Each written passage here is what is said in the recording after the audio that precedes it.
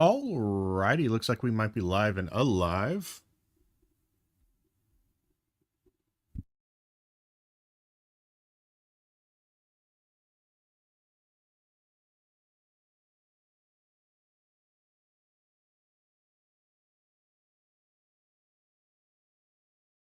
Just checking a couple settings.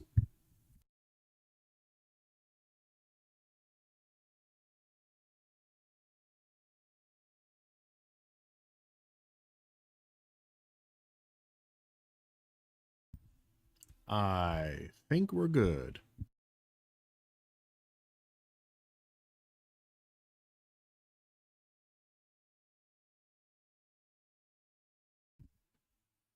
All right.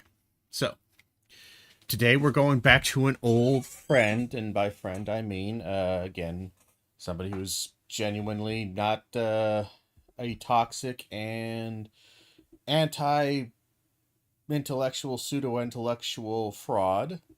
We actually haven't covered Gad Sad yet. We might have to cover Gad Sad. Um, because he, along with Peterson and Weinstein, is Weinstein, right? Eric and whatever Weinstein, and Warren Smith and a few others. They've all kind of fallen down this rabbit hole of reactionary right wing politics, primarily directed towards trans issues, almost exclusively, and they just don't seem to get anything. Honest to God, I am always shocked at the general lack of understanding that they seem to show at all points in time. So let's take a look and we'll see how quickly we can get through this so we can get to some games and maybe even some debates if you want. I will say, let's go ahead and actually put into the chat the links to the Discord where you can join in. Again, I try to have it open and available and easy for me to access, but if I miss you joining, or you're tempted to join, message me in one of the chat boxes on the stream, one of the chats, and I will come find you, let you in. Hopefully, you are not a crazy person. If you are, you will be instantly kicked and banned. But if you're not a crazy person, I will debate you and discuss with you your why you're wrong. Let's see. We need the invite link. Copy that. And we gotta go over here. We gotta go over here. Gotta go here. Gotta do this. Sorry, it takes us a couple seconds to do this because I have to do it kind of on two computers. It's very awkward to do. My apologies. It is always awkward to do this. It is not very fun to do this, but it is what it is.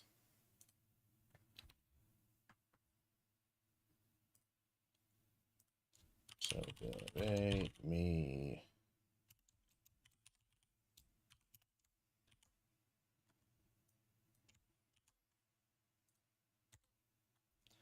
And we'll go ahead and pin that message at the top. And we'll do that forever. There you go. You have a link at the top now. You should have a link at the top. Ready to go. Again, we're going to be reviewing Warren Smith and in many ways Gad Sad's argument against, I guess, Neil deGrasse Tyson. I guess Neil deGrasse Tyson said something that probably was pro-transgender from what I can see of the title and the general description. And they're immediately going to try to hammer on that as much as possible because they are kind of stupid. Um, Beyond the fact that they're also kind of evil. I wouldn't. I'm not sure if I would say evil. Uh, Vile, corrupted shitheads would probably be the best way to describe them. Deliberately ignorant, foolish. But yeah, I'm sorry. I'm just putting the link in a couple places, just taking a little bit of time. We're going to click on this. We're going to mute that. Give me 1 minute to put this in chat. That's fine. Get out of my face, and I'm going to pin that so you guys can always find that message. So if you disagree or otherwise want to discuss this, you can with me. Put this back into a less awkward position. Thank you. We'll minimize that because that's easy, and let's play it. We should have sound. And so I said, okay, well, how can I attack such a ridiculous thing? Usually, if you hear the following words in the sad household, you know trouble is coming up. Godsod really does not like Neil deGrasse Tyson. These statements. So, Godzilla does not like Neil deGrasse Tyson. Okay. So, obviously, he's doing an interview and he's upset. Heard something said by Neil deGrasse Tyson online. And so I said, okay, well, how can I attack such a ridiculous thing? Usually, if you hear the following words in the sad household, you know trouble is coming up. So, here's the first thing I would say is like, how can I attack such a ridiculous thing? Again, I understand. I myself and many others have engaged in this kind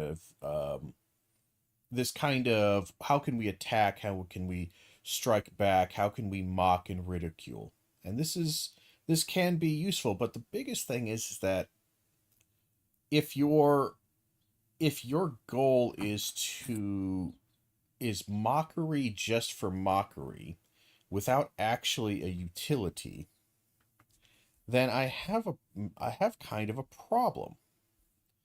Because again, if you're someone like Warren Smith, this young dude right here, kind of a looking dude, or Gad Saad, who's I guess a former professor or something like that, I just feel like it is your duty to explain in detail and to try to actually engage and give the audience the tools necessary to undermine this. Not the performative tools, but the cognitive tools to not just attack. Again, I understand the impulse here, and again, I do more than a fair share of attacking myself. But it just feels, again, we have this, again, it's just more podcasts of them telling this great story of how I totally dunked on this. And it just feels a little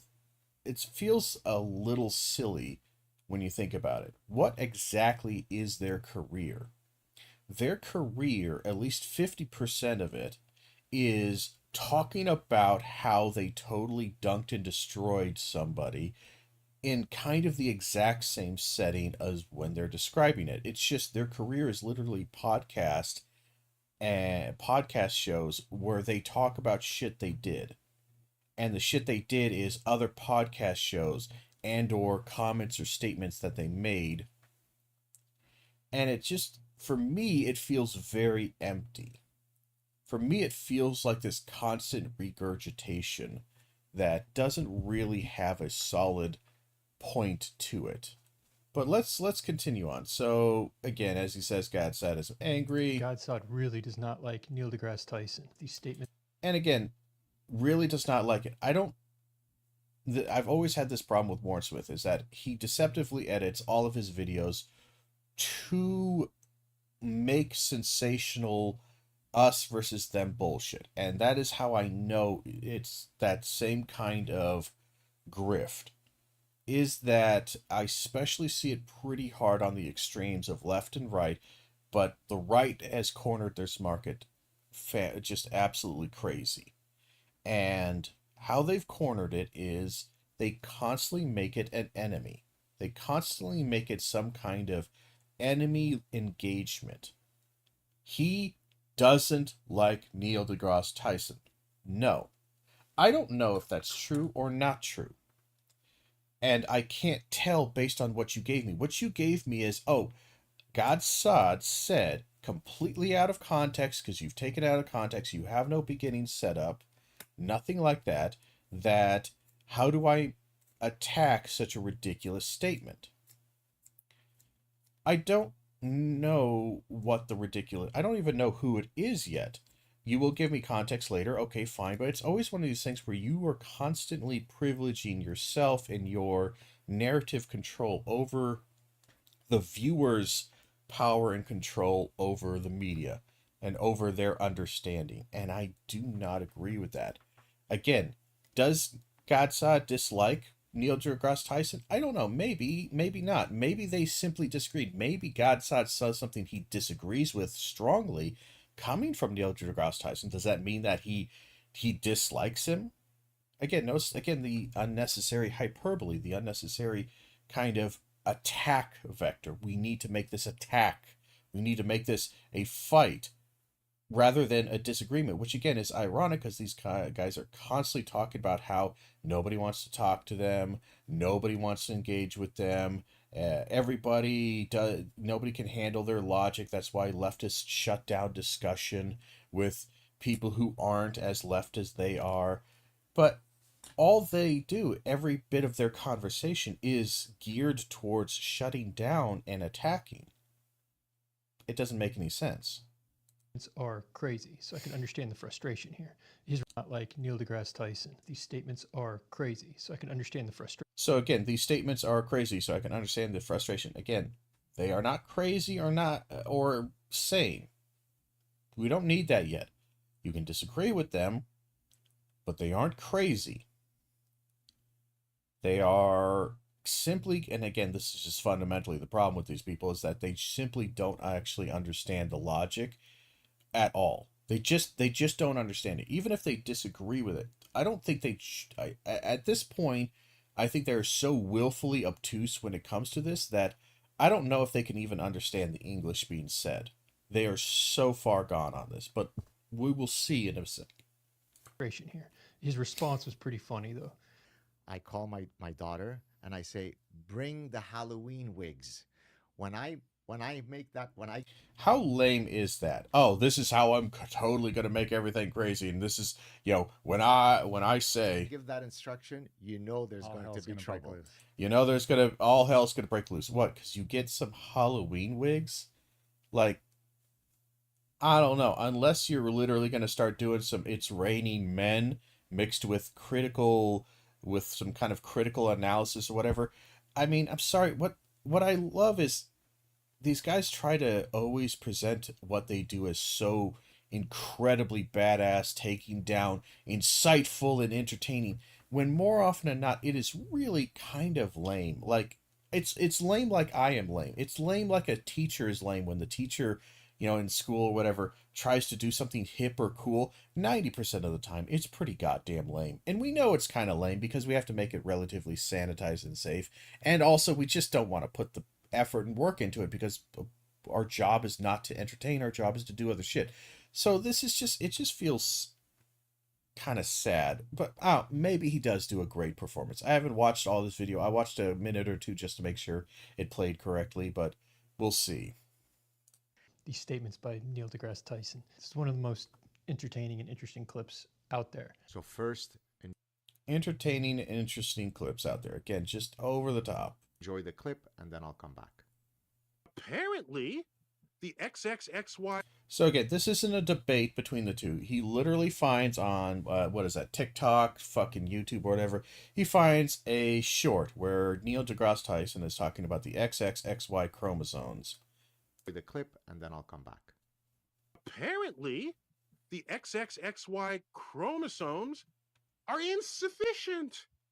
Because when we wake up in the morning, we exaggerate whatever feature we want to portray the gender of our choice. Okay, so let's break down. What did Neil say? So these are some of the first statements that Neil says that they're going to have problems with. All right, so Neil says that, and it sounds like this is cut out in the middle of the actual talk or something like that. This is probably a longer thing. So apparently the XXXY chromosomes are insufficient for gender, and that we, when we wake up in the morning, or just in general, again, he's using that as metaphorical like language, that we exaggerate our features, the features that may have been provided by the XXXY chromosome makeup to indicate our gender of choice or our gender. Now, they're going to have a problem with the choice there, but if we can think about the logic is that here's the basic logic is that nothing forces you to wear the clothing that you are wearing.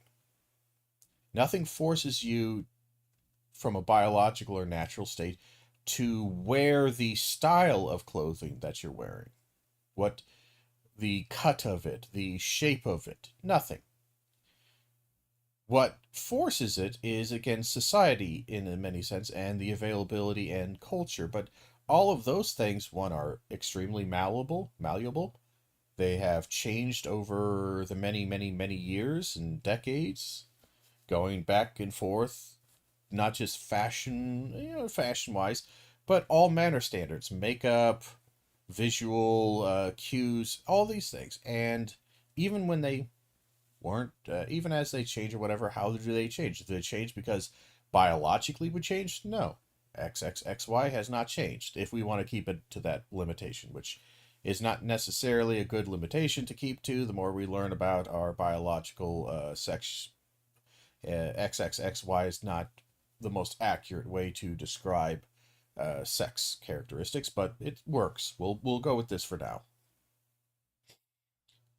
And again, nothing tells you this intrinsically.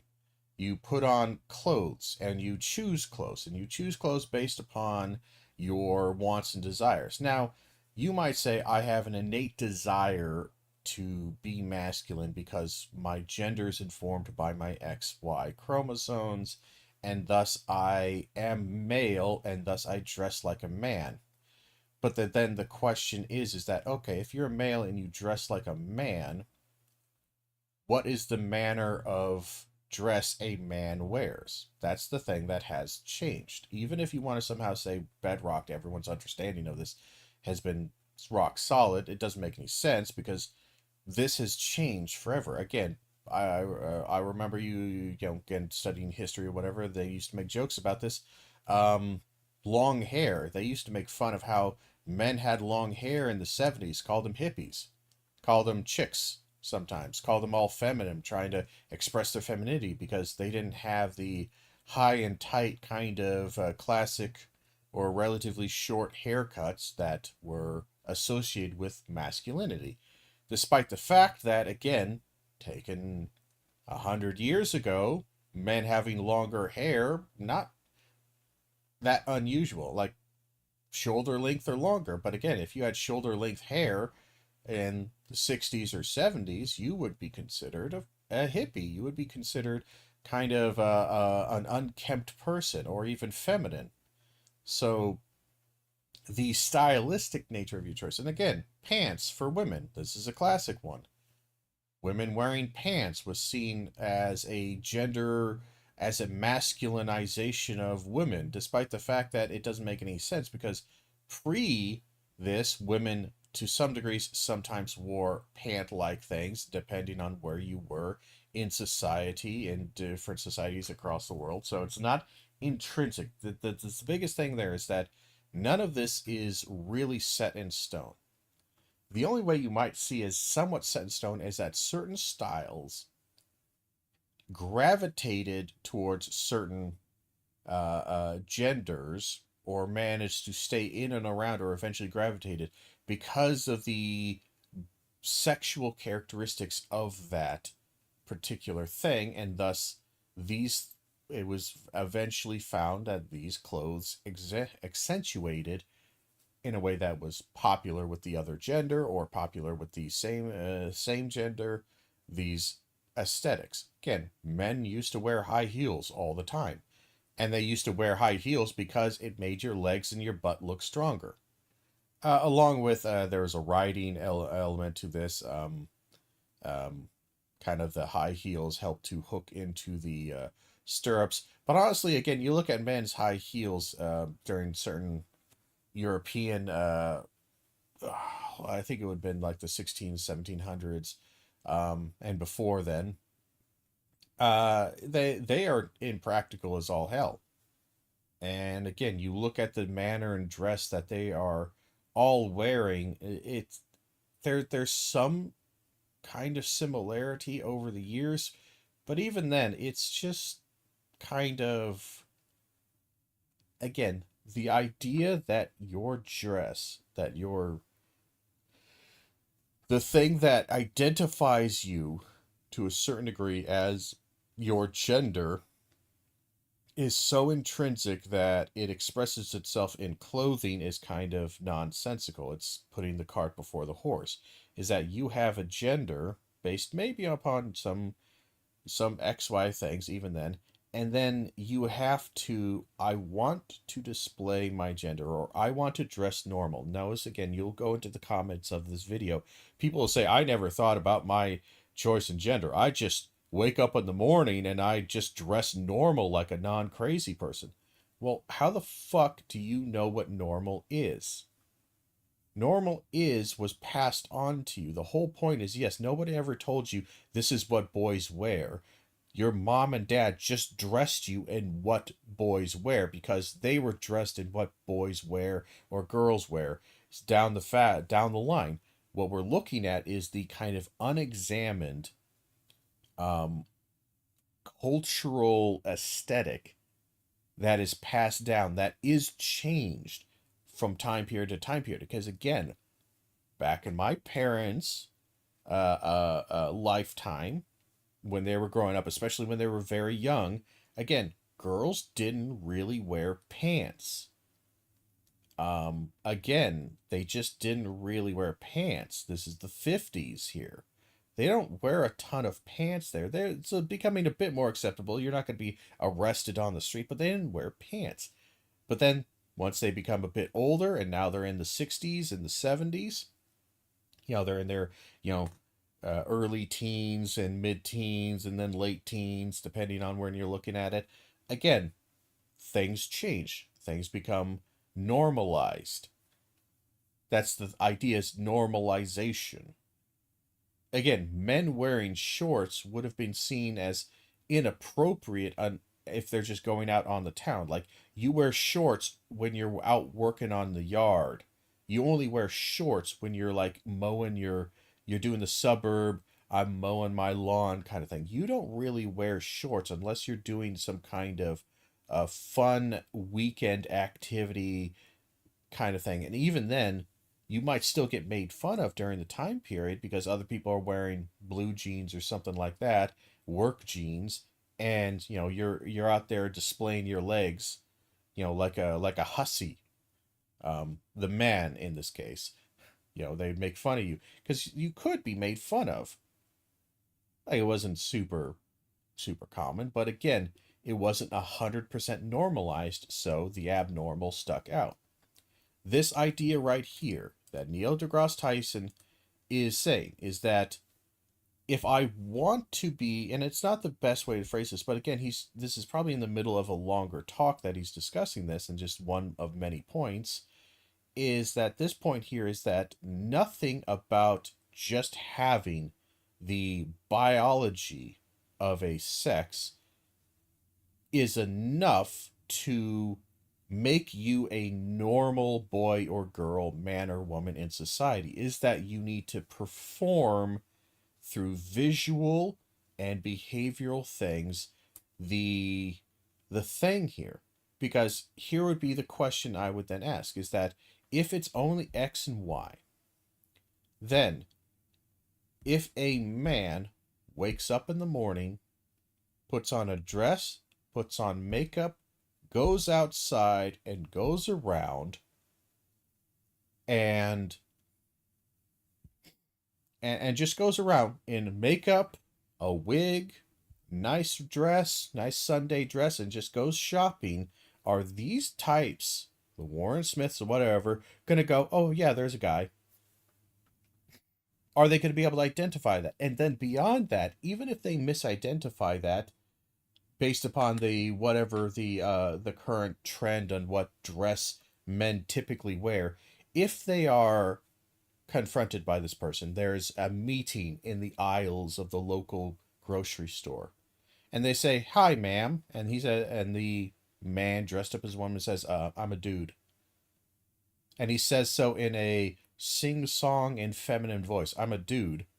I'm a guy, actually. Is Warren Smith or God's side going to go, oh, my apologies. Sir, could you step aside? I need to get that mac and cheese right there. Oh, yeah, no problem. I'll step aside. And then they go on with their day, and I guess, wow, that was a really pretty dude. Or just going on, just kind of just, it's not even that normal. Just like, oh yeah, I accidentally called are they going to view that in the exact same way as if they were walking up and there's a guy, he's dressed like he's just got a t-shirt and jeans on, but he's a skinnier guy and he's got really long, nice hair, and he takes care of it. And he's just kind of hunched over looking at something in the aisle or whatever, and you tap on the shoulder and say, excuse me, ma'am, could you move aside? I need to get something from the shelf. And then it's one of those moments like this, oh, it's a dude. Oh, sorry, my apology. Would they view that interaction at the exact same level? And if not, why the fuck not? If the clothing is utterly inconsequential to this, to your understanding of gender, then it doesn't matter. And if it is consequential to your understanding of gender and your engagement with it, then we have the problem that every single person who understands this is trying to tell you that your understanding, your psychological, conscious and unconscious engagement with gender is to some degree kind of understood and or controlled, managed, filtered through a subjective experience of things. The visual, auditory, physical, the appearance of a thing. And if that's true, then that also is true for the person who is expressing that thing, is that they are aware of how others view them.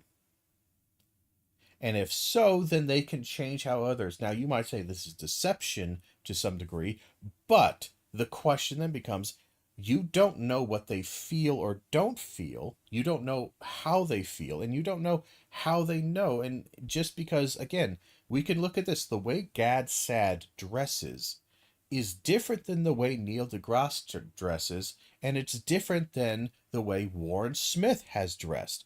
Warren Smith is constantly... Look at this. Why is there the top button, at least one, usually like one or two buttons? He's actually being rather conservative today. He's always wearing a collared shirt, short sleeves, and he usually has the one or two top buttons undone, and he's showing a bit of chest, like he's kind of some kind of whore, some kind of gigolo. I'm joking here with this last little bit. But again, why? More importantly, why also frame it against the backdrop here? If you're trying to tell somebody information, I want you to understand that I'm intellectual, so I have a bunch of books in the background. Well, I would call that false advertisement because Warren Smith is not a particularly intellectual person. He's kind of a dumbass. But let's go on. I just want to, again, I know this takes a while to do, but it is important to do to understand things and to have the tools to understand and engage. Are insufficient because when we wake up in the morning, we... Notice again, he doesn't say inconsequential or not at all important. He says inefficient. That the XY chromosomes, and again, you don't see XY chromosomes. You've never seen somebody's sex, for the most part. What you've seen is sex characteristics, things that come about downstream from XY or XX chromosomal and or small and large gamete kind of changes. And that is what you see. You see several stages down. which is, again, another problem, is that you're trying to say, I want to do it based upon XY chromosomes or XX chromosomes. You can never identify or see this. What you can see is what you have normalized as XXXY chromosomes. But the problem is that we've always seen is that there's plenty of hormonal and other changes that can happen, conditions, whether they're rare or not rare, that can change or otherwise modify what the end product of the so-called XXXY distinction is going to actually look like. So you can have somebody with XY things, but because of either a genetic thing or because of hormonal whatever or something else, or even just choices that they made based upon how they worked out, how they do things, by the end product, what you see may not look exactly like a what you would define as a typical XY male. They may look slightly different.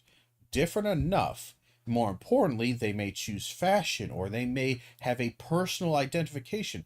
Like, maybe they just like the feel of the way dresses fit on them and work. They just like it.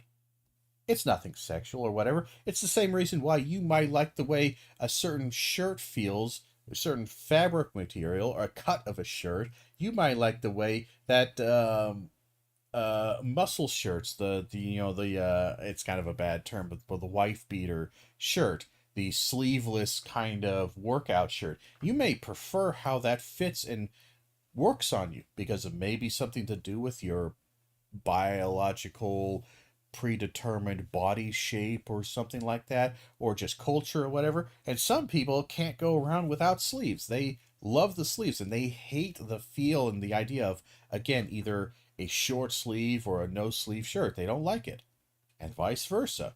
All these things are going to change the options and the way in which you're going to look to enough extent that we can question this. We can start going, okay, our understanding of gender of other people, because we are not biological creatures where I just sniff the air and I'm able to get your DNA code. Just understand that because I can't engage with that, I'm constantly engaging with the exaggeration of the thing that this person feels, whatever it may be. We exaggerate whatever feature we want to portray the gender of our choice. So this is a daily occurrence, according to Neil deGrasse Tyson. Yes, it is a daily occurrence. Now, whether it is fully conscious or unconscious, whether it is conscious but never questioned, because I have no doubt that there are many girls out there who wake up every day and put on makeup and don't ever really, even when they're not putting on makeup to like doll themselves up for a date, they put on makeup and then they might ask the question, and many have sometimes, why do I do this? Like, they'll put on makeup when they don't even go out. I've known more than a few who will actually put on makeup. Not a ton, but they will put on makeup when they don't plan on leaving the house at all today. Just, they don't plan it on at all. They will put on a little bit of makeup. They will put their hair up in a certain way. They may even braid it. They'll actually do it rather than just kind of brushing it, making sure it doesn't tangle. But they'll actually style their hair a little bit, put on a little bit of makeup. They'll even get dressed in they won't just wear sweatpants and, a t-shirt. They'll get dressed. They'll put on stuff and then they'll start like working in the yard and just doing normal shit. And they won't leave. Now the question is why did they do this? If they are not going out to attract a male or whatever weird retrograde thing you might say, if they're not going out there to be perceived, then why the fuck did they go through the effort? The reason is because whether it has become an unconscious, a reflex, a behavior to do this, and they would not feel comfortable even just walking around the house without doing it a little bit. Whether even if they don't really see themselves in the mirror, but again, if they saw themselves in the mirror, they would think, "Oh, I look like shit." Even if they don't really look like shit, they aren't just dolled up. They will, because they feel a dissonance. They feel an uncomfortable psychological dissonance with, or a incongruity, a mismatch between how they feel and how they think of themselves, the idea of themselves, and then the image that is being shown to them in the mirror. Thus, they will have to do the bare minimum to bridge that gap, to make themselves look right, normal, and look presentable. Sometimes they'll even say that. And again, what many people, gender theorists and even biologists and people who study sex and sociology throughout the histories, they've all noticed these things to varying degrees. There is nothing weird about this or crazy about this to basically put forth that, like, yeah, a lot of the shit that you do that you just go like, well, yeah, this is just normal to do. This was not the normal routine 150 years ago. Or even 75 years ago, 200 years ago, 300 years ago. You would have done a different normal. And if that is true, then the word normal doesn't really point towards any kind of concrete biological reality. What normal points to is a social and cultural average at best that is highly malleable and highly unstable. And also, it also points to something that is entirely internally driven. That your sense of normalcy may also be different than the normalcy of what is considered normal by the larger thing. Again, you may know that it is normal or would be perceived as normal as having a different haircut or a different look and a different makeup, a different style than the style in which you personally, individually, most closely identify with. You might call that personality, sure, if you want, but at the end of the day, you're literally just trying to substitute words to avoid the conclusion that everyone reached. Again, if you want to think of as gender as being the psychological personality, the emergent phenomena of a personality as it relates to the concept of sex, not necessarily sex itself, but the way in which your mind understands how to display its sex characteristics is gender. That's the theory, that's the idea, and it's not at all that hard to understand. Just keep that in mind. We wake up in the morning and make this conscious decision, and then we dress ourselves. He didn't say it's necessarily a conscious decision. He said it was a decision, and we dress ourselves this way Accordingly. Either the one you're assigned, the one you choose to be, whatever it is. And so now, so now just to tie a bow on this, I say to you, somewhere I think I read that the United States was a land where we have the pursuit of happiness. Yes, you can pursue happiness. The problem is that when you start putting those arguments into policy. Well, that's stupid because that's literally... So you can be happy just so long as you don't put them into policy. Well, okay. So then literally no policy can be ever written because policy and governmental policy is literally individuals, peoples, large groups of people, small groups of peoples, all putting forth their subjective, moral, ethical claims on something. That's what these laws are. There is no biological law. Not really. Unless you're stretching the term of law there. These are all things in which we come to or a large group of people, sometimes not even a majority, because a majority might not even give two rats shits about it. But they don't care either way. And there is a large enough minority that cares about, that says we want to do this. Are there anybody who is against this? No nays, no naysayers. All right, then the policy passes, the bill passes, the law passes. Now, this idea like, oh, this is when it becomes a problem, is when you do this. And this really frustrates me, because it ends up like, okay, but here's my problem.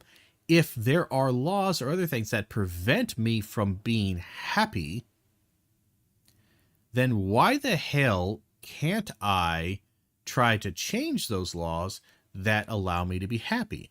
That doesn't mean it's good or bad to do this, but this is, you could say it's problematic, but again, you're saying a problem in a moralistic thing. Well, this is why we oppose you, because it's bad and wrong. It's a problem, rather than just it's problematic because it can cause friction to some degree. But this is my frustration with this, is that you basically, it's just saying accept the status quo and just try to be happy. Okay, well, all right, I want to dress as all these things. Okay, fine, but I am going to, again, let me just try to simplify this down. There is no world in which this person here, Warren Smith, will respectfully engage with a transgender individual unless there is a policy that forces them to do so, or that otherwise delineates that doing so in a disrespectful or cruel manner is just as bad as treating somebody else disrespectfully and cruelly. There's literally nothing. Do I necessarily want all these laws passed? Not necessarily, because I'm not super big on tons of laws regarding behavior, but there is literally nothing. People asked you to be respectful. People asked you to do this. And then they simply put forward a tiny little idea, sometimes here, occasionally, especially early on, just general like, hey, could you not discriminate hard against me? You don't have to like me or dislike me, just don't treat me special in a negative sense. And you guys flipped your goddamn lids and had a goddamn bitch fit. This is the policies that they're angry against. There is no policies that's forcing Warren Smith or forcing these people to do something egregiously wrong. There just isn't. They've scaremongered many people into thinking this, but for most of the time, what it is a very simple goddamn thing. Just don't hate me. Just don't go out of your way to hate me. When you meet somebody, let's just say we avoid the gender thing altogether, and somehow we manage to fix this. Again, in that scenario to where the man is dressed up in a woman, he's got makeup, a wig on, all these things, Warren Smith will still be upset. God Saad will still be upset. Jordan Peterson will still be upset.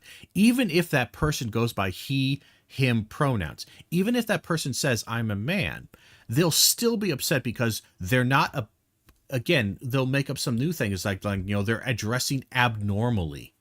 They're trying to get attention for the wrong thing, and they're confusing me.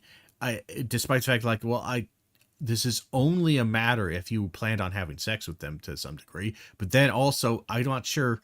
Again, this is just one of those things where it only comes back to this reinforcement of this incredibly subjective, narrow-minded perspective that just doesn't understand what people are actually saying about this.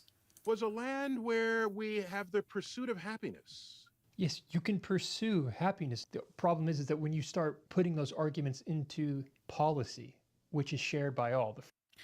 And again, the problem is when you put into policy, this goes back into this weird also libertarian thing to where, again, I don't necessarily love tons of rules, but I also do like some rules. I do like things to have policies to give people guidance. And this appeals to that kind of libertarian, how dare anybody tell me how to exist and live, despite the fact that these guys are constantly, that same type of personality is constantly telling other people how to live. Sorry, we had to close that out. Let me bring it back up here real quick. They're constantly telling people how to live. Constantly telling them this is the only way to live. This is the proper way. And if you're not doing it this way and that way, you're wrong, blah, blah, blah. And it is so frustrating, the fact that they just cannot see. Again, they are a religious person who says the belief in Thor is ridiculous, but Christ and the belief in, God Almighty, well, that's obviously true. They just can't understand that they're the one with the hang-up. That other people have pointed out that this is a hang-up. You're the one with the problem, not anybody else, really. And again, this idea of, and this even goes back, if we were to explain another issue with this whole, we want you to pursue happiness, just don't do it through policy. It's kind of like that whole don't say gay kind of aspect, is that we're perfectly fine with you being gay or transgender, just so long as you never, ever, ever, ever express that in any way outside in society.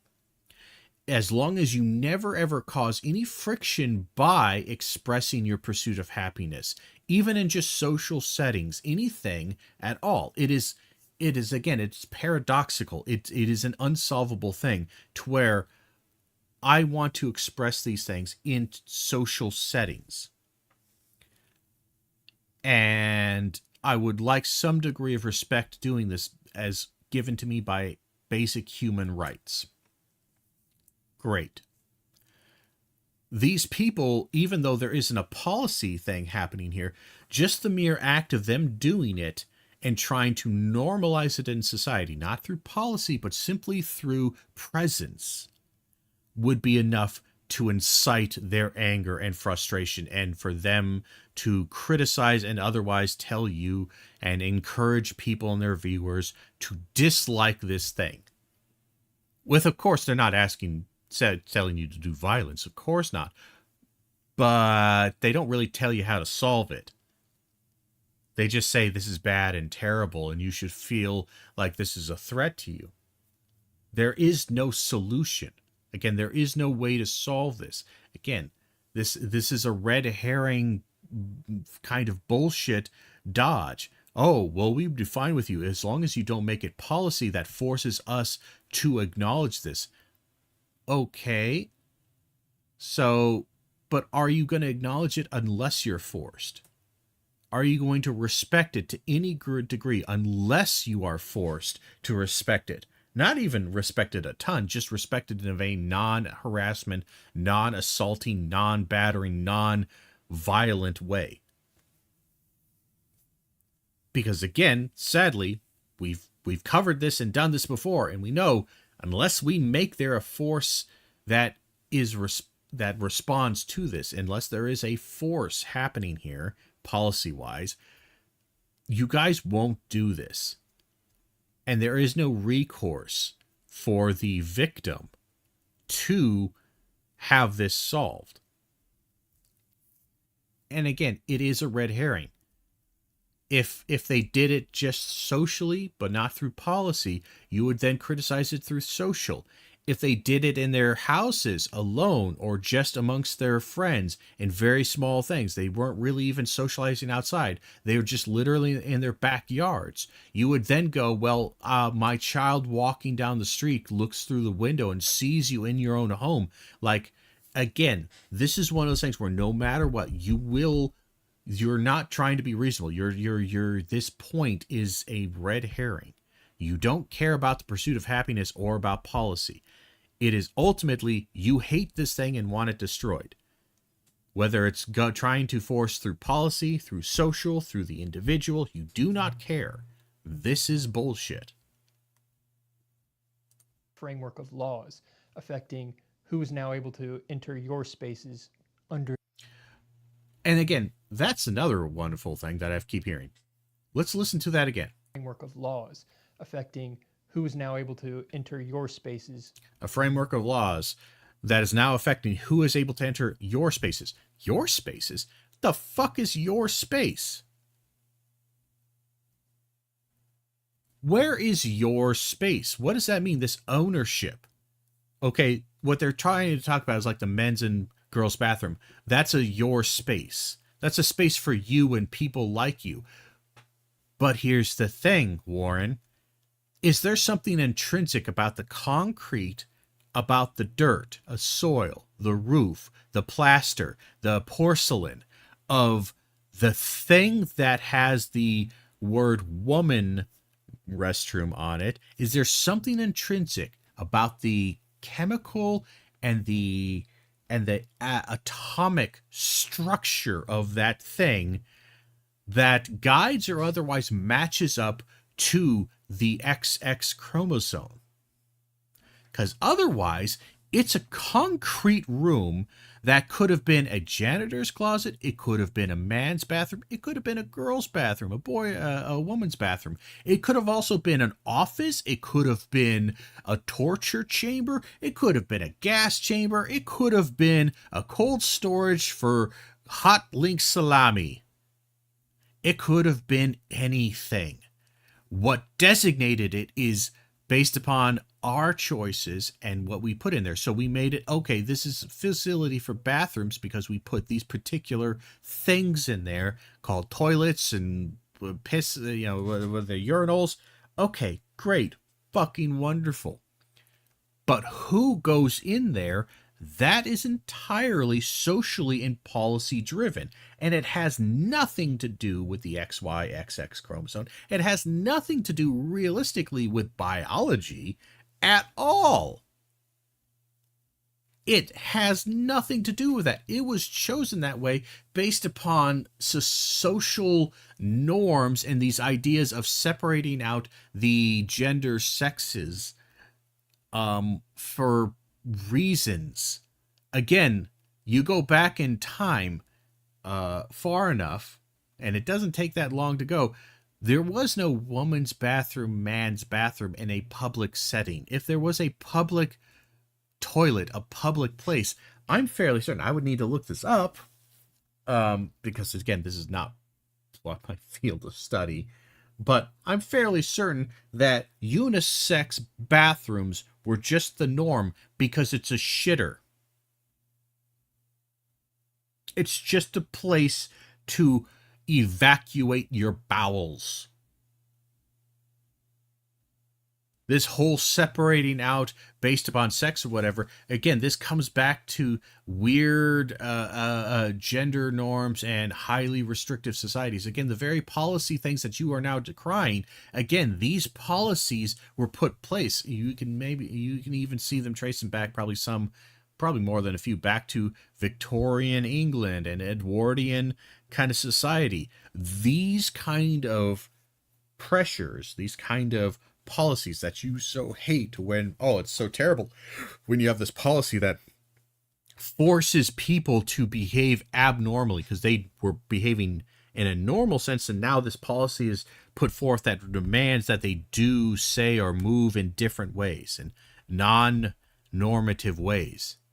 These things happened before, and the ways in which you think are normal now weren't normal. The ways you think are now, the way that you think is normal, the way of behaving, is the policy that was put in place, the abnormal policy that was put in place that forced things, that was based upon, again, for the most part, not even a majority of people, but a relative minority of people who were trying to dictate how society should and should not function, according to what they thought was best practice. You don't understand anything you're talking about. Under the law. Suppose no matter my chromosomes, today I feel 80% female, 20% male. Now, I don't necessarily like this idea because I feel 80% male, 20%. Again, the percentage-wise is kind of a weird kind of thing. But it kind of gets it to, again, at the transitional nature of this, is that if we didn't have such rigid understandings of sex and gender, again, you could absolutely have it to where if I wake up feeling a certain way, again, is the reason why I don't feel this way because I am biologically driven to not feel this, or is it because society and sociology and my socialization has essentially stunted or otherwise blocked off certain ways of feeling or certain ways of expressing those feelings as not right? So if I want to dress in a way and I want to go out and I want to dress in a way that attracts attention, I want people to go, ooh, look at that dude. Look at that person. Look at him. Look at that person. Again, me doing up my hair, like the hairstyles I have available to me are limited. I can't put on a wig, a nice wig, and then maybe even braid it, do some Amidala, fucking Princess Amidala from like Star Wars, or some Princess Leia fucking hair buns. I can't do that. Now you might say, well, that would be weird, but why would it be weird? Again, you have to break that back down. Why the hell can't I do that? Why can't I put on makeup and then put on a suit and tie? Why can't I put on very, very bright purple eyeliner kind of makeup and have those kind of, again, very, very sharp kind of shadow eye fucking wingtips, whatever you fucking call them? Do that up. Why can't I adorn my face with some gems, some fake little gems that I just put a teeny little dot of adhesive, not harsh glue, but just kind of basic adhesive, and kind of, again, cosplay out something? Why can't I do that? Why is that not considered normal? Why is it that when a guy wants to dress fancy for a girl, they're going out, why is it that the guy puts on a suit, maybe even a tie or a nice suit? Why does he not put sparkly bits under his eyes? Or sparkly things on his cheekbones and his jaw to accentuate them? Why? Because it just didn't fucking happen. Because it didn't become normalized. There's nothing intrinsically good or bad about it. So again, this whole 20% male, again, it's kind of a weird kind of thing. Like, again, I may wake up feeling I want to express femininity. Why can't I express femininity? Well, because you're a male. You have zero femininity in you. But it's just, again, I'm going to put on makeup. I'm going to do that. Tomorrow I might feel 80% male. I'll remove the makeup and I'll wear a muscle shirt. Why do you care? Because there are legal implications that we're seeing. no. There are no legal implications because of that. There are legal implications because you guys won't stop being hateful. Because when people do this, again, it's not like the law was started, then they started doing this. It's they started doing this, and then people start thinking, hey, look, I think I need a law in place, a policy in place, because every time I do this, Warren Smith and Godsod keep trying to chase me down with a truck and trying to drag me behind it with a goddamn chain. Every time I do this, again, you pretend like you wouldn't have harassed a gay person back in the 40s, that you wouldn't in your academia, and you're a professor now in academia, and you're a high level person, respectable Warren Smith. You're pretending like you wouldn't have gone, oh, disgusting, degenerate. It's a good thing that we found him out and got rid of that Alan Turing. Sure, he's somewhat brilliant or whatever, but I don't know. Apparently he was a poof. We got to get rid of him. We can't have him corrupting the youth. Fuck you. I'm sorry. At this point, everybody left of center understands that it would be nice if we didn't have to have these laws. Sure. It'd be easier too. But again, you literally can't stop being a harassing bastard. And the people who are around you literally can't stop this. And because they won't stop, like, we have to implement a thing to stop. Legal implications. For the most part, no. That's another thing, is the dodge here. Is this. One, you don't disagree with transgenderism because of the legal thing. You disagree with it on a philosophical kind of matter because you think it's incorrect, because you believe some kind of biological essentialism. So this is a bait and switch argument moment here. Is, oh, why do you care? Well, because there's legal things. No. Even if there wasn't legal things, like I've said before, even if they weren't even doing socially, I guarantee you, if Bob from work mentioned that in the privacy of his own home, not socializing to any degree and not demanding that you socialize, he walks around in a dress and makeup, he gets dolled up to the nines, and he dances with his wife. And he dances and he sings songs like along with Bette Midler. And he does that in his own free time, in his own home. And he just casually mentions it, not necessarily trying to draw attention to it, just kind of like this, oh, yeah, you talk about music, like, oh, yeah, I love Bette Midler. I love getting dressed up, dolled up, putting on my wig, putting on makeup, and kind of doing a dress up with Bette Midler. And I love expressing that degree and kind of feeling that femininity in that one moment. That's it. And then Bob goes back to being normal Bob. He's got a suit, he's got a tie, he is perfectly masculine, and he is a perfect gentleman. You would not be okay with that, Warren Smith. God Saad would not be okay with that. Jordan Peterson would not be okay with that. You would start talking about degeneracy. You would start talking about how this is clearly some kind of psychological problem. Even if you weren't 100% saying it's a problem, you're like, well, there's clearly something wrong with him. Like, sure, he's doing it in his own home, but it is technically wrong and whatever. And you would leave the door open for, again, policies that go the opposite way, which you're perfectly fine with policies that ban transgender individuals from entering the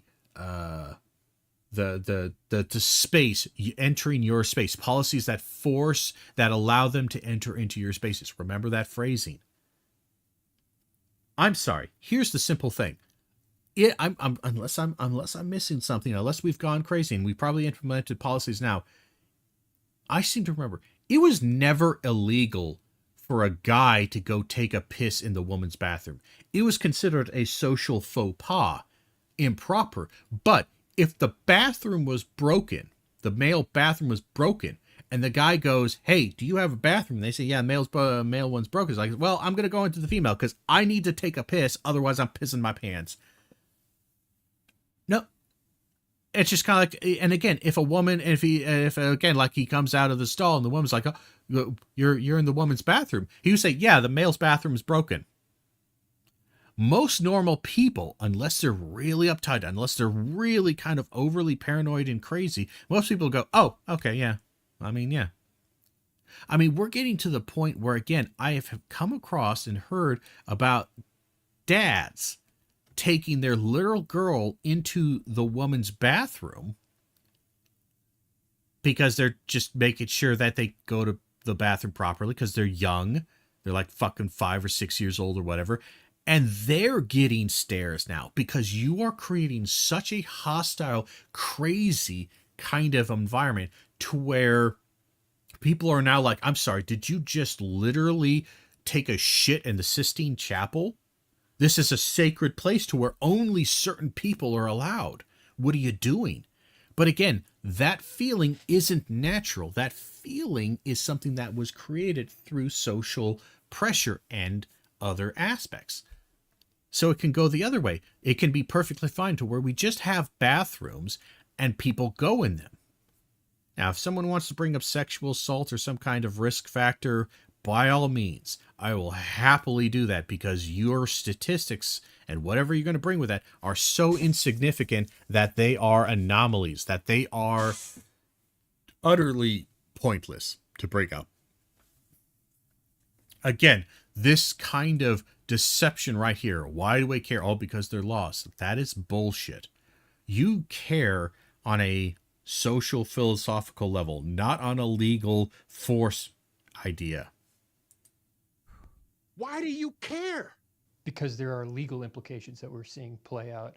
Why do you think J.K. Rowling cares so much? Why do J.K. Rowling cares so much because J.K. Rowling, along with everything else and all these other feelings, have nothing to do. That's kind of like saying, why does an obsessive compulsive person care about washing their hands? Because they're obsessive compulsive.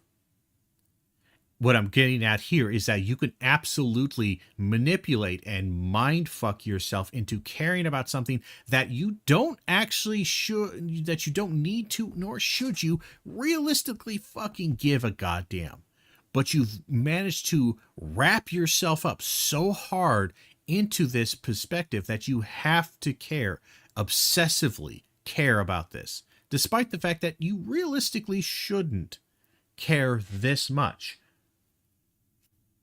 Again, J.K. Rowling cares because J.K. Rowling, like many people, had such a visceral reaction, a overreaction to basic philosophical gender theory kind of perspectives that looked at, yeah, these are subjective experiences, whatever, and just the sight of it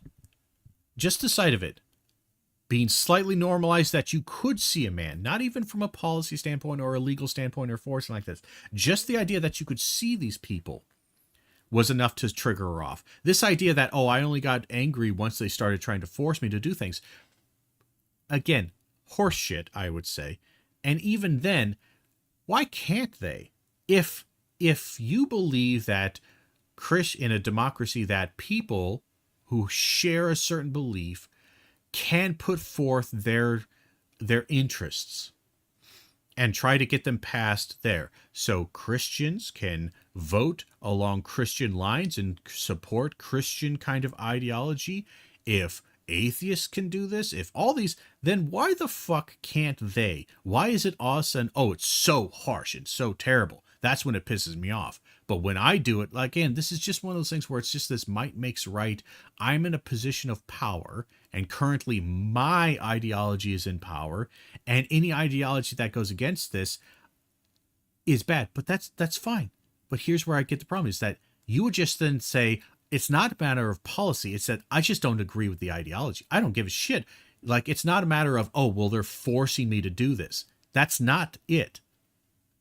They're forcing me to do the thing. The force is not the thing you have a problem with. It's the thing you have a problem with. So just be honest. You are transphobic. You're not anti-authoritarian. You're not anti the state regulating through policy social and cultural norms and behaviors. You're not anti that at all, because you live it. And in fact, right now you are trying to protect and otherwise push forward a system that protects your social and political and or ideological structures through policy, or the denial of policy that would change it. You have absolutely no problem with that authoritarian structure. What you have a problem with is the thing itself, not the force. Get over yourself. So many people care about this. I had a student break a leg playing field hockey against a biological male. Why did... No, you didn't. Again, this is horseshit. I'm sorry, he's constantly coming up with stories about his students and all these students that he had. This is bullshit. Almost guaranteed. And oh, I had a student who broke their leg against a biological male. What the fuck is that? Oh, I'm sorry, did the male stomp on it? Did something about did his penis trip her up? Unless that happened, then, I'm sorry, injuries happen in sports all the time. All the time. Again, this story doesn't, even one, is probably almost certainly bullshit. And two, even if it's true, injuries happen all the time. I'm sorry. Oh, she broke it in sports and playing soccer. Wow. Call the news. Somebody playing soccer injured their leg. Go fucking figure. Next, you're going to tell me that there was some hair pulling in a women's soccer match. That's a little sexist right there. But again, this story, this is what critical thinking is all about. It's actually paying attention to what they're saying. And the structure of it, like, oh, I had a student who broke their leg playing against a biological male. Okay. I had a student break a leg playing field hockey against a biological male. Why did she care? What? Why? Yeah, why would she care? Did she care? Are you speaking for her? And two, why would she? Is there something about the male body that made her break her leg? Like, oh, well, he generated more force or whatever. Again, you cannot pinpoint that, it was the male aspect that caused this. It could have been just a girl, and then they got tangled up in field hockey, and the girl still breaks her leg. But this makes no sense. And again, it's just meant to outrage you. It's meant to, you're supposed to short circuit and fan fiction fill in the blanks. That the reason the leg broke is because the man was big and strong and he hit her so hard. But that just makes sense because, like, okay, anybody play sports? I bet you all injured yourselves. Is it because the other person was bigger, larger than you, or is it a man or a female? Or is it just because that happens in sports, in physical activity? Why? What business is it of yours to require that I fulfill your inability to think of gender on a spectrum? Yeah. Why? And again, that's a good question right there. What business is of yours to require? Yeah. Why are you requiring me that I fulfill your inability? Yeah. And I fulfill this kind of thing. Why are you requiring me to accommodate your inability to understand my philosophical perspective?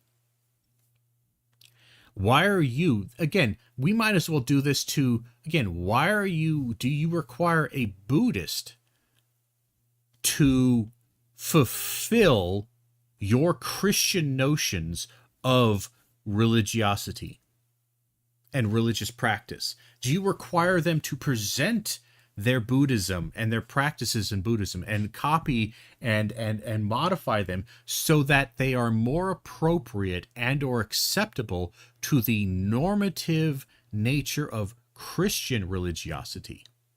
I'm going to put this in religious terms, just so you can understand how silly that fucking sounds. It defeats, the entire purpose. You're asking, again, me, in a philosophical sense, to change my knowledge of reality to better accommodate your ignorance. So again, this is just like the flat earth kind of issue, because these people are like flat earthers. They may not be quite as crazy, but it's just as illogical as that. I've observed certain factors, or we've thought through this problem, and we've come to certain conclusions through logic and reason that certain things don't function the way we thought they did. So we've adopted new functions that are slightly different, or that a model has changed to better fit the data in which we were receiving and the world in which we are perceiving. We have a different model. You're asking me to pretend to performatively change and modify my conclusions, my words, my phrases, my understanding to better fit your ignorance on this matter. So again, I can't talk about globe Earth. I can't talk about how it's spherical, and I cannot express or use math or do things in a way that would assume a spherical Earth, because all of those things would upset and would disturb your inability to think. Ability to think of gender on a... To think of this. You cannot think of the Earth as a sphere. You can only think of it as a flat Earth, because your perspective, well, everything's flat around me. When I look around me, it's all flat. It's not, I'm not on a ball. It's not curved. I can't feel this. So now I have to constantly, and even when I do change it, just the simple knowledge that you know that I think it's a sphere, even when I change it and simply accommodate by saying, well, yeah, that's because perspective or ... Well, yeah, it's flat in a sense of large scale, blah, blah, blah. So you're not necessarily wrong from your perspective. Even when I do that, it's not enough. Because deep down, the flat earther will know I think it's a sphere. And they are frustrated by that. They are threatened by that. They're the ones who are trying to be authoritarian, who's trying to force other people to think and feel the way they want to think and feel, because it doesn't question their reality. It doesn't bring into question their ignorance.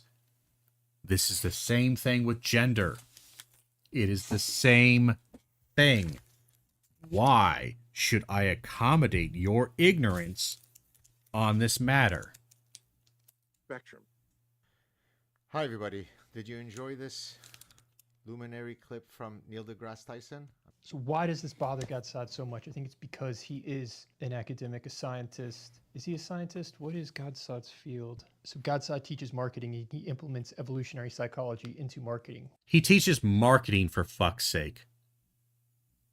Evolutionary psychology into marketing. He's literally a marketing person. And anybody who's ever done that, look, marketing can be an interesting field or whatever, but it's also just about selling bullshit. And it's about literally accommodating and selling to the status quo and about selling this. It's not even like, and beyond that, again, this just shows how bad this person is that the fact that Godsod cannot understand how through marketing you can change a market depending on how you present it, that people will identify an object as different based upon how you present it. And again, because he's an academic. So he's questioning it. Okay, that's fine. He can question it. But he can't do it through policy because you don't like policy. Okay, so he can just question it academically. That's fine. That's fine. But here's the thing. He doesn't engage with it in any realistic sense because he's not doing it in an academic sense. Academic ones would actually look into the theory, try to cite, try to undermine or otherwise attack the actual mathematical, not just the TikTok, not just the basic kind of presentation of the thing, not just the marketing material, but actually the hard data. That's what a scientist, what an academic would do. If they're really interested, they're going to look into the biology and the sociology and the gender theory. They're going to look very deeply and they're going to respond to very specific arguments within there. They're going to look at the mathematical proof. They're not just going to say, that don't make no sense. They're not just going to go, how can quantum placement make sense? How can one thing be in two places at the same time? How can it be in two states? It doesn't make any sense. It's stupid. Like, is this chair in two states? It doesn't make any sense. You're not even, again, you are not actually dealing with it. What you're instead doing is simply proselytizing and simply marketing your idea and saying, my idea is different from your idea and my idea is better because it's different. That's the best you could kind of say about this. So, in the face of that, we have a problem. This is not academic investigation. This is just, again, almost ad hominem bullshit attack.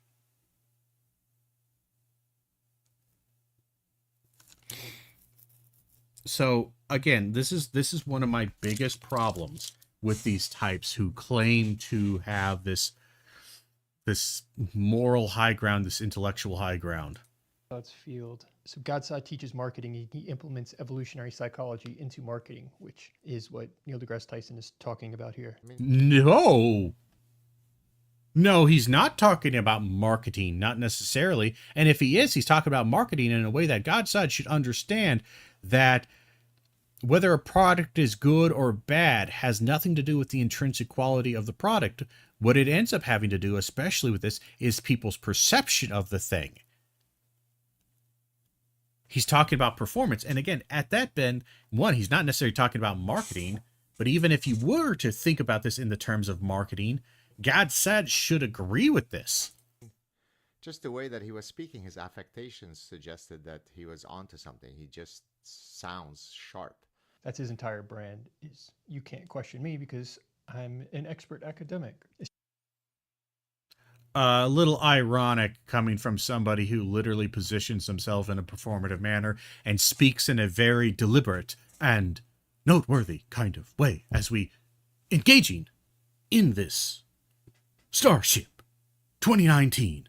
The Klingons have, again, the way in which Warren Smith speaks in his videos is a performative nature to give the sense of being smart, of being very contemplative. His use of hands, how he moves his hands and his facial expressions. They're all, again, compare how Gad Sad is doing stuff. Is what Neil deGrasse Tyson is talking about here. I mean, just the way that he was speaking, his affectations suggested that he was onto something. He just sounds sharp. That's his entire brand, is you can't question me because I'm an expert academic. It's just highly entertaining to see an academic go after Neil deGrasse Tyson. Again, Gad Saad is not really much of an academic anymore. One, I'm pretty sure he's out of academia because he left because of this bullshit, his own bullshit or whatever. And one, he's also a marketing guy. I hate to shit on the marketing people, but let's be honest, there's a lot of bullshit in there. There's a lot of bullshit in a lot of academic fields. There's a good amount. So I'm not going to shit on it too much. But again, this kind of like, oh, this is academic. Again, you're literally doing the performative kind of thing. I love when an academic. What about what he just said was so academic, so different from a normal layman? There's like he's barely doing any analysis here. There's some analysis of like, oh well, he's speaking in a way that his inflections imply that he is onto something. Okay, it's just barely like. And again, why are you getting a hard on? Why are you doing this? Why? Because it's performative. You want your audience to be excited about Gad Saad's takedown. And you want to prep them to think that this is intellectual and academic. Whether it is or is not doesn't matter. You are prepping your audience. You are editing this to create this emotional setting.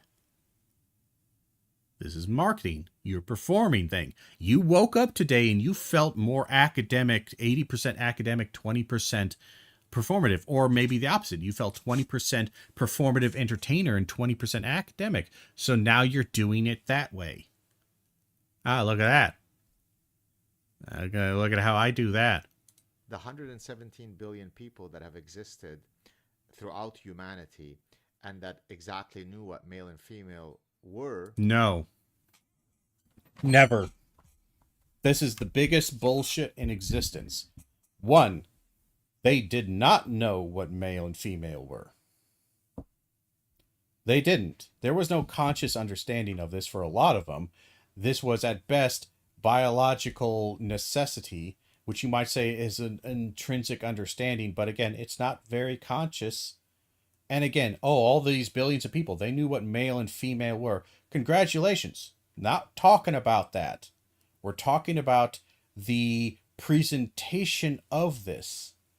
Again, as a marketing person, you should understand that the way in which male and female characteristics have been marketed differently over the many, many different societies and generations. They change on how they're marketed. And the change precipitates and sometimes a response to, either creates or responds to a change in how people perceive it, or desires or wants and changes in things like that. So again, men wear high heels, men don't wear high heels. Women wear flats, women wear high heels. Men wear dresses and skirts. Women don't. Women wear dresses and skirts, but then men wear pants. Women don't wear pants. Women do wear pants. Now one of the sex symbols for women is to wearing tight yoga pants. That's one of those sexy, again, the skin tight yoga pants working out. That's now considered sexy and or sex appeal because it shapes the ass and makes it look both naked and not. And it is tantalizing. Those are pants. Those are form-fitting pants. This would be seen as incredibly inappropriate, lewd, and strange, even back in the day. And you might say, oh, well, there's still that lewd aspect, so it still understands sexuality. Maybe. But again, these kind of constructs are very, very malleable. There is no, oh, they've known since the dawn of time what male and female was. Again, there's a big asterisk around no. What do you mean by no? What do we mean when we say we know this thing? That's, again, philosophers have been discussing things like that for many years. You should probably read up on it. You should probably engage with that medium. You should probably understand why, for some philosophers, some people, some theorists, this is a major sticking point. Were corrected when Neil deGrasse Tyson. They weren't corrected. They weren't corrected at all. Not in the sense that you're saying, like, oh, they're wrong to think this, they're right. What he did was he pointed out an inconsistency, especially in modern discourse and modern people. You're trying to say there's 160 million people, billion people who agree with me. That's not true. Godsod is lying. On just a fundamental level, there is literally no way in which if I were to interview, if we were to go through time and find all 160 billion people that he's talking about, I'm willing to bet you the vast, vast, vast majority of them would not agree to major aspects. They might agree in the sense that there is a male and female, sure, but Neil deGrasse Tyson did not say that there wasn't a male and female, but he said that our presentation, that our understanding, perception, and our feelings of this are not coded to our XYXX chromosomes. That our consciousness, again, can have, even if you think it's an aberration, it doesn't matter. I believe, in many ways, you can absolutely see belief in the insubstantial, immaterial God is a complete and utter, it's an absolute aberration. Because we are physical creatures in a physical body. We only receive physical data for the most part. So anything that is not physically related, that is not purely biological, chemical, and or physically, materially effective on us, anything outside of that is an aberration. It's that again, if we were to take his kind of proclamation about XY chromosomes and about the generational understanding knowledge of this absolute material reality, this objective reality that cannot be shaken and done, again, if we're trying to put primacy on that, then everything else that is subjective, that we know is subjective, whether it's love, care, anything like that, those things, most of them don't really have, outside of the most simplistic of chemical responses, they don't really have a reality. And again, we could go back and forth on where this comes from, whether there is a soul, spirit, or something like that. Many of these people probably do agree that there is an immaterial soul and or spirit, because many of them are attached to some kind of theistic aspect here. And they aren't just like everything is just an emergent phenomena of chemicals in your brain and brain chemistry and shit like that. So let's just assume that there is the immaterial subjective existence, consciousness, that is somewhat emergent from material, but also can deal with the immaterial. And the immaterial world can have significance, these ideas and thoughts that are not purely material. Though again, we're getting into the weeds and this is going to be difficult. But let's just do that. Again, you can't have this extreme cutoff. You can't have this extremist thing, because otherwise, if we take the extremist biological reality thing, then everything that is not biological material reality is utterly secondary, tertiary. It is not that important and malleable, and we shouldn't give two shits about it. And that includes vast amounts of social and cultural things. Basically everything, or the vast majority of things that we think that we like, that is not like, I like freedom, I like this, I like that, all those things. None of them have a biological reality. I believe in God. Then again, no biological reality. Immaterial. So again, it wouldn't matter. So if you want to throw out gender from this perspective, you're also throwing out every single thing else that is immaterial and subjective. If you allow, well, of course, there's going to be some kind of subjective, immaterial craziness that comes from the emergent phenomena of consciousness. Even if you're still saying like consciousness is just chemistry and brain chemistry and wiring and shit like that, so it's just our weird phenomenon, craziness. In fact, this is an insanity. Consciousness is an insanity because it doesn't make any sense. It's our poor understanding and poor way of quote unquote materializing in a immaterial way the material responses, our chemistry. This is how it can make it into something that is conscious, whatever you will. Again, this we're getting in the weeds hard on this one. Water break. Anyway, so if we do that, and let's just say we allow for some of that in material, then that means there is literally no reason why you should have any problem against with the gender thing, because it's just like religion. It's just like anything else. It's just as valid or invalid as anything else that is subjective. We have 160 billion people who agree with me. No, they don't. Most of them don't. Not in ways in which you would think. That's why he's a physicist. He works on a different plane. Just like his brain has been lost in a black hole. Again, it's just silly ad hominems attacks, without actually explaining it. And again, this is the marketing thing. Again, he has not really said anything of substance yet. He's just made mockery. I mock, but I also try to provide logical understandings and a substance behind why I'm doing the mockery. I love this guy. Just like his sense of humor is gold.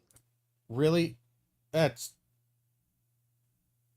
the other thing. It's like, look, I can like or dislike, but like, it's just not that funny. And it wasn't even really meant to be funny. It's that mild, the barest mild humor of entertainment. This isn't even funny. This is just like, again, it's the salt and pepper flavor. It's like, oh man, it's seasoned. It's got such a diverse flavor of things. It's literally the salt and pepper. We haven't done anything yet. Like, it is basic bitch level of entertainment is to just throw a little minor humor. Right. So already he's saying something insane, which is your maleness or femaleness is defined by the accoutrement that you wear. No, it is not defined. It is not defined. Your maleness. And again, notice again, he says maleness. Is there a thing like maleness? No. There's male and female. There's masculine and feminine. There's no, like, again, he's using this weird, like, like maleness. You can't express maleness. You can express masculinity. But even beyond that, that's not really what he was saying. He was saying how I perceive and how the world perceives me is defined by the aesthetic I adopt, or at least majorly defined, which is true. That's just true. It is changed based upon this. This is utter nonsense. Nothing he said was insane. You're just trying to rephrase it as insane by trying to say his maleness is defined by what you wear. Like somehow you became more biologically male by wearing this thing. That's not what he said. He said that it is the biological aspects is insufficient for the cognitive aspect. It's not enough just to be male and have those chromosomes, have those gametes, have that biological structure. Is that in a socialized setting, I need I want people to acknowledge or give me feedback that aligns with my feelings. And my feelings are going to be, again, a madcap, crazy shit that half of it I can't quite understand because it's a consciousness, it's the mind-body distinction to a certain degree. If we'll accept that kind of aspect, there's a disconnect in how I am biologically and how I am psychologically. Not because I'm insane, not because I have gender dysphoria or anything like that. Just even with the most normal dude you want to do, dude kind of thing, there is that disconnect because I can't know what is happening inside my body. I am not consciously aware of my body digesting things and the acids and the various little biological things. This is all automatic subconscious things, or even below subconscious. This is all biological shit that's happening in the background that I'm not even aware of. There is no, like, again, it's all the functions that are happening on your computer that is being done by the operating system, by the computer, all the checks and things that is happening that you don't see on the interface, on the graphical user interface. What you see is what you get. WYSIWYG. Again, what you see here is what you can interact with, the buttons or whatever. Again, what you don't see and you aren't aware of is all of the computations that come to make this thing happen. All the ones and zeros, all the checks. This isn't a conscious awareness of these things. There is no conscious awareness of this. So, what he's saying is, I want my computer to look like it is doing coding work or doing something. So I'll bring up programs that make it look like that. I want to make it look like, and I want to make organization. So I'll bring up like an Excel sheet and I'll start organizing in my cells and all this stuff, tables and charts and all that crap, right? Again, I don't see the stuff that makes that up. All I see is the presentation of it, the end product, the graphical interface, the buttons I can press. When I touch this key, an H appears, or an F, or something, or a 1, or a 2. What deGrasse Tyson is talking about is not your biology. Your program isn't changing. When I close the program, or when I change my when I change like Reddit from light mode to dark mode, I didn't really change Reddit. I didn't rewrite the code. I'm not speaking to the code at all. There is nothing. What I'm doing is I'm simply changing the visual presentation of it. And again, nothing was changed. I didn't write code. That would be kind of the equivalent. It's like, oh, by doing this is defining the code. I'm not defining anything. I'm not defining it at all. The only definition I'm doing is I'm defining it for a visual understanding of myself and others. I'm changing the external to match up with a internal feeling, but none of this changes the biology. Point is to illustrate how ridiculous this idea is. This is, see this one? I'm wearing this, it looks nice. Now I'm about 20% female, okay? Because this is sexy, it's aposematic coloring. I'm demonstrating that I am ideologically fierce with my hair coloring, but that's only about 20% female. Now this one is pink, and we know that pink is female. So I have this new sponsor that I'm genuinely really excited about. So again, GodSat understands, but doesn't understand. Again, he wants to believe that there is some kind of material ideological structure underlying all of these things, when in reality it doesn't. Again, he understands the immaterial, the subjective nature of the marketing of these things, but that's what he's talking about. He's talking about the Neil deGrasse Tyson is talking about is that we have an internalized feeling or an expression or something like that. Maybe it matches, maybe it doesn't. And again, the idea of gender spectrum, he's just trying to explain that for those who believe this, or those who feel this, or those that this feeling, that this perspective better matches onto their own internalized subjective experience, that there is a spectrum of gender expression, if you will. Again, that I'm not even saying deGrasse Tyson is right or doing this in a proper way, but let's just roll with it. That again, if you want to display your internal feelings and you want to show people for marketing purposes and or just for marketing to yourself to better align with yourself, much like the girl or the person who wears makeup in the house even though they don't plan on leaving because they like to look a certain way to themselves, or they like to look a certain way even if it's not necessarily to themselves. They like to look a certain way that they would want people to view them as, even if there will be nobody to view them.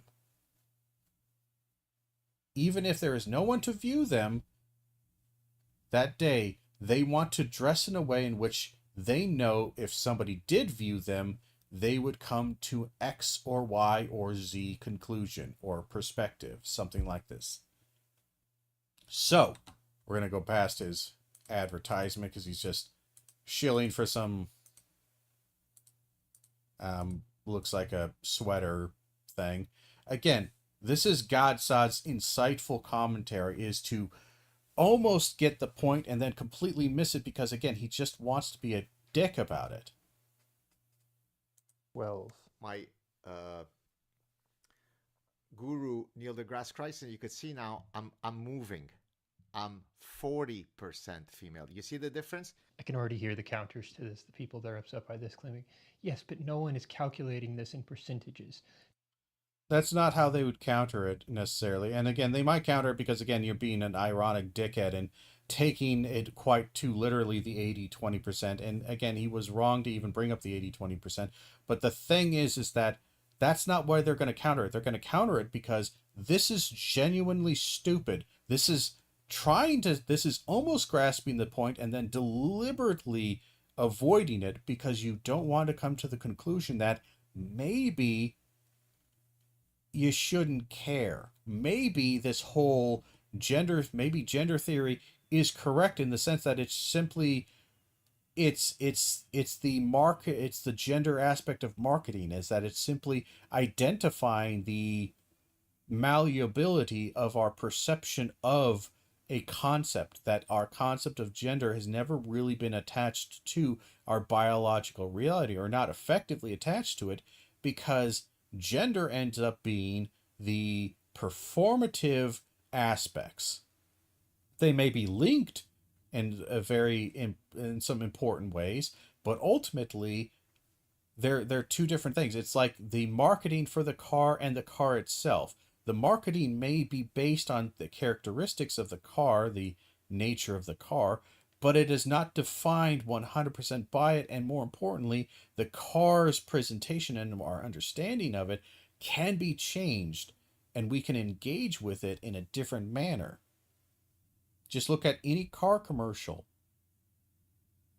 and how what the car is, literally, materially, and then how it is presented.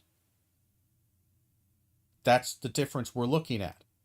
And presentation is important because that is what we engage with a lot. That is what often defines our socialization and our social engagement with this, is that unless you're fucking it or sucking it, you're dealing mostly with the social, cultural, subjective presentation or the concept that might refer back to the thing.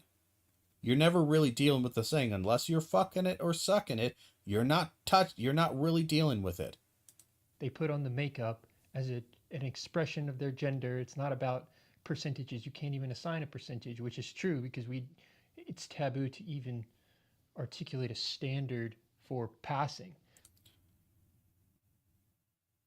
Yes, it is, because again, that was also the reason that that's a problem is because that, and again, I can see this to, I can see why it would be difficult to understand, because you almost lack object permanence in the sense that you need this constant visual to maintain the same, because if it changes slightly, like again, if the peanut butter is not peanut butter color but instead is actually yellow, you literally can't engage with it. I'm reminded of koalas and the problem that zoos have feeding koalas when it comes to the gender thing, is that they often have a problem feeding them because if they just take the leaves, which is the only thing the koala eats, is they eat the eucalyptus tree leaves. From what I remember, this is my dim memory of this. Um, so I will be incorrect on this matter, almost certainly, to some degree. But the koala only eats the leaves. They don't really eat the stems. And zoos would have a problem feeding koalas because what they would do is they would take, eucalyptus tree branches, take all the leaves off, put them in a bag because it's easier to just store a bunch of, rather than branches, a bunch of, leaves. And it's just simpler, like we're just going to grab a handful of leaves, put it in a bowl or sprinkle it on the ground, and then the koala will eat it. And the koalas would not eat it because the koalas are so goddamn stupid and so stuck in their own little, like that they have an image, and it's one image of what their food looks like. So the image is leaves on a branch. So if there isn't a branch in the bowl, if the leaves aren't presented with branches in them to indicate that, oh, this looks like leaves attached to a branch, the koala, oftentimes they would have a hard time feeding the koala because the koala would not eat or would be very resistant to eating the leaves if they were not looking like they were on a branch. Because the koala, even if it takes the leaves and rips them off the branch and eats them with its little paws, it still has this cognitive like structure of leaf was on branch, this branch I pull leaf off, I eat this leaf. If there is no branch, even if it grabs the leaf or whatever, it's like I don't know if I should eat this or not because it's not my food. This is basically what every single anti-LGBT or somebody who is looking at this and doesn't understand the gender spectrum, this is their problem. This is what it reminds me of, is that they're basically koalas to where they just don't understand that the leaf and the twig, the stick, are connected but not the same, and that they eat the leaf and that they can eat leaves that are not attached to the branch. That doesn't mean that they're not eating eucalyptus leaves. They are eucalyptus leaves, but they can't identify the eucalyptus leaf without having the structure of the eucalyptus stem. This is what frustrates me. This is why these people are not critical thinkers. They are propagandists. They are marketeers. They're just pundits. They are entertainers. They are not academic because they just genuinely do not understand or engage with the ideas they are criticizing. You see how I'm moving? I started off as the epitome of manhood. Then I wore the green wig, short hair, which shows that I'm, yes, I'm a woman, but not fully woman because I don't have long hair. Then I changed to longer hair, pink. That's good. That's 40%. Imagine being one of his students at the college and watching this and just cracking up. He must. He's not funny. Again, like this performative. Oh, it's so hilarious, so funny. Again, just you don't need to do that. You can even like it, and again, you don't have to say that they're funny and cracking up. Like this just isn't. Even if you agree with it, it's not like high level comedy. Why nobody's cracking up at this? Be a popular professor, I bet. Despite All right, and again, popular professor. Popularity does not mean good or bad. It just means you're entertaining. That's another key thing that you guys got to remember out there in that world of YouTube and all this. Just because somebody is popular does not mean that they are actually good. Look at half the people who play League on stream or stuff like that, League of Legends. 90% of them aren't particularly good. Like they're good compared to the average person, but they play League 8 hours a day. Compared to pros or anybody else who's actually good at the game, they're crap. That doesn't, and you can absolutely see if you go through Twitch, you can find people who are playing League. Like just wow, this guy's playing League. Like there was somebody who was playing League somewhat recently who sucked at it. I can't remember. There's some streamer, Ludwig maybe is the name. I don't watch him. I just know that there was memes on Reddit of him playing League and he sucked at it. And he's super popular, right? Crazy, crazy popular, right? All right, wonderful. Now, yeah, I'm willing to bet you could scroll down, find somebody who's got 5 viewers, 10 viewers, 15 viewers, maybe 20 viewers, who is infinitely better at League than him. Popularity and entertainment have nothing to do with quality. Nothing to do with quality at all. They just have to do with whatever is an acceptable flavor or standard. And you sucking God's dick is not that impressive. The hate that he gets. I bet he's well liked. Then I'm gonna Again, he doesn't get hate. He at this point, yes, certainly some of it has been hate, but the majority of what he's going to get, if you want to think in academic terms, academia doesn't necessarily hate Gadsad. They dislike him a lot because he is a misinformation machine and because he uses the veneer of academia to sell bullshit. But he's just wrong. They don't deal with him. The majority of academia does not care about what Gadsad has to say because Gadsad is not insightful and doesn't matter. Get over yourself. wear this one. This one is long haired, so I don't know how to put this. So as you can see here, it's very sexy. So now I'm a lot more female. But now remember, oh, look what I got. See, if I just go like this. The problem is that Godsod could walk into a bathroom dressed like this right now, and you would not be able to question it. Is that a problem? Walk into a female bathroom is what you meant to say, not just a bathroom, and not have a problem. But again, I think that's actually a slip of the tongue because you don't want to see Gadsad dressed like this walk into the male bathroom because you don't want to see it at all because you're a bigot and you've thought yourself into bigotry. You have walked yourself because you've so disliked and you're so obsessed with maintaining your status quo and what is and is not based upon visual things. The peanut butter is this color. If it's a darker color, it's not peanut butter. Jelly is always strawberry. What's this jam you're showing me? It doesn't make any sense. It shouldn't be this chunky. I don't get it. And also, it's not strawberry. What's wrong with you? Brr! The peanut butter sandwich always has the crusts off. Again, it's that level of childishness. You would, and again, I honestly think it's a slip. It's actually a Freudian slip right there to say that again. He didn't say woman's bathroom. He said bathroom. I'm pretty sure. Could walk into a bathroom. Into a bathroom, not woman's bathroom. A bathroom where you would have to see him. Gadsad, dressed like that, walks into a male bathroom. You are upset because it has nothing to do with the bathroom. It has purely to do with your own bigotry. And if he did walk into there, here's my thing. I don't care. Like, the only reason we care about whether or not men walking into female bathrooms isn't because they're men or they're women. We care because we're afraid that a negative action might happen, a sexual assault might happen. So, at the core of this, the idea of a man walking into a woman's bathroom is not essentially an issue.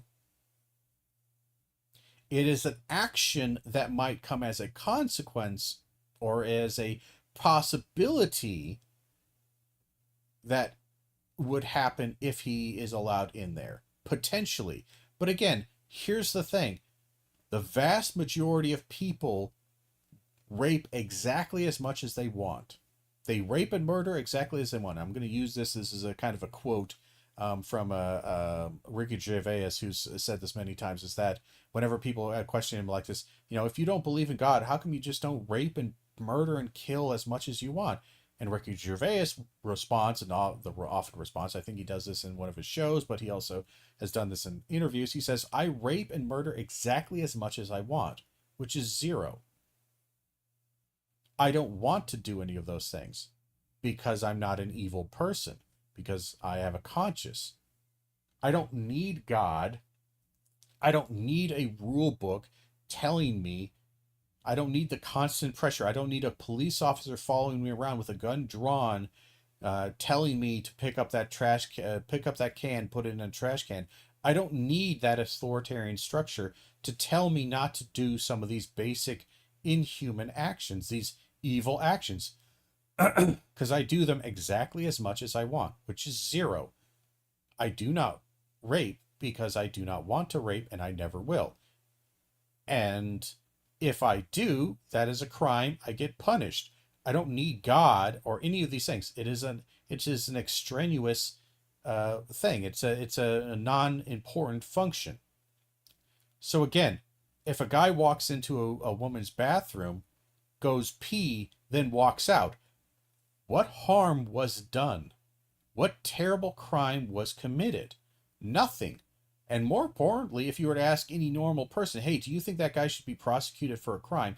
Outside of, again, sadly, they've been gassed up by propagandists like Andrew Smith, Jordan Peterson, Gad Sad, and all these others, Joe Rogan even. They've been gassed up into now caring about something that is just not that important, because it was never about men entering the bathroom. It was about, we care about rape. So anytime there is a situation that could lead to sexual assault of women, usually not men, because we don't care about men, but we're opening it up a little bit to care about men.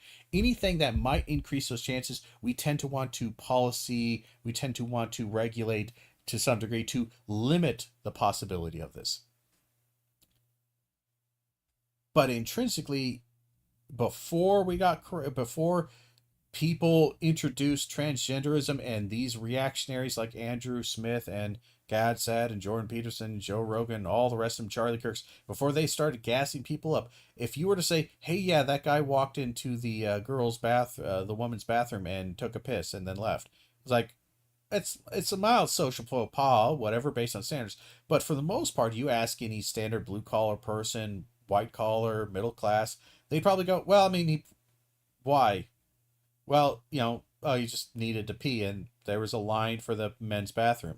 Oh, okay, whatever, sure. Like, again, there's just the tiny social faux pas that was passed down. But for the most part, the reaction to it would be extremely minimal. Well, did he do anything wrong in there? Because unless he did something wrong, that is just wrong, regardless of wherever it happens, because sexual assault is wrong, whether it's in a bathroom or not. Again, did he do something wrong? No. Then he just went in there, took a crap, and then he left. Okay. That's it. No crime. This is why, again, the extreme reaction is absolutely manufactured. This is why people say that, again, J.K. Rowling is transphobic, because J.K. Rowling had such a powerful, gassed herself up, powerful reaction to this idea, based upon her own prejudices, based upon her own bullshit, that she came to an extreme position that cannot be supported by basic logic. Dressed like this right now, and you would not be able to question it, because he could say, who are you to question this? Yeah, why are you allowed to question it? He walks into a bathroom. What does he do? Because if he goes in there, washes his hands, and walks out, what did he do? Again, it's the doing, it's the action that was wrong. The only reason we regulated it, again, beyond the Victorian, Edwardian, extremely segregated gender roles and extreme problematic elements that come from that, aside from that, the only reason we regulate these things is to discourage the potentiality of harmful behavior. But if nothing harmful happened, then it doesn't fall under that, because it's again, it's not a law. It's at best just kind of a social. There's nothing necessarily wrong with doing this, but it could technically allow or encourage bad behavior. So we generally, and again, notice how vague, notice how bullshitty this is. He can walk into the bathroom and do what? This is my expression. You're talking now about 50% female. You see it? Look now. that's the point here. You don't need to shave your beard. It's a terrible point. You don't need to shave your beard. Even if they did, it won't matter to you. Even if they passed as a woman, you still, because at the fundamental level, if you have somebody who is, and again, notice how 99% of all discussion of transgenderism is always about male to females, because again, it is deeply sexist and also weirdly paranoid about sexual. It's just, it is absolutely based upon, in many ways, kind of a misanderistic hatred of men, because deep down they see the male to female, or the masculine to feminine transitioner as being a sexual predator based upon the male aspect, not the female one, the deviance of the male. Notice again, it's just they don't have any. Okay, so if a woman walks into a man's bathroom, are you as upset? And if you're not, which again, think about that. For all the normal people who say, "Oh, I have perfectly normal, logical things. This just makes sense." If a woman walks into a man's bathroom, washes her hands, and walks out, are you as viscerally upset, instinctually, emotionally as upset as a man walking into a woman's bathroom? And then the question would be, why? Well, and again, you're going to be relying on some really bad kind of stereotypes to try to justify this bullshit. Because to require someone to shave their beard is taboo. Yes, it is. Thank you for explaining this. Okay, so let's just say this. Let's just say if you want to be a woman, male to female, again, a transgender woman. If you want to be acknowledged as a woman, you have to shave your beard, you have to wear a wig, you have to wear makeup, and you have to pass. Even if we put that, like, okay, you put that in place, are you okay with this now? So you're okay. So as long as they pass, they can go into there. No, you don't give a shit. You don't care about any. Again, these are all just side distractions. There goes 60. So there is no system of measurement. Fair enough. 100% female. Look, you see it? I'm completely, look at the transformation. This is why he's an astrophysicist. He's smart. He's not dumb like the rest of you, believing in all that sex differences, binary male female. Now watch, I'm gonna take off my hat, but I'm not my hat, my femininity, my wig. But now I still have the lipstick. So now you're talking about 35% female. Again, you just, like, you get it, but then don't get it. And you try to say that is somehow ridiculous. But it's just like, look, I just don't get it. You just don't seem to understand the idea of socialization and perception and subjective kind of experiences. You just don't see, you seem to discount all of them, despite the fact that that's your entire fucking field, if you want to think about it from a marketing standpoint, is that you just don't understand how anything works.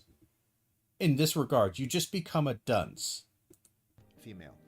So I tried to invite Dr. DeGrasse Tyson, who's just one of the smartest guys I know. Again, why would he talk to you when you're a clownish dickhead? How dare he not talk to me? Notice again, I've talked about this before, the weirdly parasitic, why won't they have a conversation with me? Why won't they talk with me? Maybe it's because, one, your ideas aren't particularly good, they aren't nuanced, and you're a propagandist. You're a marketing guru, propagandist bullshitter.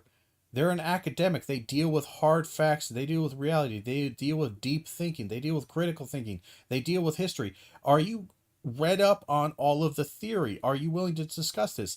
And if you aren't displaying that in a way that they can see, they will go, well, I mean, it just looks like another YouTube personality person selling bullshit. I'm not going to waste my time talking to you.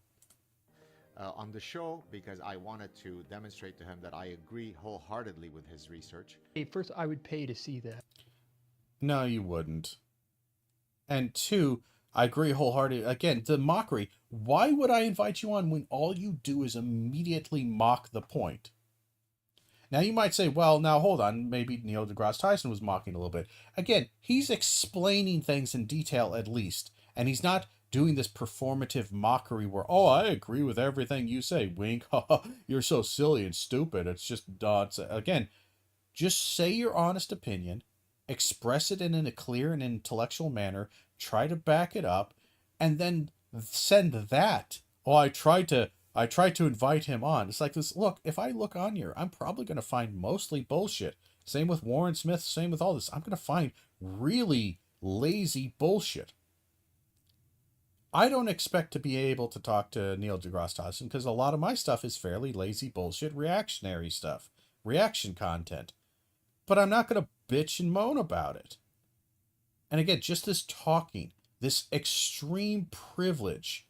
Why won't you talk to me? Why won't you give me attention? Why won't you give me a platform? Why won't you support me? It just feels so goddamn loser. It's such loser behavior. It'll never happen, though. We know that. He won't sit down with him. Yes, it would happen. It could absolutely happen if you decide to not be a clowny piece of shit. And again, this is narrative. We want to have a conversation, but they won't have it with us. One, part of the reason they won't have a conversation is the same reason I don't have a conversation. Don't invite the crazy hobo who's thrown feces at the local park because there is no productivity there. The same reason why I'm not going to have a conversation with a minister about religion who has zero knowledge about literature, who's just going to say everything that isn't the Bible is a sin to read. I'm not really going to have a debate with it because it's just not going to go anywhere. It's not going to be particularly useful for myself. It's not going to be useful for the viewers. Nobody's going to get anything out of this other than blood sports. And that's all that these people actually want. Neil deGrasse Tyson will never sit down with Godsod. Why would he? Neil deGrasse Tyson is probably never going to sit down with Noam Chomsky. Does that mean that Noam Chomsky or Neil deGrasse Tyson are not intellectual, not in academics, not engaging? It also doesn't mean this. Again, what you do, not who you associate with. That's what's important.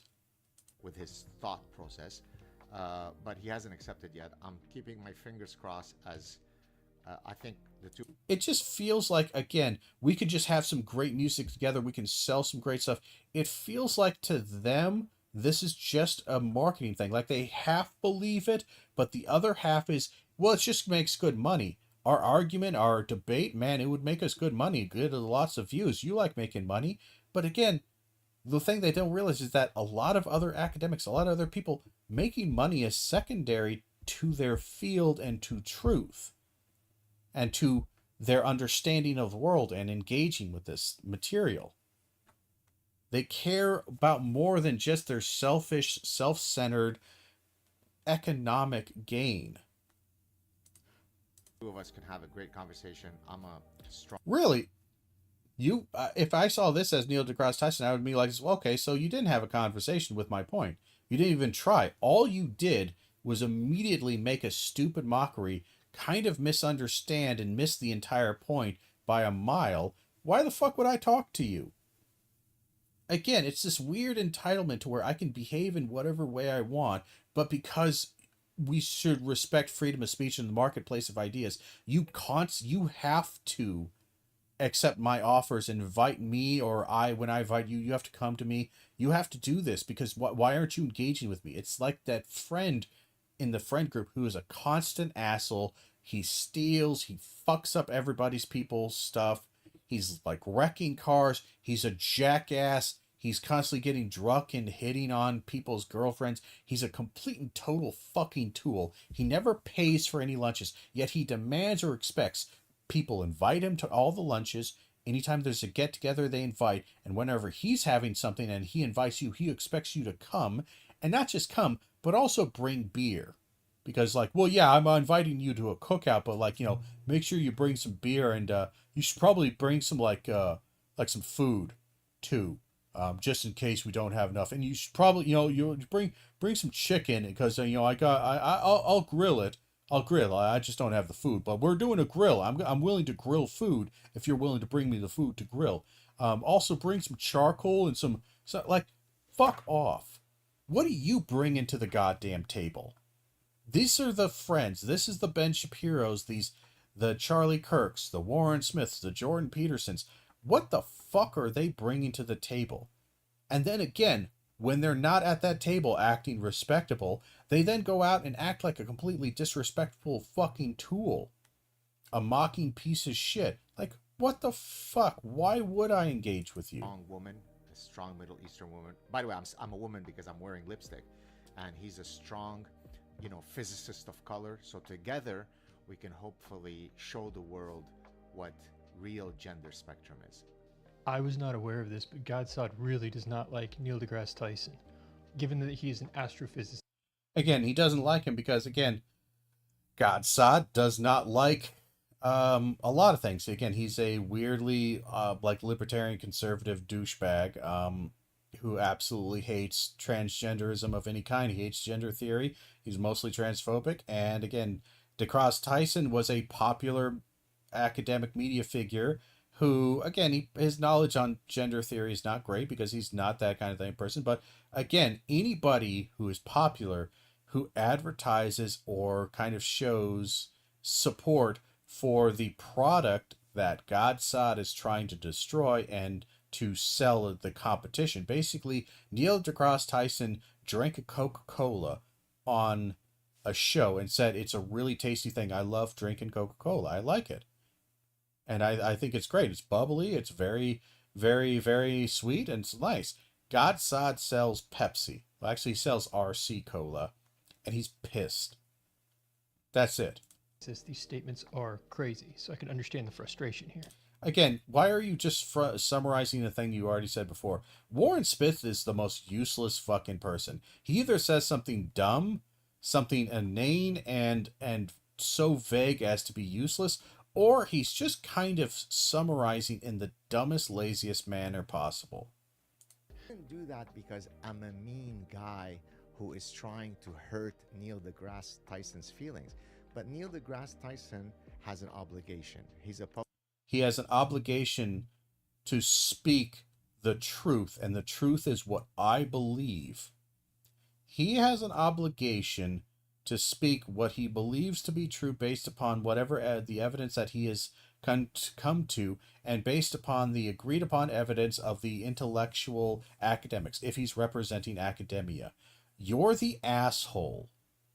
I'm sorry, you're the irresponsible asshole who has decided that you know better than everyone else. Public intellectual who has a large platform. If you're going to go and use your scientific imprimatur to say, it is settled, gender is on a spectrum, I'm coming after you. And again, if you're going to do this, why? Isn't that part of academic debate? So it has to be done behind what closed doors, so he can believe this, he just can't advertise it. Notice again, this is always this kind of thing, like, well, you can believe this, you just can't advertise it. You just can't say it. Okay. Isn't that literally your whole shtick? Is that that's what they tried to do to me? Is that academia shuts me down because I tried to speak a different counter narrative and they shut me down? So again, it's you don't have principles. You just have targets. Again, every time I watch a Warren Smith thing, it's always the most pathetic dick riding kind of conversation I've ever heard. And it's almost pathetic what he ends up doing. Because he just adds nothing. And then the rest of these guys, it's all just literally, you are literally doing the exact same authoritarian bullshit that you supposedly were the victim of and said was wrong. But you don't actually care about the problem of authoritarianism or this kind of repression. You just care about the target. You were the target of it and you didn't like that. You want other people to be the target of it. You don't actually care about the conversation. This is why people don't trust you and don't engage with you, is because you are a lying shitbag. Yeah. So, but I don't know how to. There's nothing more to engage with this. There's nothing more to say. Anyway, we're gonna play some games now, and I just realized and remembered I never finished God Eater 3, which is kind of like an anime Monster Hunter, and which with no Monster Hunter content to really engage with at this moment, because we don't have the update yet, the Final Fantasy collab that's coming or anything like that. So we don't really have too much to play. I could do some Monster Hunter 4U or 3U, so uh maybe I'll leave that up to decide, or I'll decide that in a second or so, which one I'm going for. And but in general, I'm kind of leaning towards playing maybe God Eater 3, just because I never finished it. You know, I never finished God Eater 3. And we can call this, I don't know, we'll call it part 4. Why not? Let's do God Eater 3. I still don't really remember how to play this too well. I played it for a little bit last night, just because I saw it in my library and I thought, huh, I forgot I had that. I forgot that existed. I forgot it was a thing. Ha ha. So I could play God Eater 3. We'll do some God Eater 3. Even though I do feel kind of like shooting things, God Eater 3 doesn't really have great shooting. It's okay. 1 second, we gotta go move to this scene here. And we gotta go here.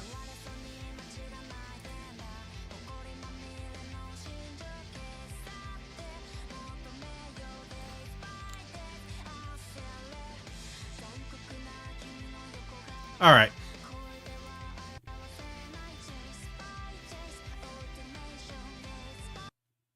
Very anime.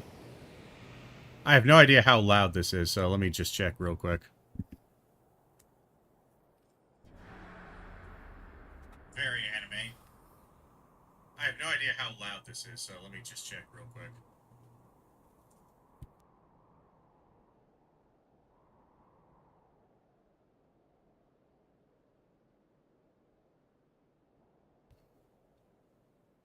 Sorry for the feedback. I thought I clicked the mute button, but I did not click the mute button. Again, I got like 20 hours into it, and that's about it. I have not been doing much into the God Eater 3. And again, that was like an hour I played last night to try to remind myself of some of the controls and shit like that. So let's change our...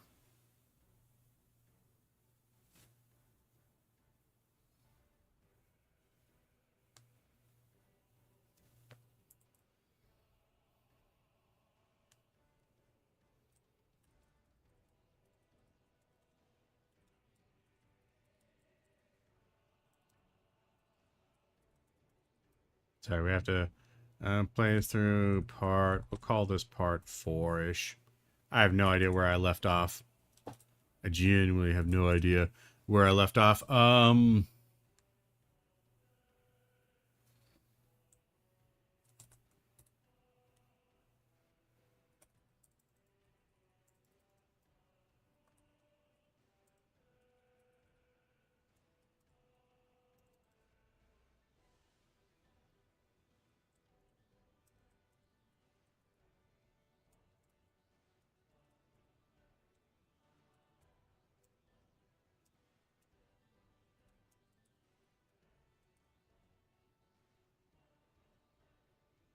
So we'll do something like that.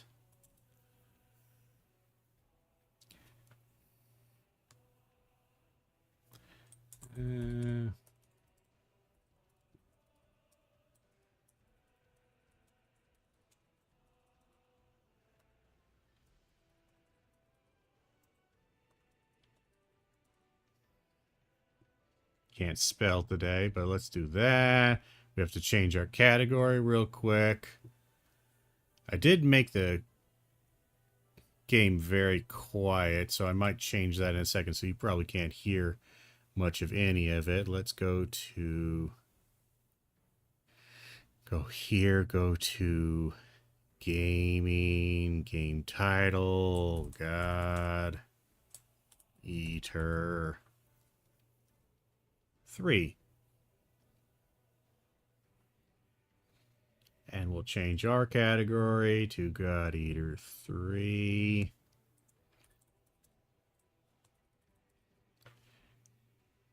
God Eater 3.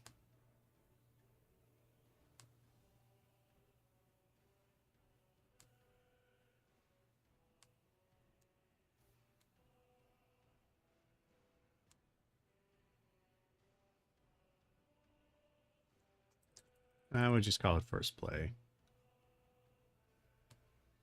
Done. Good enough for this. All right, we need to turn some of the sound back because I was turning it down last night because it was playing late. So we sound.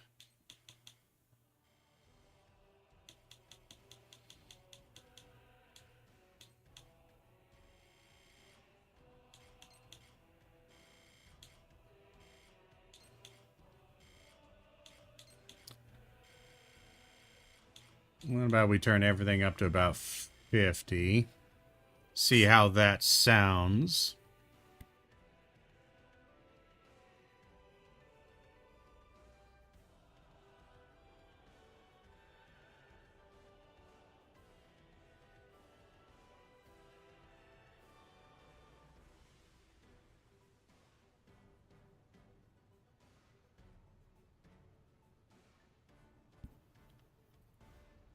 Sounds okay. It is a little bit quieter in the menus than not, so maybe we turn it up to about a 60.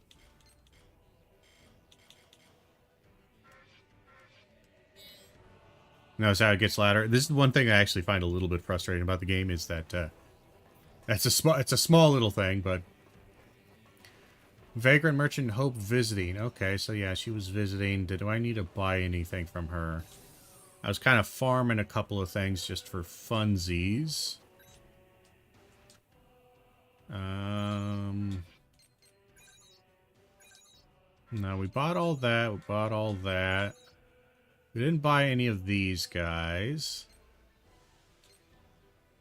Anything in here that's really...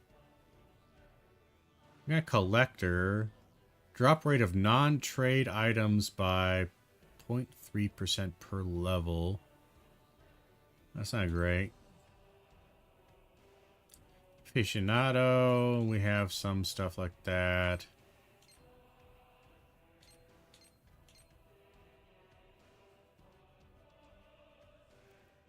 Demolisher bomb module power by 5%. That could be okay. I've been playing around, or trying to play around, with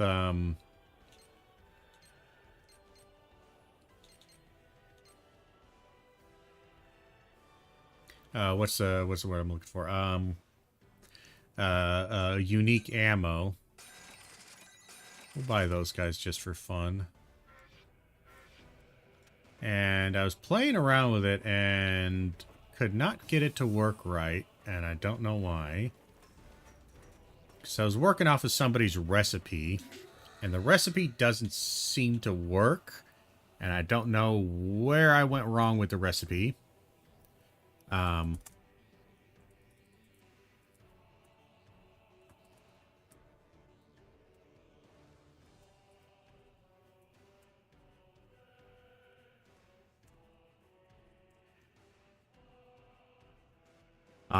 I know I'm not going to get the damage that I was looking for with them, but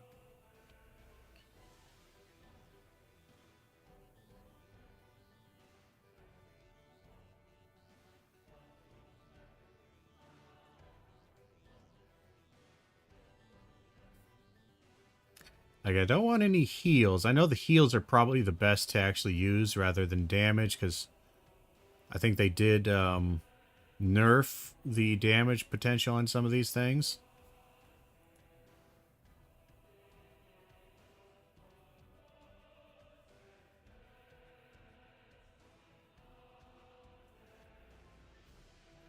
So let's see. Let's try this recipe and see if it actually works. I might also need to change it to like maybe the carbine or something like that rather than the laser. I don't know if the laser has any effect on the actual bullets or not. Because they're custom bullets, so they should fire out custom. But let's just see.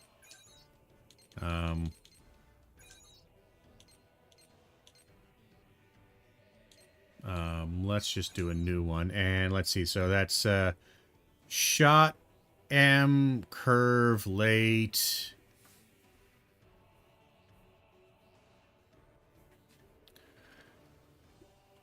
So shot M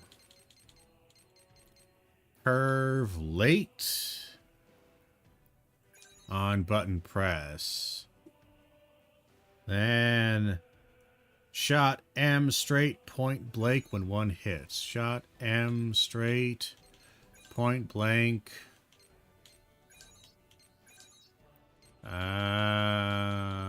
When one hits.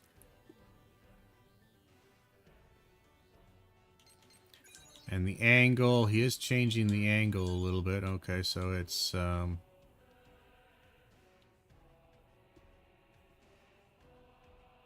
-6. Okay. That's what? +6? Okay. Alright. And then we have Deco Bomb. When 2 hits and stop normal. Deco Bomb.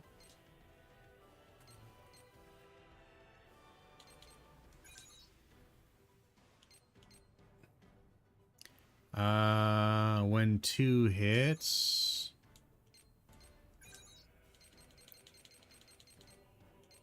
When 2 hits, and then we have stop normal when 2 hits. Then we have a medium shot. Right after 3, straight point blank. Alright, so medium shot, straight point blank. And it is right after 3. When 2 hits. Oh, hold on. Did I miss something? I do. Why can't it go further? When 2 hits, when 1 hits, why can't this guy go no link?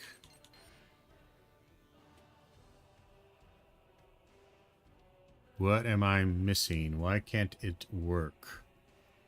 Why does it not work? Again, part of the reason I also kind of stopped playing this game a little bit is the amount of mechanics that are just not explained. Shot curve late on button press. Negative angle down, positive angle up 6. Shot medium straight point blank. Oh, wait, hold on.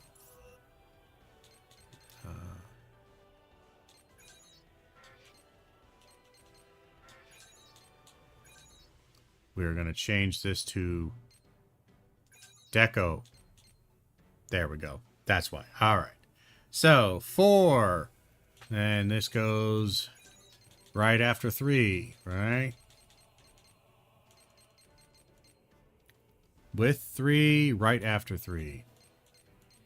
Right after 3. New module. M. Shot straight, point blank.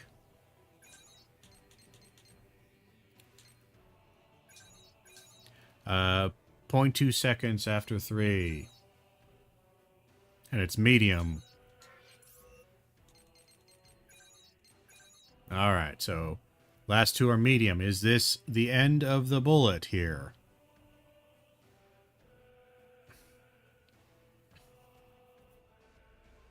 Looks like it. All right, let's test it out.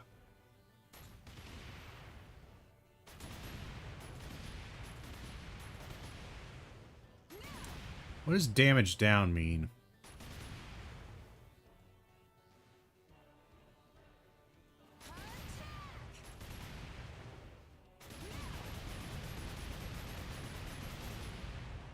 I mean, it does seem to do quite a bit of damage.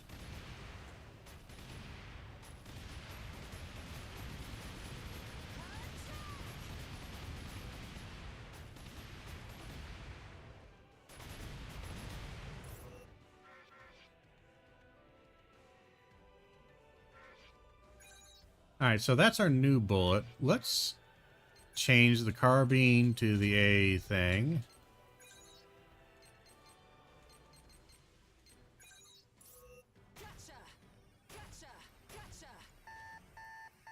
This is the big one, but it doesn't move forward, and it might be because I have a different angle on it. It does do a lot of damage.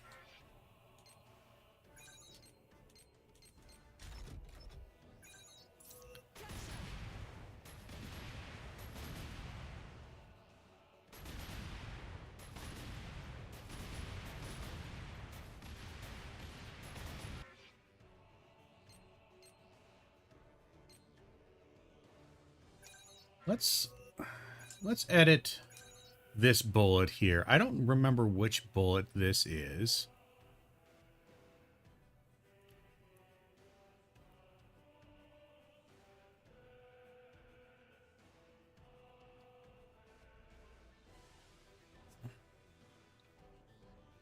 Is it this one? What is this one?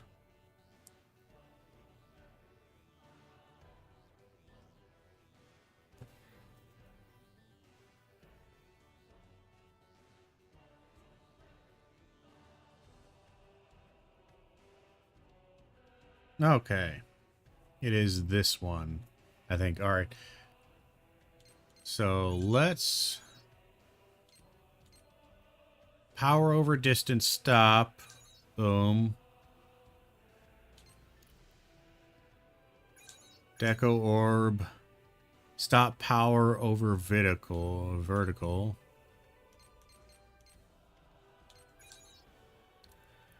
No angle changes. Then that's a large, that's a small, large, small. Deco shot. Rotate wide. Right after 2. Deco shot, rotate wide.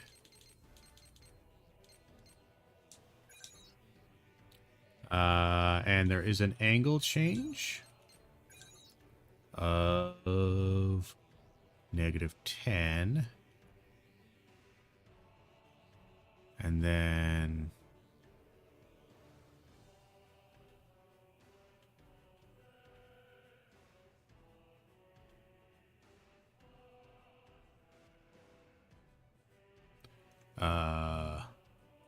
there we are. And it is -90.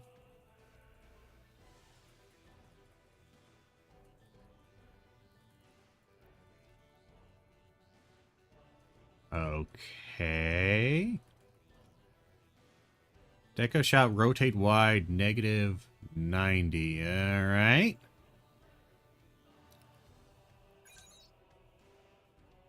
-10, -90. And then we have the next one, which is a small shot. It's right after 3. It's a orb over distance, deco shot, rotate wide, deco shot, grav based normal. Grav based normal, deco shot, grav based normal, no angle. Oh, angle change. It's positive, right? Positive 55. Okay. Positive. 55, no other change. Right after 3, grav-based normal deco shot. Okay. 5 is deco shot. 3 seconds after 4. 3 seconds after 4. Got an angle change of a lot. Positive. 120. Okay.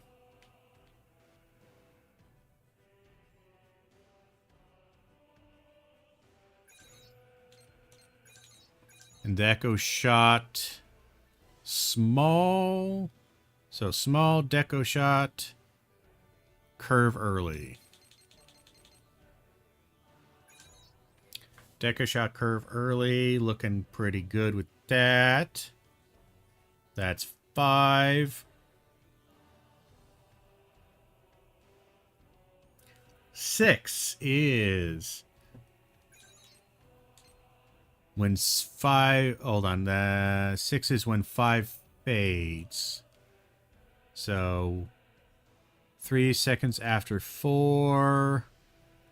Sniper straight normal when 5 fades. So this is a small.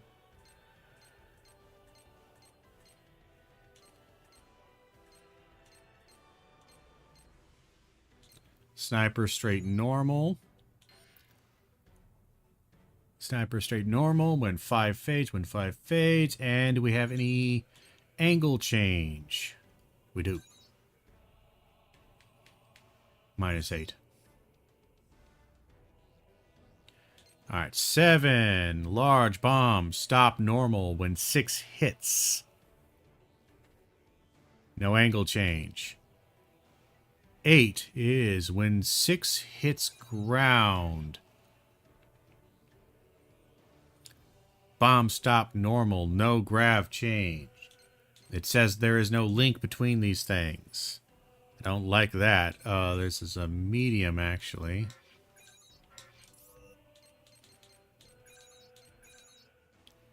Medium, large, bomb stop when 6 hits. When 5 fades, when 6 hits, when 6 hits ground. Why does it say there is no link? Oh, it says no link on his also. Okay. Let's preview it.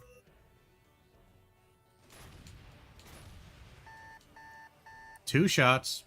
Where does it land? Does it land?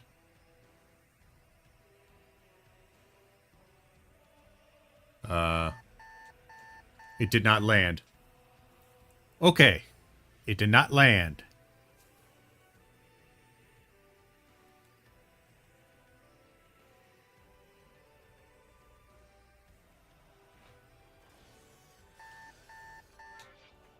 Why didn't it land?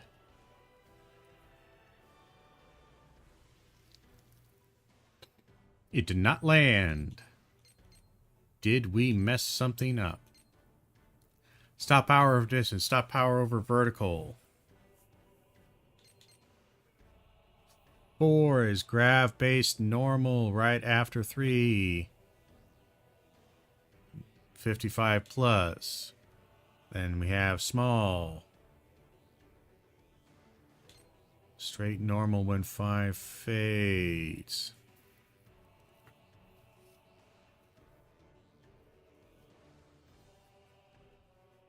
And that's 6, and then 7, okay.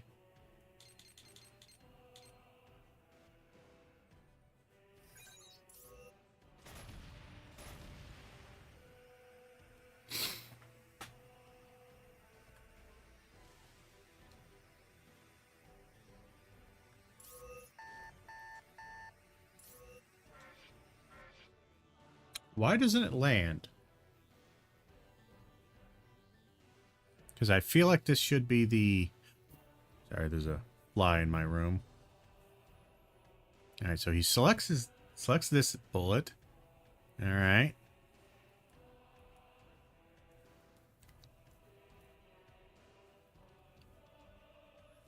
Fires.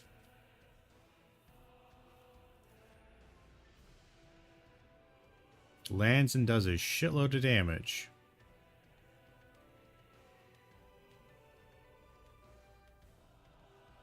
So it's M Event Horizon 390. It costs more than mine. Hold on. Curve shot early.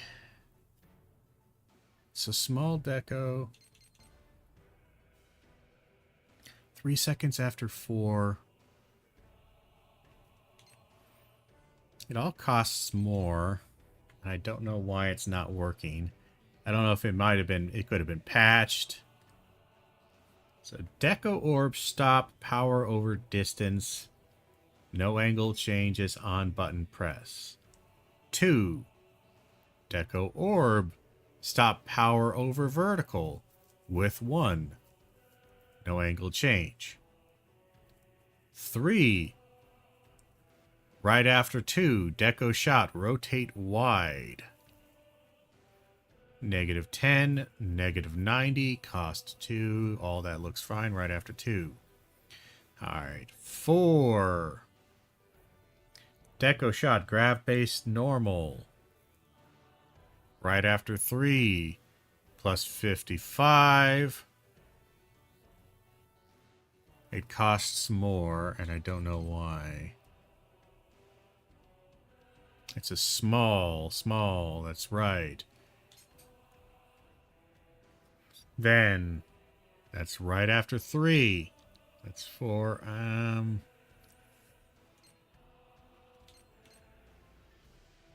But why? But why? Why does it change cost all of a sudden? That's what I'm wondering, if maybe I somehow have made a mistake somewhere. I have made a grave mistake.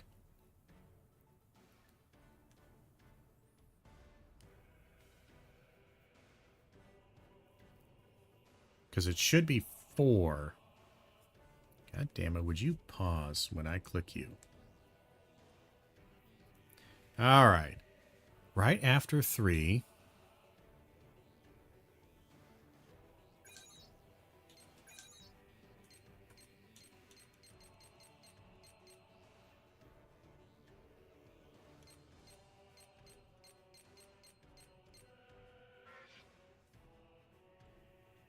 So Deco shot curve, grav base. Shot grav base normal right after 3. It just costs more.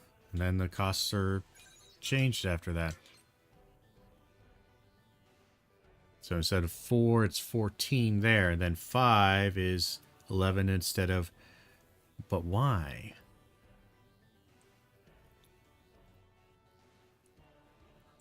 But why? Everything's the same, but it doesn't drop. When 5 fades, they're all small up until you get to 7 and then 8.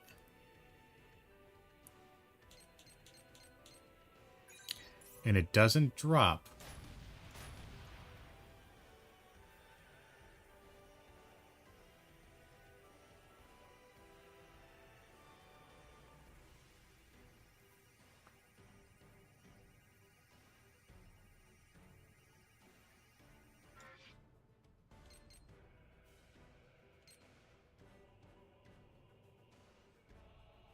None of this works. This is part of the problem I've been having, is that I keep looking up these recipes for trying to find some bigger bomb stuff, and not a single goddamn one works.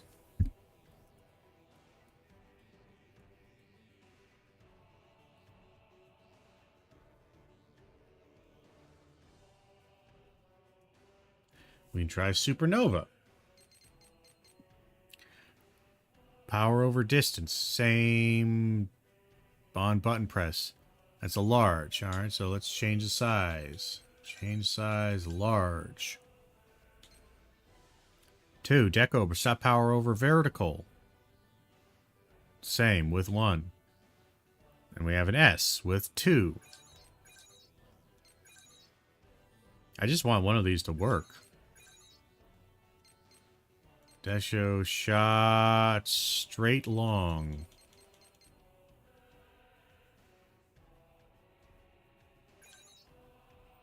And it's a plus 90 degrees.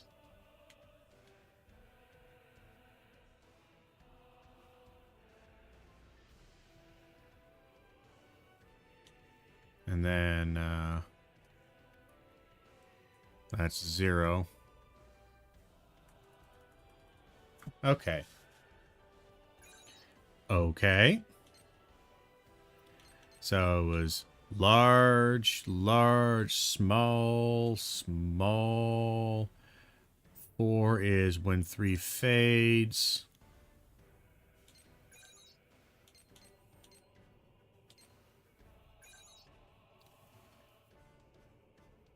Hold on. 3, no, 3 degrees with 2, 90 degrees, so 4. Deco shot straight long.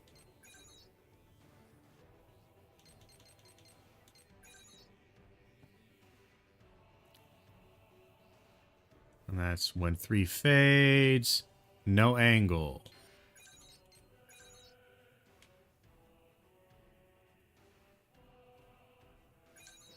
All right. It's more cost. I don't know why it's more cost, but it's more cost. It's also a different color. Oh, that's because it needs to be deco, I think. All these are deco shots. Okay.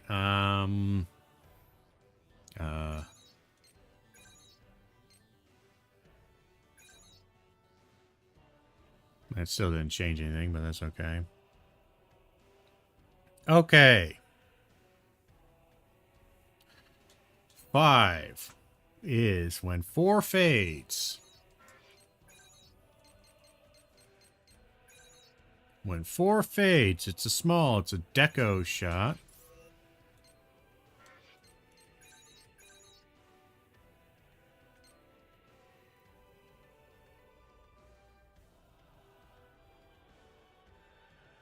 I'm sorry, we're doing with 5. Deco No, yeah, we're doing with 5. So when 4 fades, it's a straight long.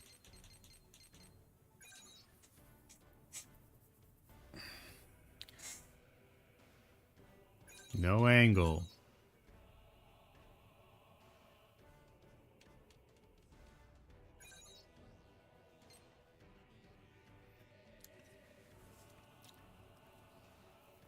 Again, the costs are all wrong, and I don't know why. Though 5 should also be a deco. Okay. Okay, so now the costs are looking correct. All right.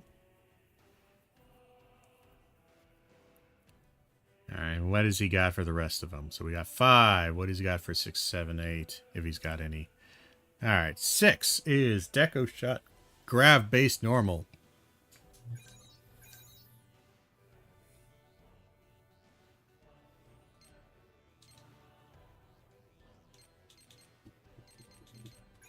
Deco shot, grab base normal. It is a small. When 5 fades, it has no angle.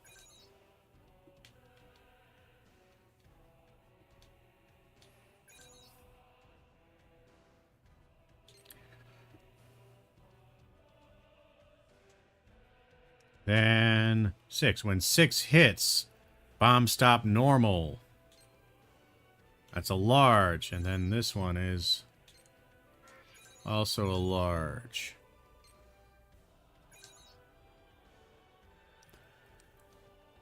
When 6 hits ground.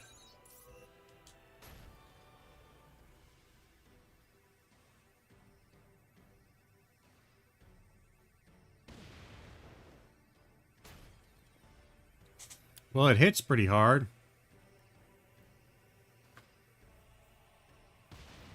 It also only hits, like, really around me, so it kind of has to be on the person, doesn't it? Can I target them? Like, how big is the supernova here?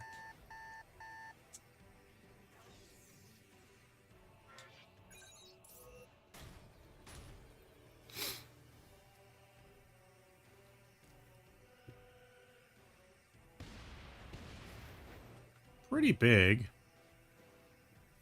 Okay. I mean, it costs an absolute ton.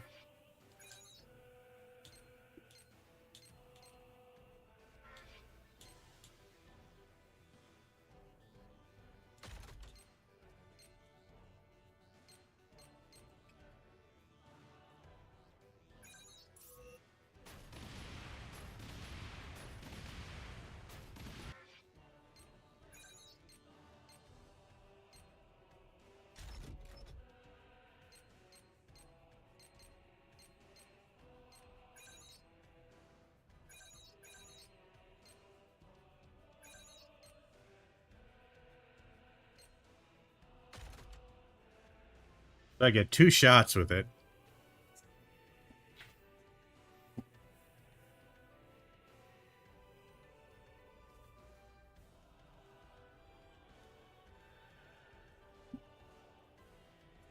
Or we could do something like...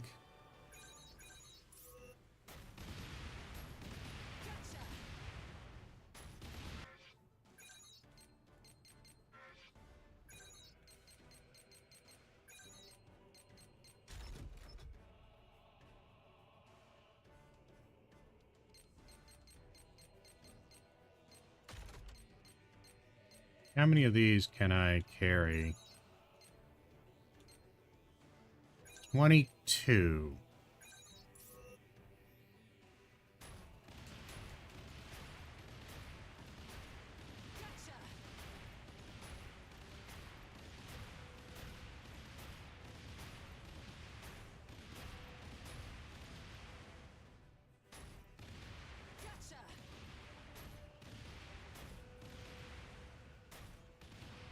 I mean, it's not bad. And we could keep that guy.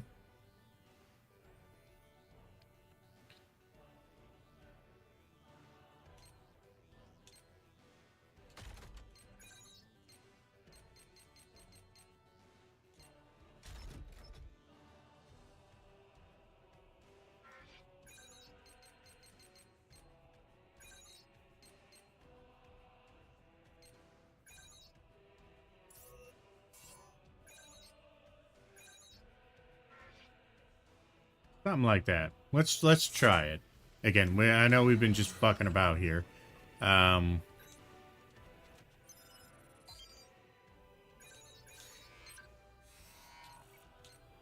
Let's do this guy real quick.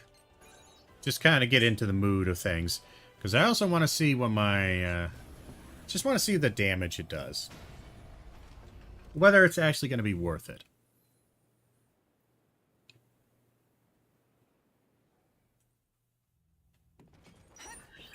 This could be a hard battle. Watch your item usage. The air is thick with tension. Watch out for charges. Wait for an opening. How do I switch? Can be slain.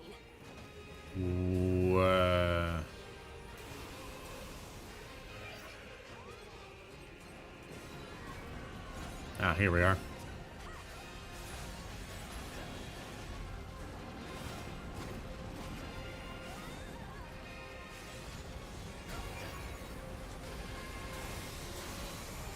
I don't know if it actually dropped anything.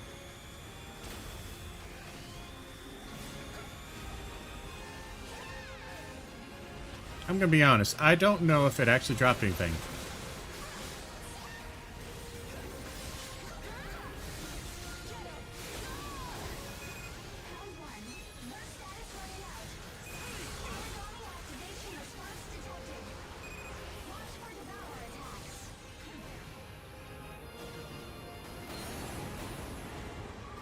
Damn it.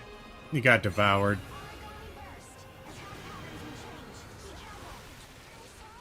Let's pretend this never happened.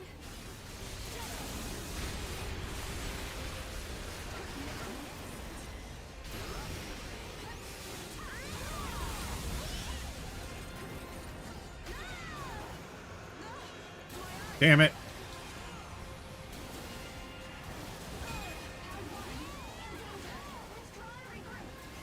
I would move, but I got... these games love to fucking freeze you.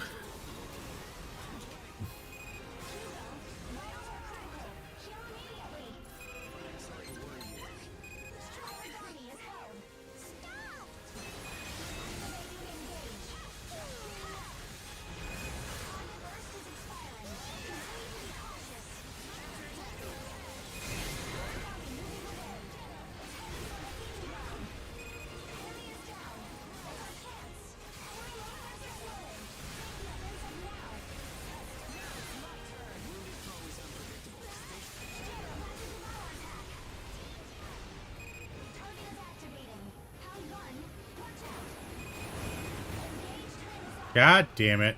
Theme, made contact with secondary target and is in pursuit.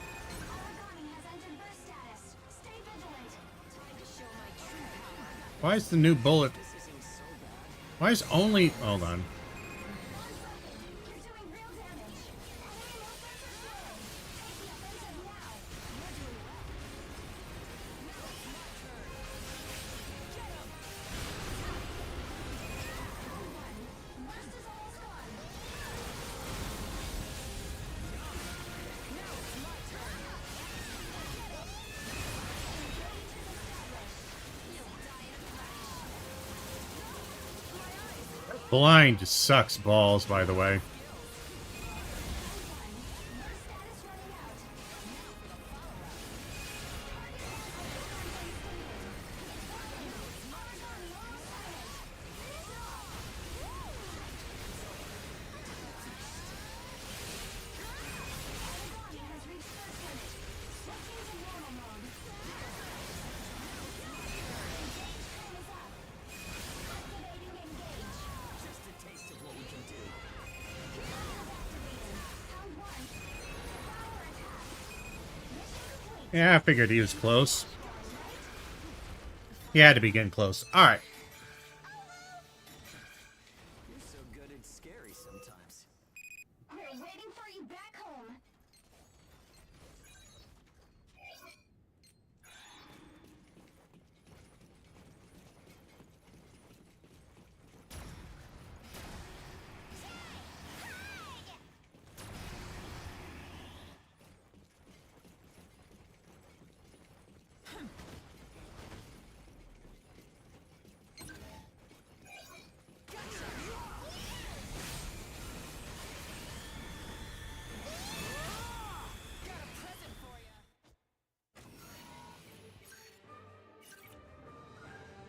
Yeah, good enough.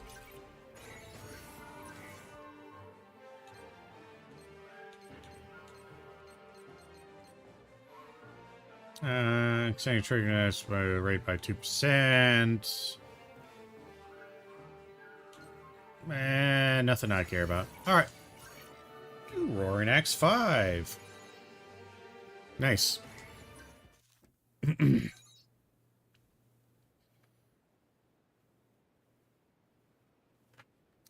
Seems to be the move I do all the time. Because it's a pretty strong one. Heck of a fight.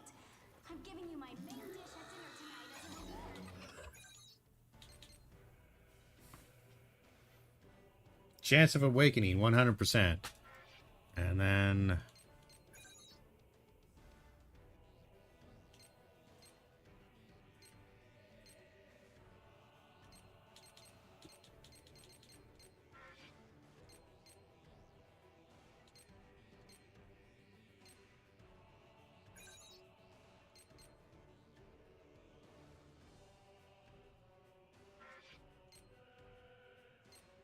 Sure, something like that.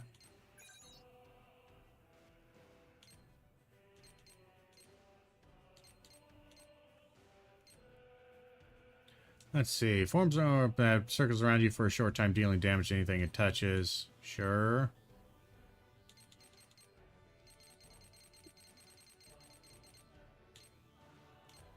Okay.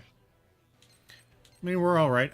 This thing, I don't know if it landed or did any damage. I'll be 100% honest. I fired the bullets, and I don't remember what it did. I don't think it did anything.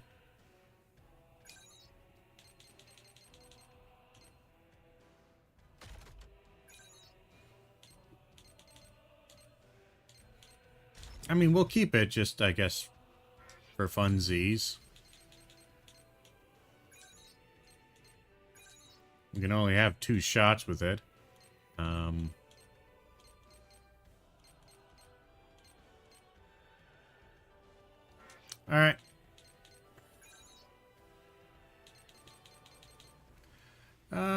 Burst level increased by 2 when hit by a link burst round. Increase the power of melee attacks against parts with broken bonds by 20%. Oh, that might be alright. Burst arts seems better, though. And Warlord performed 4 Devours. We did that pretty often here, so... Insatiable Appetite.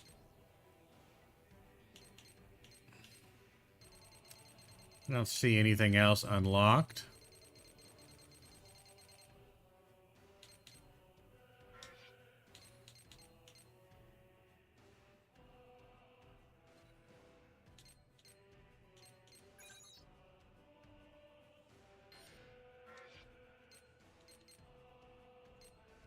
Okay.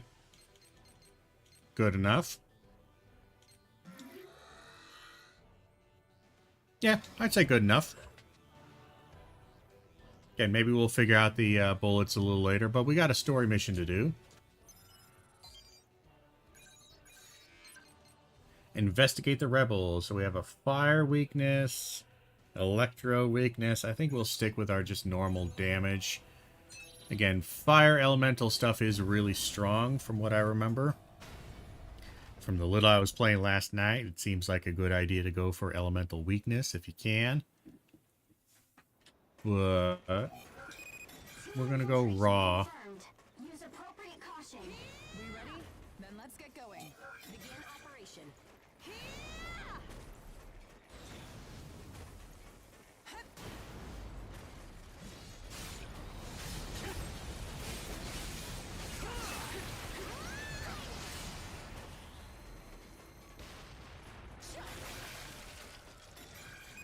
Round 1. Burst status running out. Might as well pick up all the items.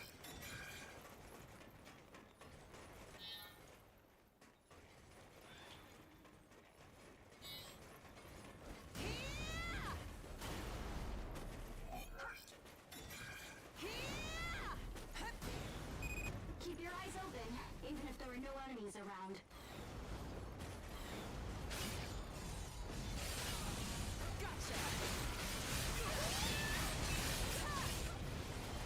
Get away from the blast guy.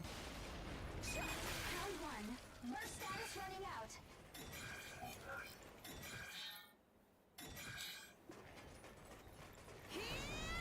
Might be something over in this corner here. Yep. One more thing. All right. No contact with origami yet, huh? I've literally contacted several at this point. This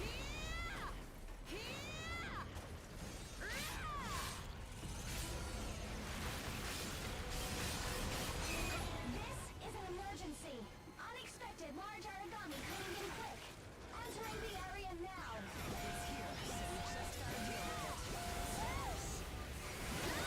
Oh, missed that. Oh, that hitbox is very extended.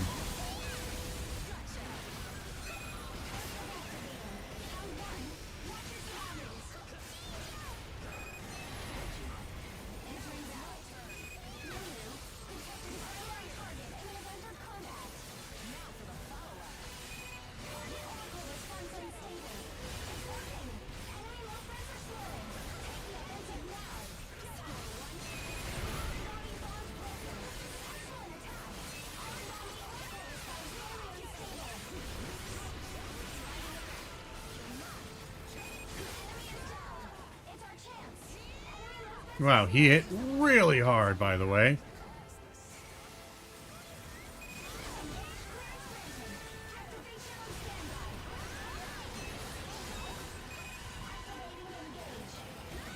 Ouch.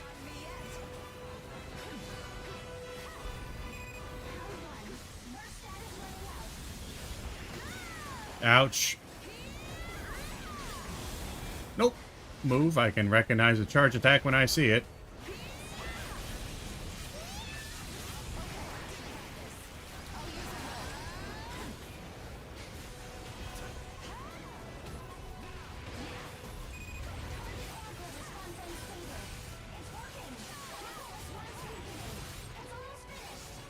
Damn it, he got away. Where are you running to, you little bastard? Burst status running out.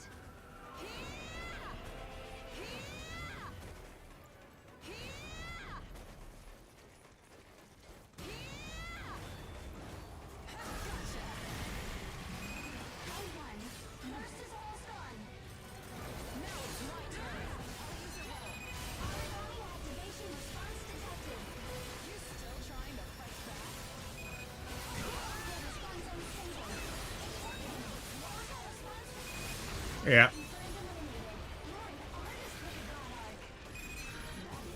That was pretty quick. We're done already? You did all the heavy lifting for me. They're waiting for you back home. That guy was a pushover.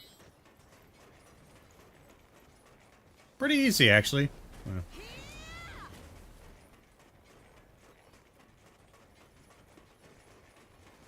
course, I am pretty strong. I might be over-leveled a little bit. I have done a fair bit of farming. Oh, we can get this. We have enough time.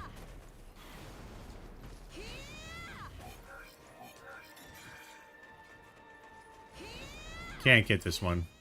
We took too long. Yeah, 410. No downs. Triple S ranking. I'll take it.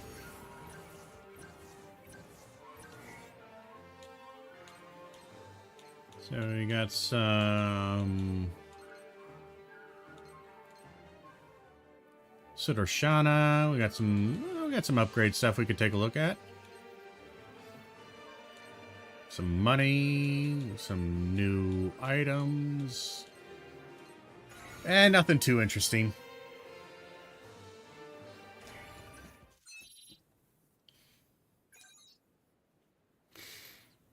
Again, that little special move that I use is quite pretty heavy hitter. A little slow to pull off, but it's a pretty chonky hit when you can do it even at level 1. The little, I start wildly swinging my axe back and forth in a slow little manner, and then I can end it early with a big old area kind of sweeping attack. That area sweeping attack is the big hitter. With my little back and forth little swings, sweeping attacks with my axe are doing like 100 hit. You know, those are things that doing the big sweeping thing is doing like like 4, 5, 600 at least. So it's pretty good. Nobody to talk to? I did just do the next story mission, right? Laboratory? Anything to talk to in the laboratory? No? Nope. Alright, okay.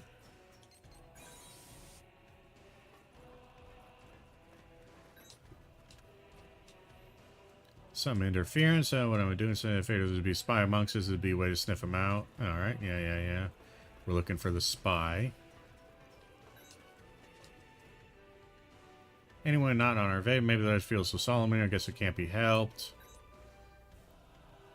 Going out pretty far on the next mission. Establish course, but I still don't want to see any accidents. Then let's do our best, shall we? Okay.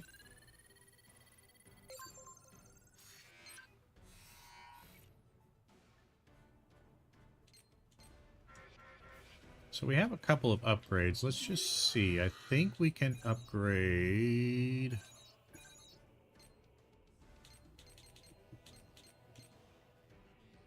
Can we upgrade you? You are an ice. I don't really care for that fire. We can't do you.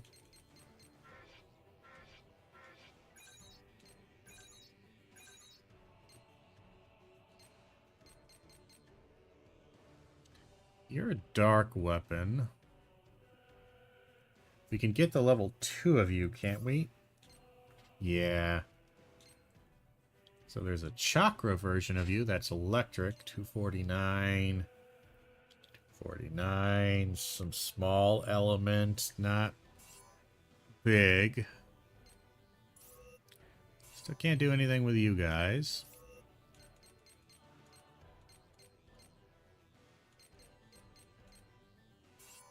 I'm currently using the Amit ring just for the slots.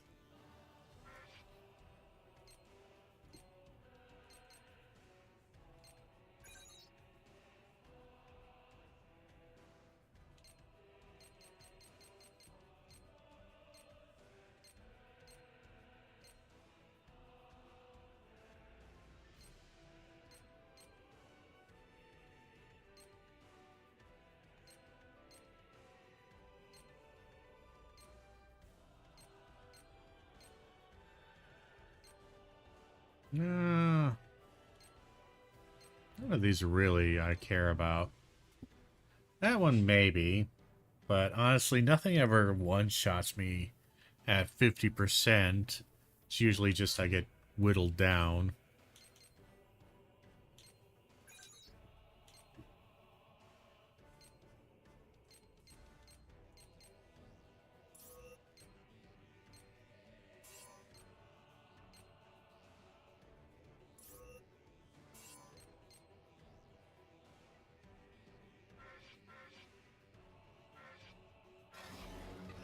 And we're good. Let's do another story mission.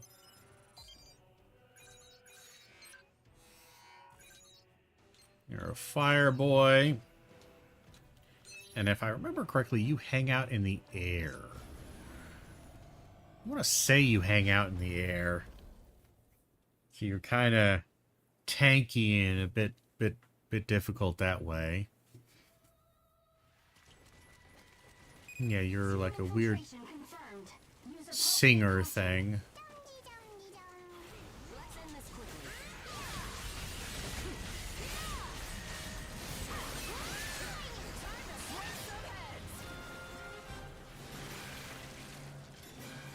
Round one. Master of the Sun. Team made contact with secondary target and is in pursuit. Team made contact with secondary target and is in pursuit. Round one.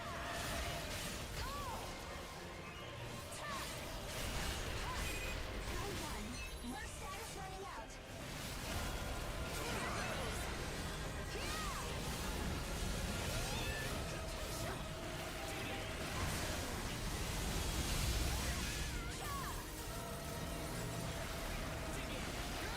detected. Round one. Match your surroundings. Don't remember what that attack is. Oh, probably shouldn't go into the beam.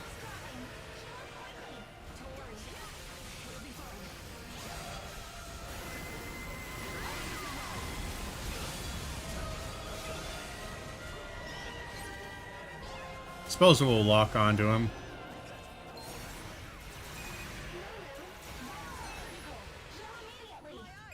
Don't worry. Why is everything blinding me?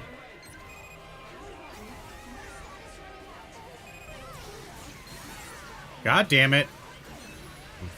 Would you stop blinding me, you bitch?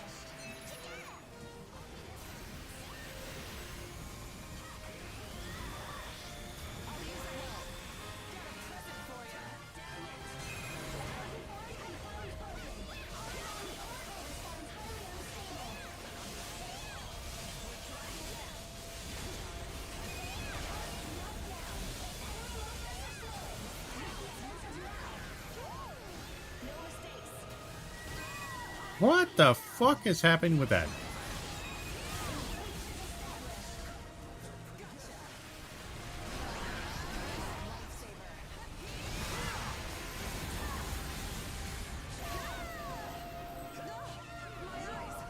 Everything blinds me, I swear to God.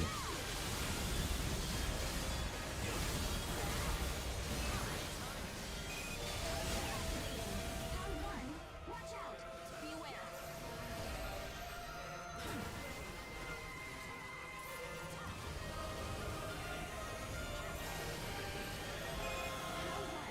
Blast is almost gone. Engage time is up.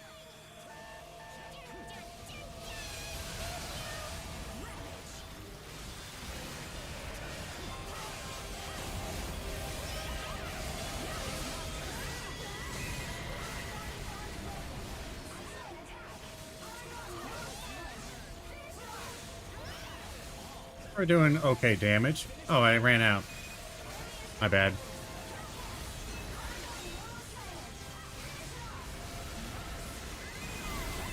Accomplished. That was sheer perfection. This is an emergency, everyone. Area ash density is rising. It's an ash storm. An ash storm? Are you kidding me? An ash storm? Oh no. Immediately. An ash storm? Oh, God. We'll never survive. Eat the children. We're gonna have to sustain ourselves. There's nothing to be done. We just have to consume everyone. Yeah, we got most of it. Missed a piece or two.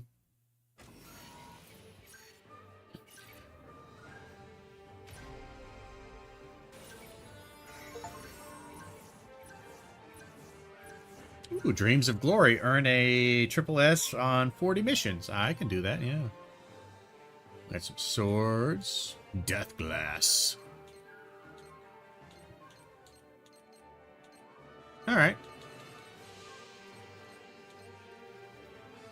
Trigonal analysis, sharp analysis, photographer, sure.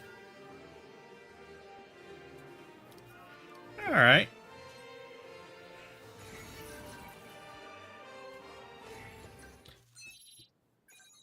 Good.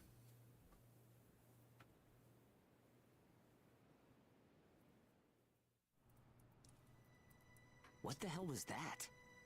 Ash density doesn't spike like that normally. It seems to do it a lot in this game, from what I remember. We're looking into it. An ash storm springing up out of nowhere. The Crimson Queen and ash storms. I don't like this. Sorry for the interruption, but I have Inukai on the radio. The radio? They must be pretty close then. Can you record it? Sorry, the signal has noise that prevents recording. How the fuck does that happen? It's not about record. What do you mean recording? How does signal noise prevent recording? No.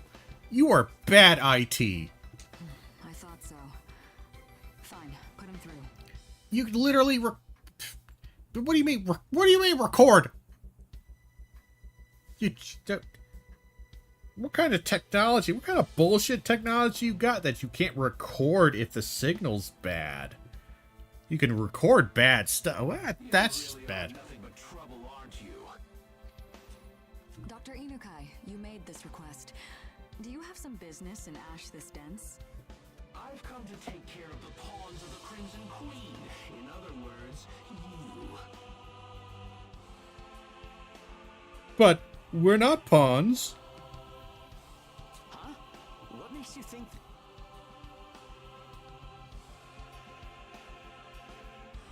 The ash storm near the place you were operating. The disappearance of the target. What target? Connecting you to the Crimson Queen is simple enough, isn't it? The people of Gleipnir aren't likely to swallow that line.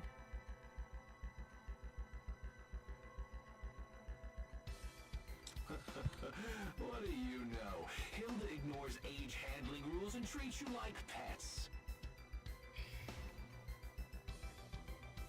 If you were with any other caravan, they'd keep you locked up in the hold.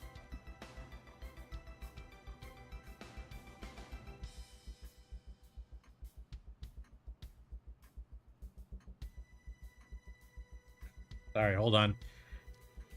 I'll be back in just a second.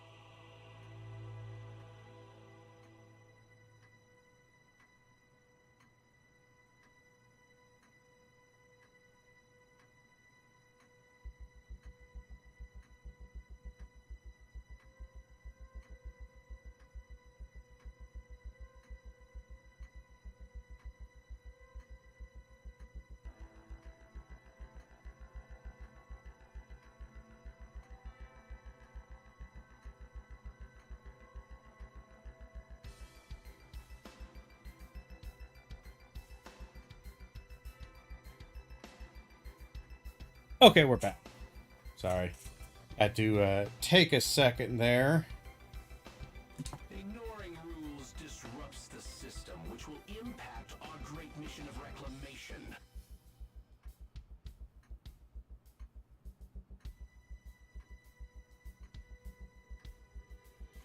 Not only that, but I suspected you might have some contrary plan of your own.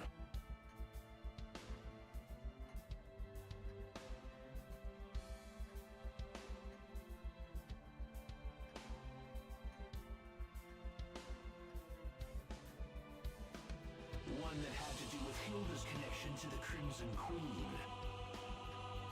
What's that supposed to mean? Oh, has Hilda not told you yet? You'll have to pardon me. I thought that your relationship with Werner, Crimson Queen's leader, was publicly known.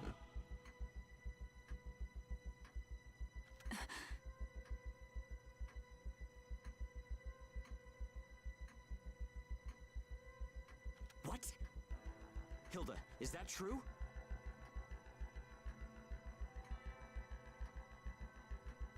It was a long time ago. Now, My let's God, get down to shocking. business. Hand over the humanoid origami you've been keeping.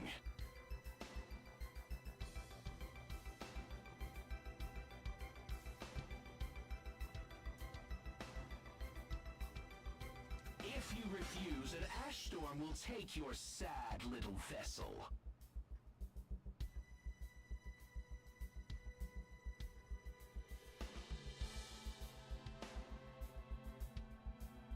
An ash storm? You can't.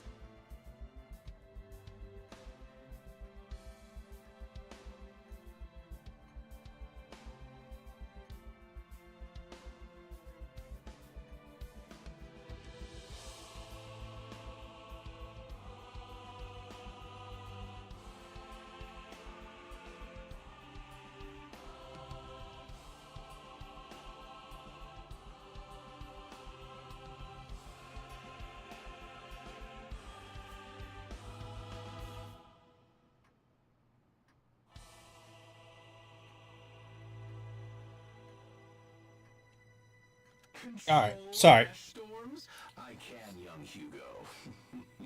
Ha ha ha. I've heard rumors that the Crimson Queen has technology that can set off ash storms. Ah, then that means Inukai is the traitor. How astute. Yeah. What do you plan to do with Feem? Sell her to the Crimson Queen, obviously. They're my most valuable client, you see. Again, recording this would be super useful, and the fact that you can't record it is very strange. I don't know what kind of shitbox tech you got here, but the fact that you couldn't record this because there's interference, that doesn't work. That doesn't work. All this for money? For my research, my current budget is meager. The Gleipnir fools have no appreciation. You have no right to. We're done talking. You're currently surrounded by origami that I've driven there with ash storms. Don't even try to escape. Got that? Well, why not? Like, I don't understand that. Like, if we escape, what it would be like, what, rude? Make the delivery tomorrow morning when the storm is settled. I'm sure you'd like to take some time to say farewell to the humanoid origami anyway. The call has been cut off. Inukai is right. We appear to be surrounded by origami. Well, he isn't bluffing. We won't let him have Feem. We'll break through the origami. Sounds like a plan. Right, we'll tear open a hole. Dr. Inukai has his eyes on us. It'll be a real race. Are you ready? Yeah. I mean, it's kind of what I've been doing all the time. Like, I'm not worried. That's just kind of what I do.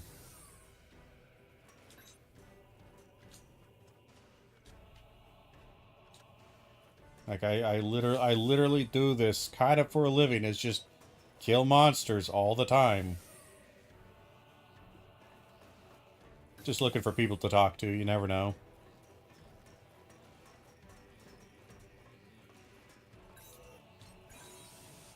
Kind of doubt there's anything down here. You don't have a little marker above your head, so talking to you doesn't matter. Talking to you doesn't matter. Where's the guy?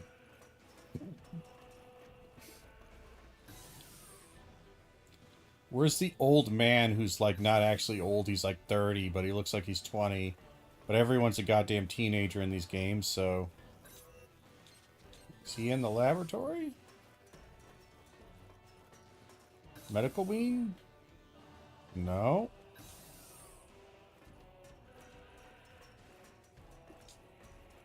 Not there. Definitely not there.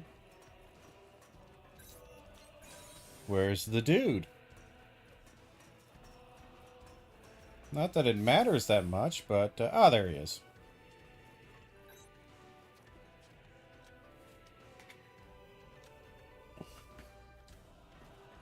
Good enough.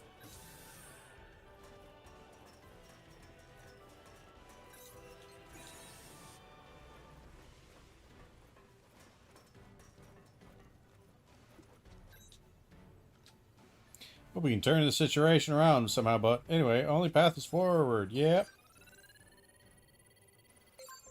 There's also some side missions, so it's not just forward, it's side missions.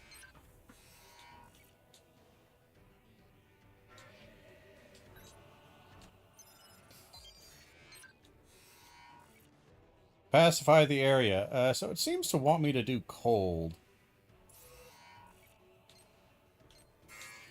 Cold would do quite a bit more damage than just my raw attack. Can I upgrade? I cannot upgrade my frozen wing. No, it's really good for cold.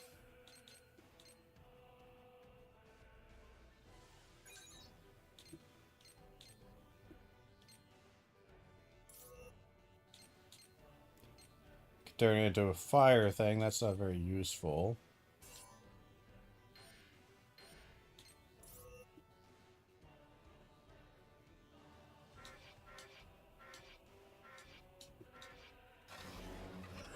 Meh. We'll just do, we'll do it the way we got. Could be a trap. It's always a trap. So there's two little bastards in this one. So it's a double hunt. Shouldn't be too much of an issue. Please eliminate origami in the area. You may depart whenever you're ready. It's best to assume Dr. Inukai already knows what we're up to. Work quickly, before he sets off an ash storm. It's a race against the clock. Let's do it! Get up! Make contact with secondary target using pursuit. Origami approaching. It's an ash storm. It's headed straight for your position. Sure picked a hell of a time. Watch yourself. You've got this. All movements are slowing.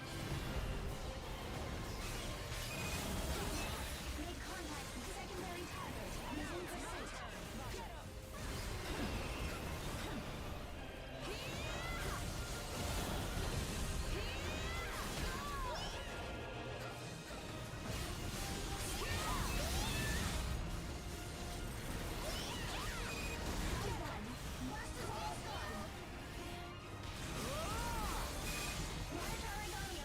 You've got this. Enemy movements are slowing. Take the offensive now. Origami on resonance radar. Ash storm headed your way. 30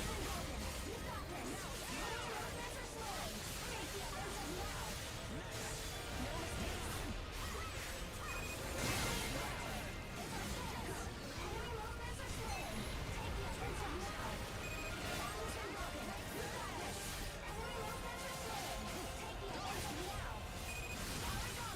to operation area. 30 seconds when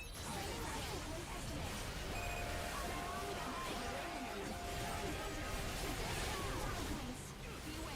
Just gotta keep killing this guy.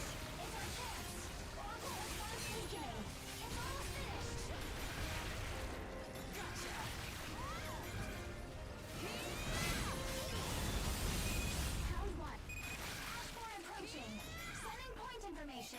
We've got company. Engage concluded. Alright, we'll take on the Ashborn now.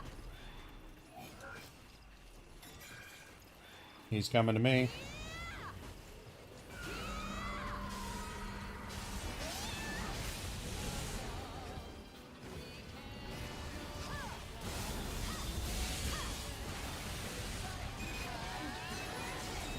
Activation on standby.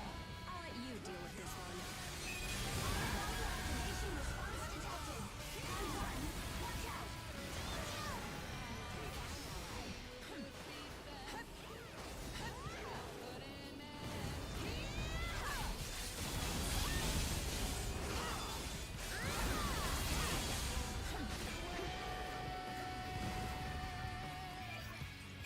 Round one. Master Ball is gone. Engage has ended. In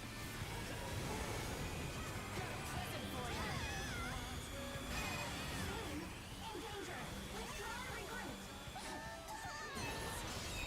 Activating engage. It'll take more than that. Master Devour attack. Oh, get fucked. Ah, I hate that Devour attack. That's such a bullshit. Burst. Get me the fuck up, please, people. Thanks. Sorry, they got me.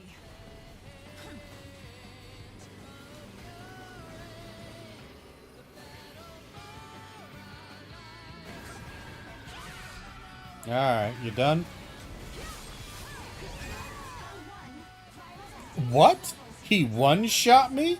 What the fuck? I hate the Devourers. The Devourer is my least favorite mechanic in this thing for the enemy, because it just feels such bullshit.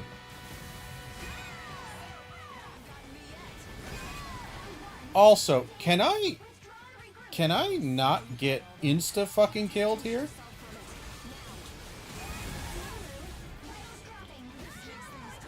Everything insta-kills me.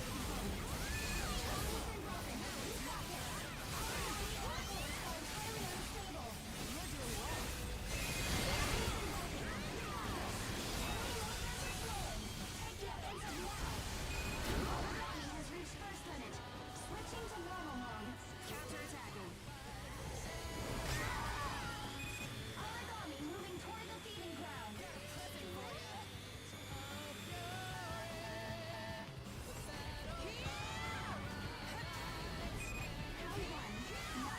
5 minutes.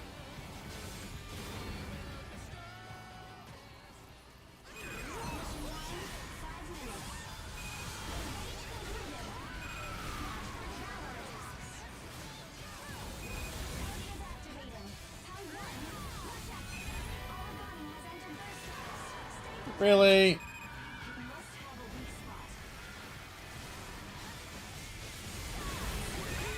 Kinda, not really. Dangerous levels. Prioritize surviving above all else. I need to get it together. Be careful. Finish it off.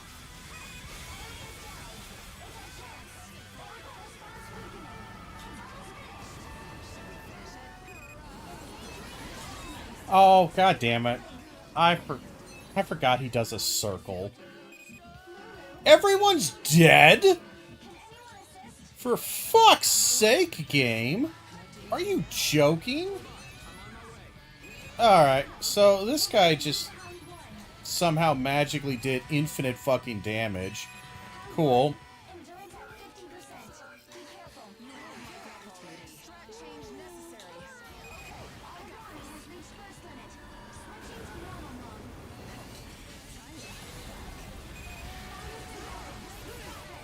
Origami almost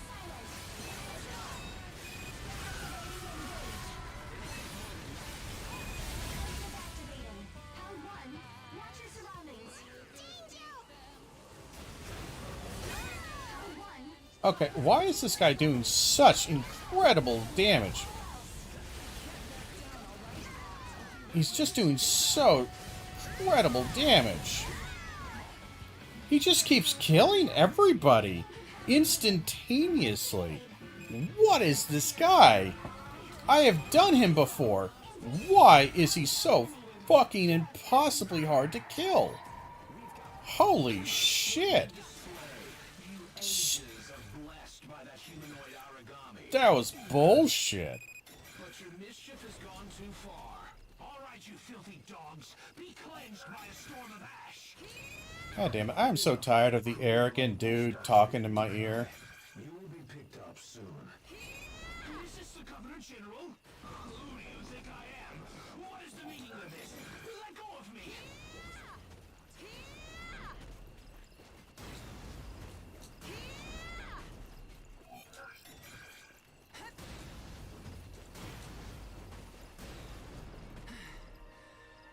Well, that guy annoyed the shit out of me. Again, bad weapon to use against him, I guess, but, whatever, triple S, I guess.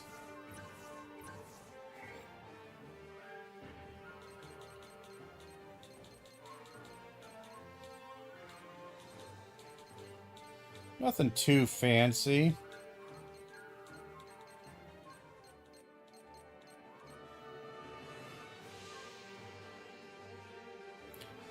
Increase beam module power by 5%, blah, blah, blah.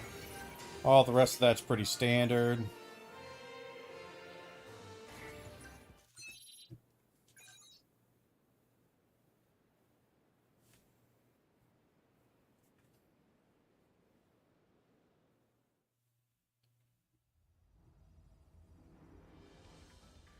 Just execute him. Let me go. I'm innocent.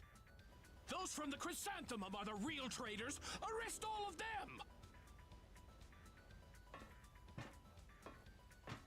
This is most unseemly, Inukai. We received the news of your support for the Crimson Queen from your own forked tongue. On this very vessel. What? What are you doing here, Governor General? Send Dr. Inukai to Mission HQ. Let go of me! Hands off! Without me, Gleipnir's technology will fall 20 years behind. Do you want that, Governor General?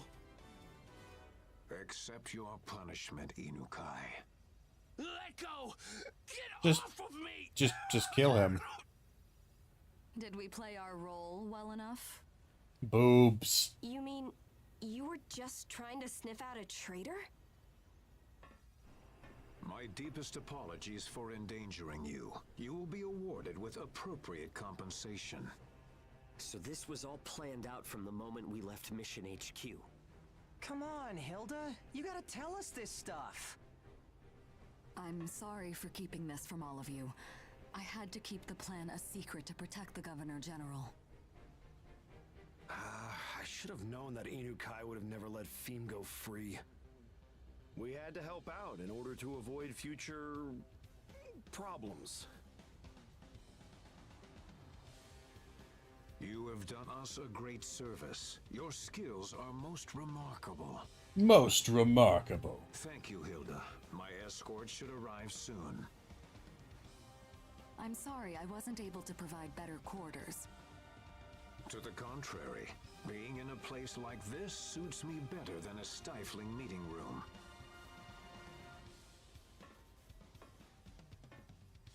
Please, take good care of Hilda for me.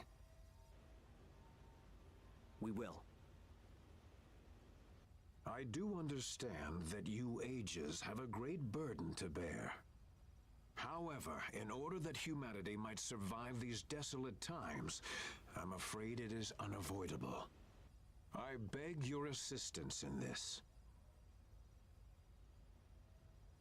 I must go until we meet again. I'll walk with you. Hey, Hilda. Can we talk about Werner at some point? Sure. Let's talk once I get back.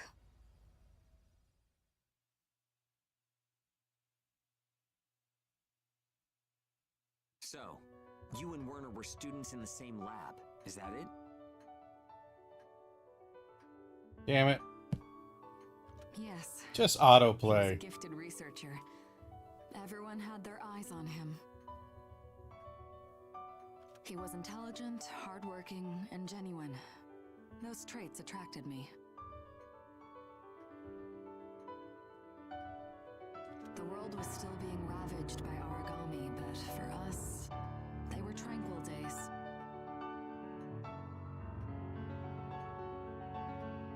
I had faith that we'd be side by side like that forever. Until the day came. The day. That's right. Everything changed on that day. My life. And his, too. I understand. I didn't mean to keep this from you. Everyone has a secret or two. That's only natural. One other thing. What's your relation to the Governor General?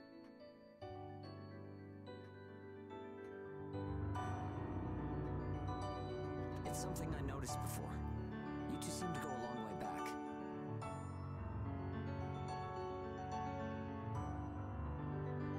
That's because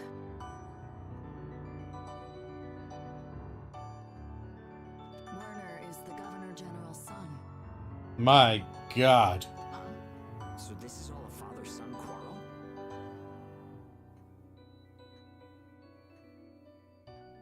Everyone in the area who survived the calamity owes it to the Governor General and Gleipnir. But there were many sacrifices as well. That includes the existence of ages. Werner could never accept those sacrifices. He threw himself into the fray to protect the weak who were written off by Gleipnir. And then he formed the Crimson Queen.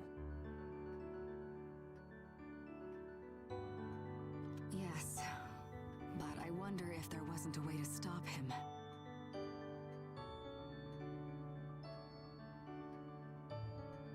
If I had been braver, like all of you, maybe things could have been different.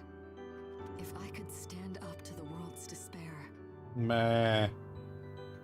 Bah. Don't stand up to the world's despair. Embrace it.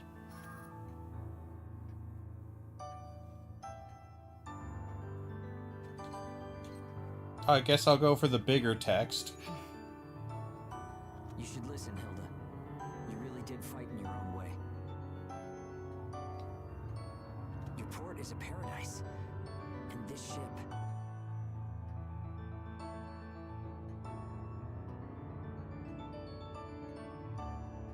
You've got ages, regular god-eaters, and a mess of kids.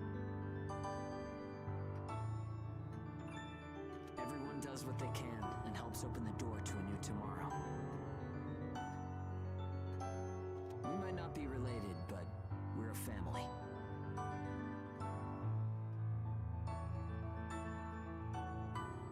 All of that is here now because you never gave up. You kept fighting.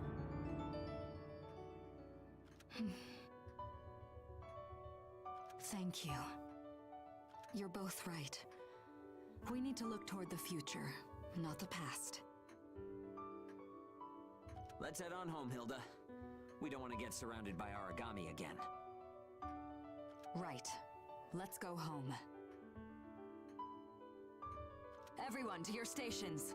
This vessel is returning to Mission HQ. Damn straight. Whatever.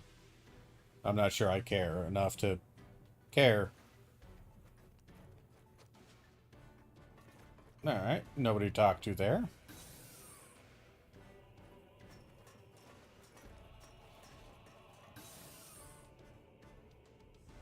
Nobody to talk to there.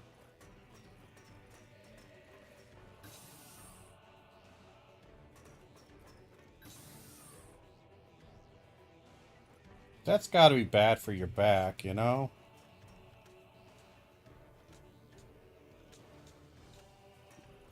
Man, you just can't stand like that all the time.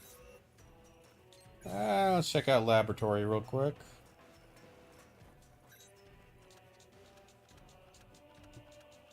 Don't give a shit.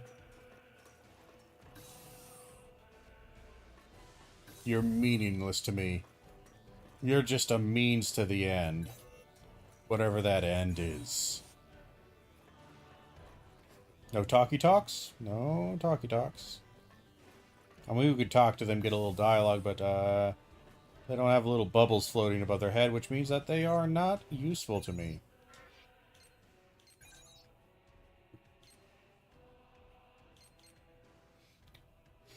Anything here that I really want or care for?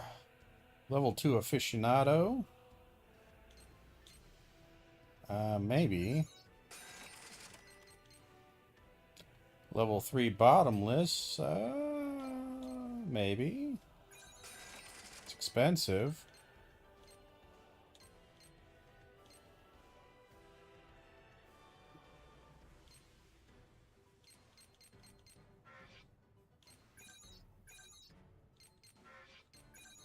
Nothing new there, nothing new there.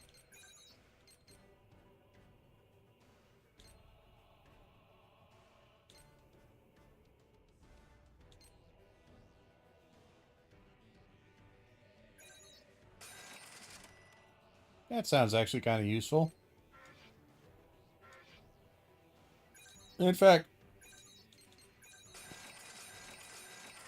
they're cheap enough.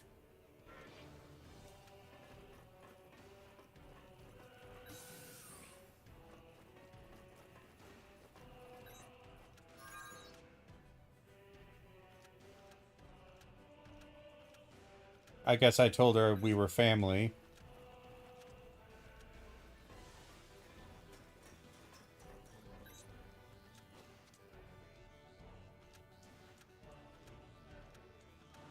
Yep, standard stuff.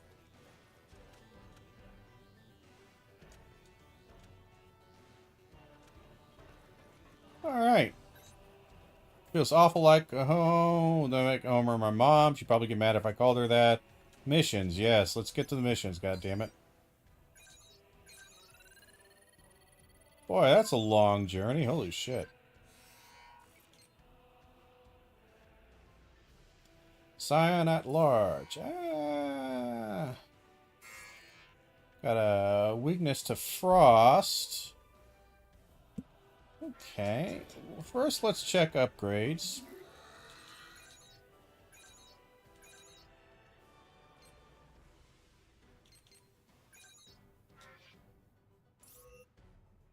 Still the same one there.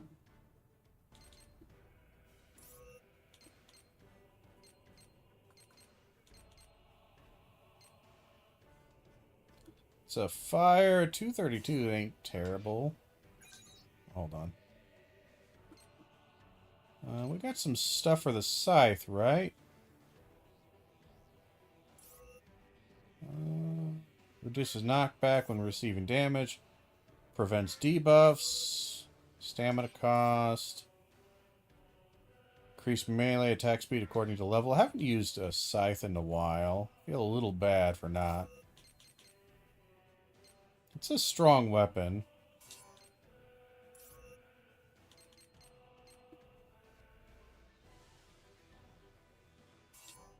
$315 ain't nothing to sneeze at either.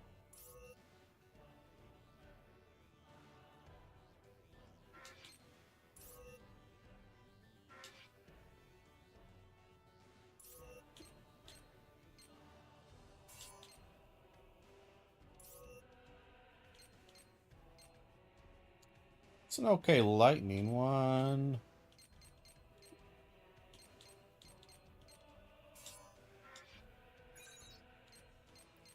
The charged spears I won't care about. The Fee Dragee, that's an interesting little bugger right there. Busters, what do we got?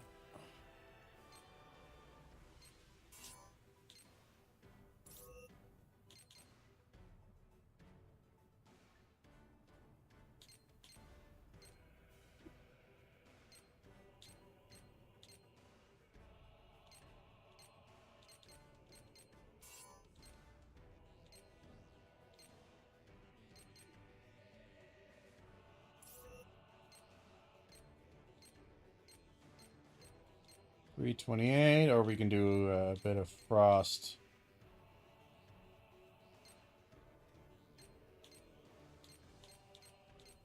And these have steel in them. I don't remember what steel is. The hell's Rob? Melee attacks restore OP. According to that, that's not terrible. Long blades.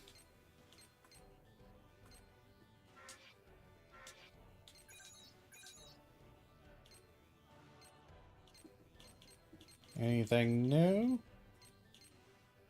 I don't think so.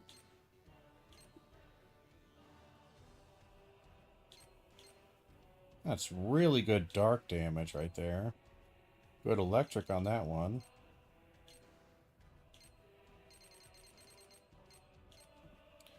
I don't see anything newish here. That guy's great for dark.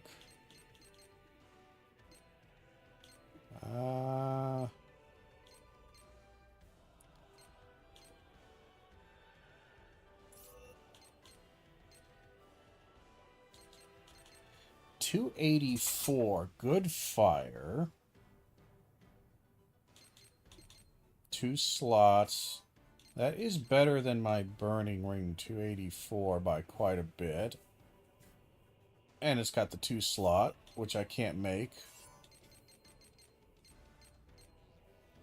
We have the Helio Sheath, and we can upgrade that guy.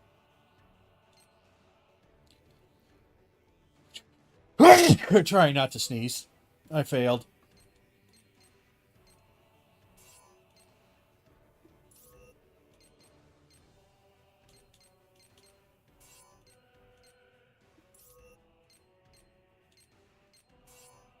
We're going to upgrade the Helio Sheath if we can here.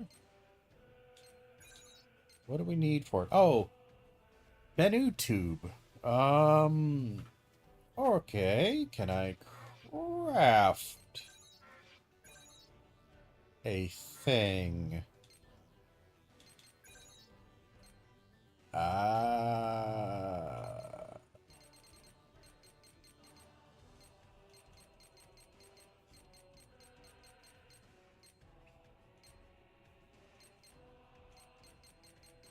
We need a Bennu Tube. A Bennu Tube. Oh. Somebody followed me, but it's not popping up on my screen. Excuse me while I try to find out who just followed me. Kalion, there it is. Sorry, it took a second for you to pop up there. Thank you for the follow. Hello to you as well. We're just playing some God Eater here, because I never actually beat the game or finished it, so figured I'd take a look at it. So we got Bennu's stuff there. So I need to find out where I can get Bennu Tube. I have a little bit of it, so let's check. Maybe it's the last guy I just killed.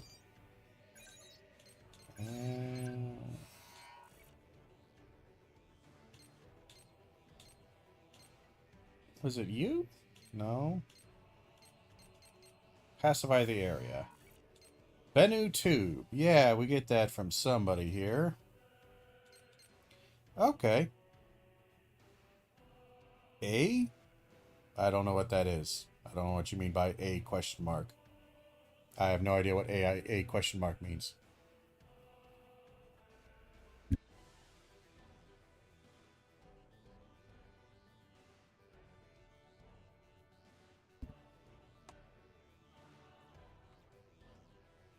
So we could do this fight again. He is cold resistant. I'm sorry, cold weak. So should I change my gear to be cold? Because my damage did feel a little underwhelming. So we do our frozen ring. We lose a ton of raw attack, but we have tons of elemental based stuff. So, and we lose bottomless.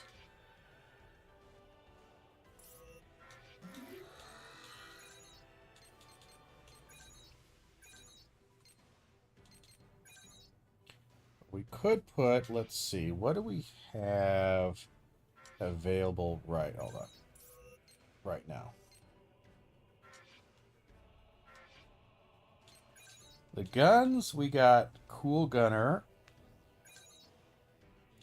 So we could actually put something else on here, like bottomless, maybe? I thought I had a bottomless somewhere in here.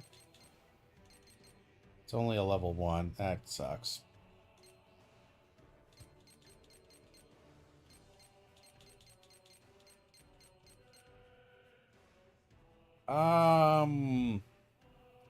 Lame.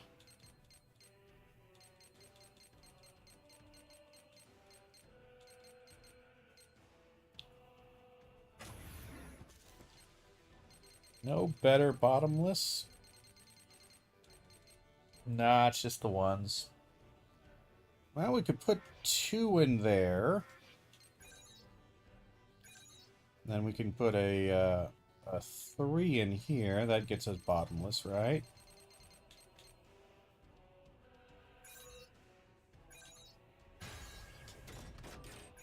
Right? It's a little bit of a waste.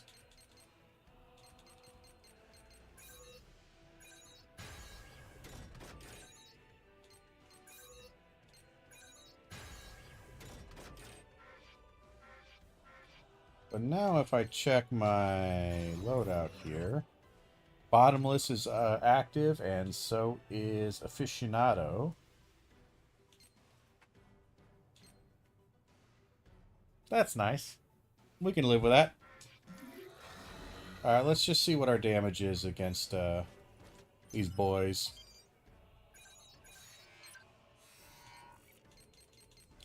Pacify the area.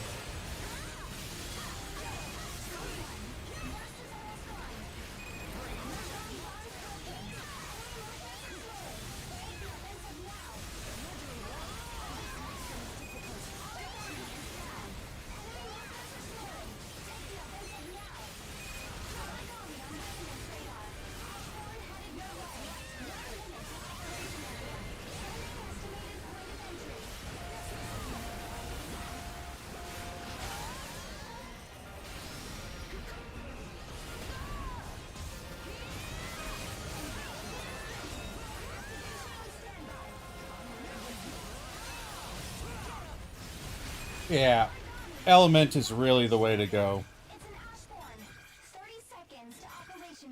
You do way more damage with the element.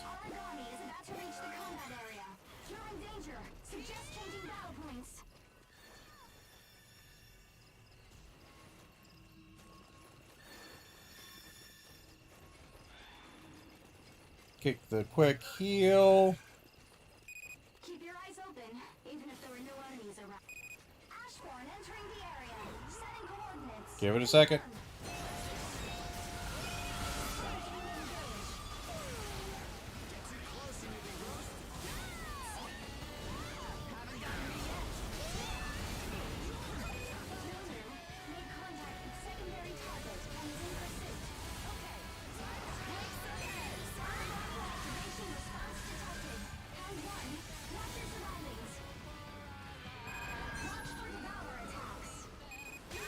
Get fucked! Get fucked, you motherfucker! absolute cock fucking bullshit. God damn it. I hate the damage of this guy. He is absolutely way too high damage. I'm sorry, his damage when he gets us in this mode is bullshit. Engage rate at maximum. Execute when ready.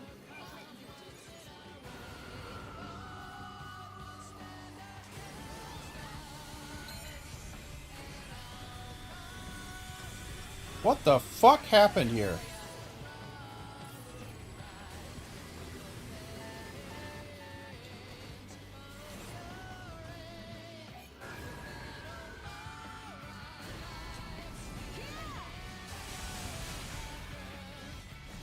Get your bitch ass the fuck over here. Target burst is expiring. Continue to be cautious. Primal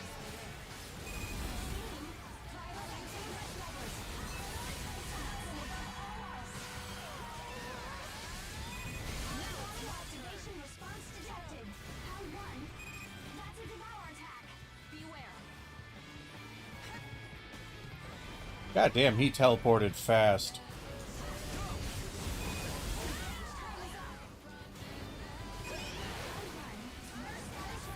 Get fucked.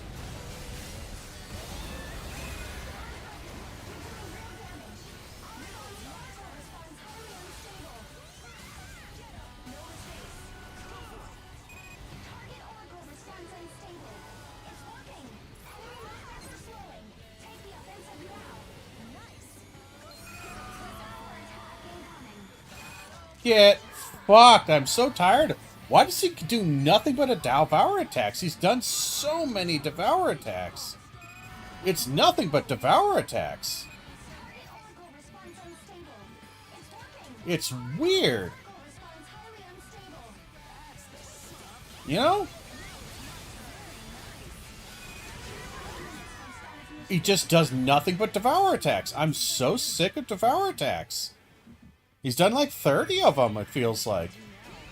Devour attack, devour attack, devour attack. He's done at least 3. Then he did another devour attack. Then he did another one. It's just like, dude. Fucking.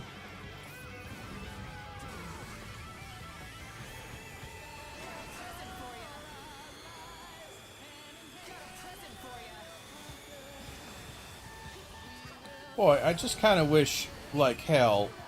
Vitals at dangerous levels.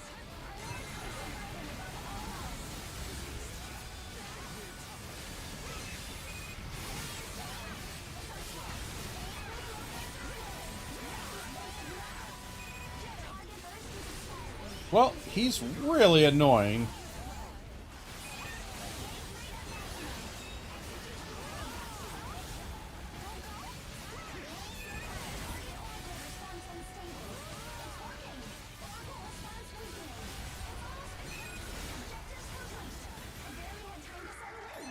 Very annoying. Very annoying. Surprisingly easy. Ready to head home? With all of your capabilities, you don't even need my support.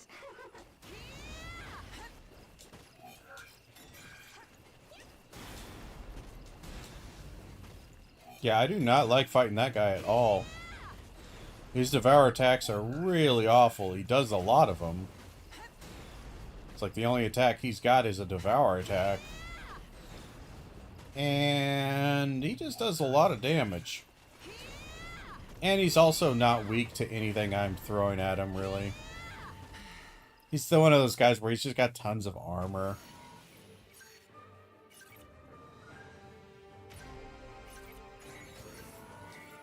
Still fast enough.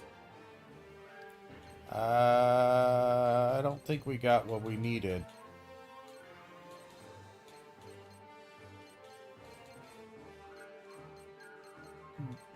No, we got a Bennu hand. We did not get it. That kind of sucks.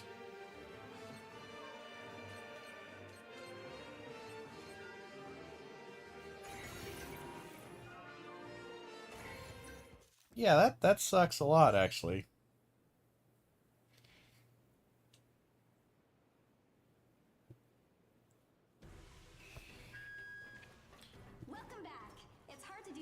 living in the Ashlands, but it doesn't slow you down.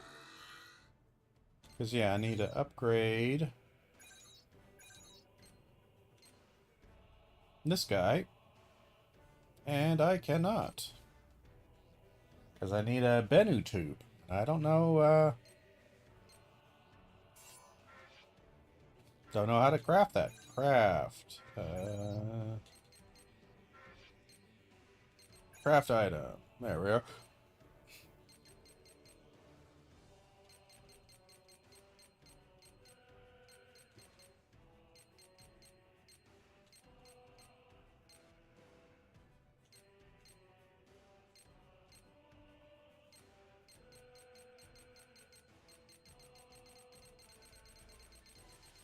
No, can't craft it. Well, that's annoying. I mean, it's a mission that gives me a decent amount of money, I think. Yeah, decent amount of money.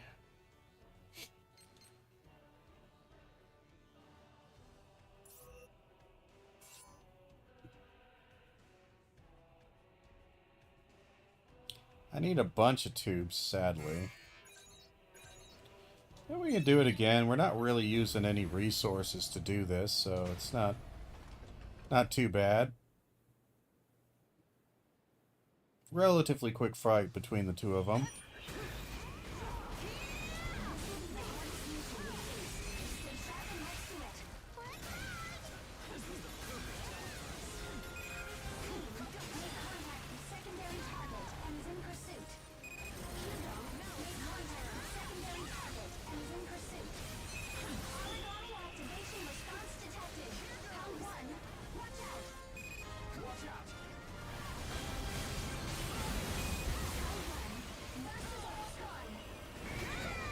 God damn it. Kinda wish these little fuckers weren't here.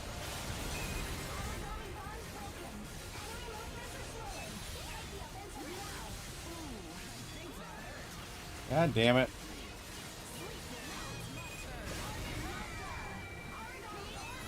Well, this one's going way worse. Mainly because I just kept getting fucked by this. Let's just heal.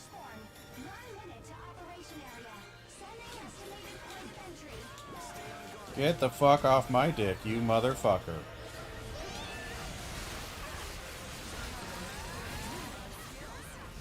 God damn it.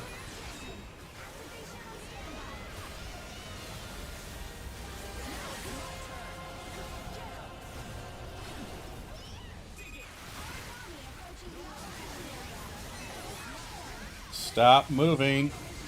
Thank you.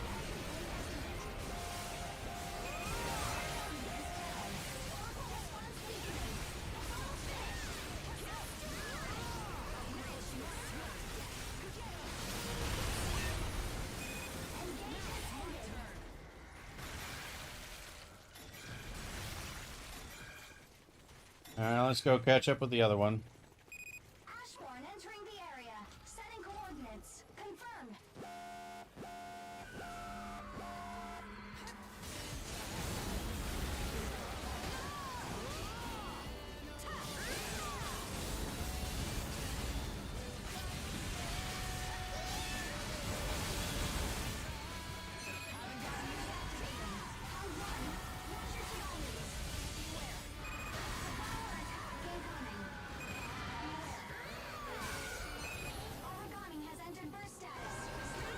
God damn, why?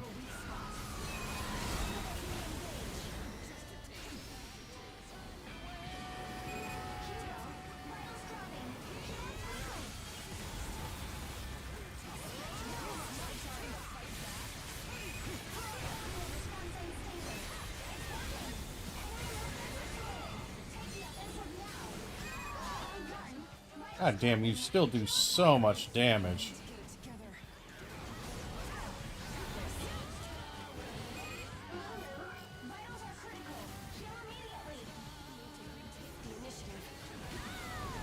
Ah, damn it.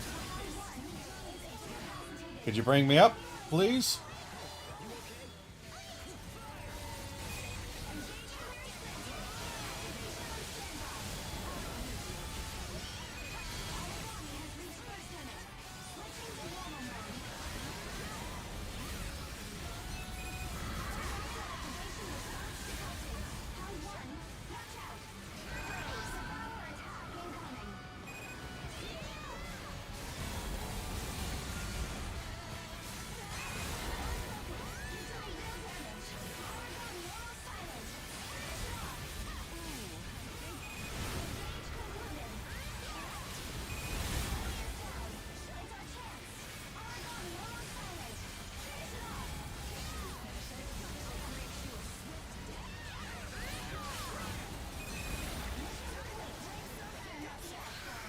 There we go. How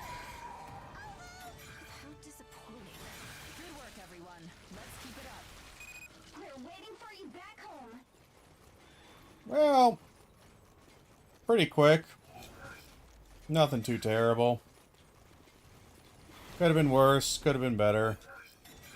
First fight was a bit rough, but that one actually went a bit easier. You didn't get so many devour attacks off.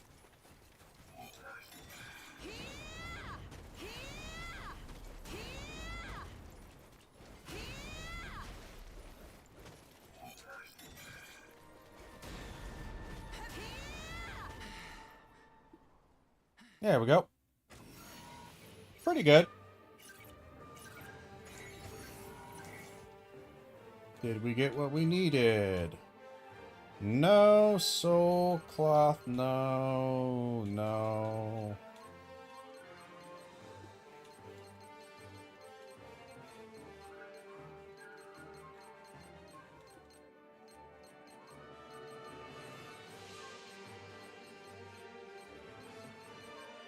We need a Bennu tube. We are really struggling to get a Bennu tube. Okay. Yeah, that's rough.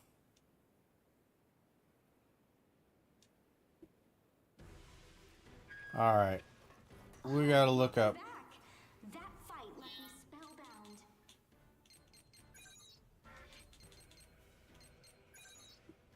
Is there anything I can do looking at, like maybe here?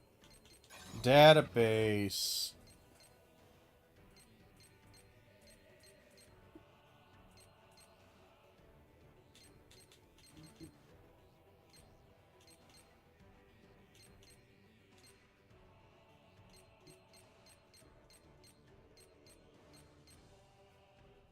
Is Ra the one who's giving me stuff?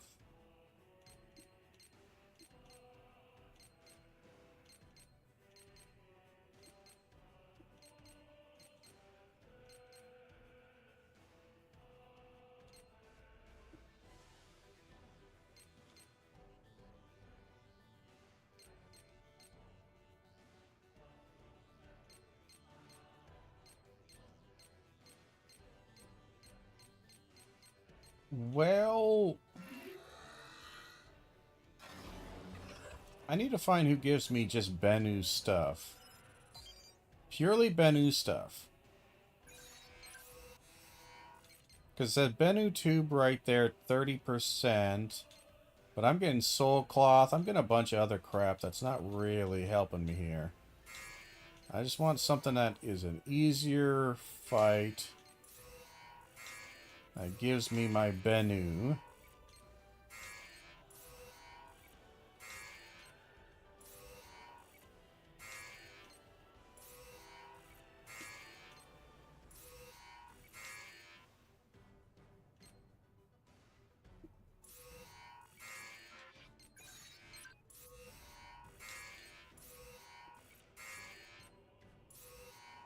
None of those guys.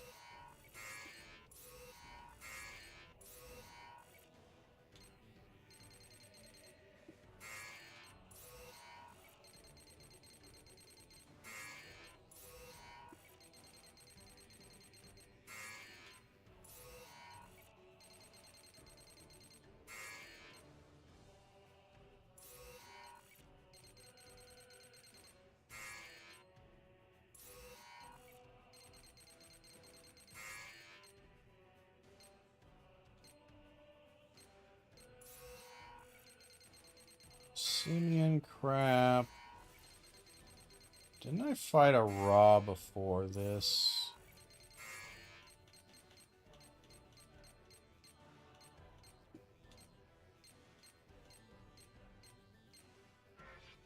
Was he somewhere in 2?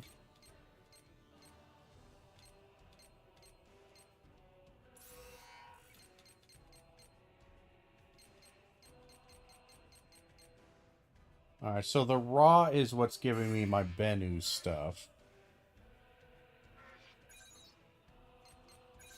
So I would need to do just this guy right here over and over again if I want to get the Bennu thing.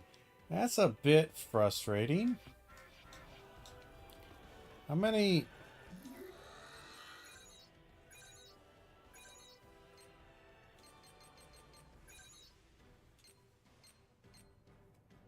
I only need the one. So I guess maybe we do it one more time just to see if we get lucky.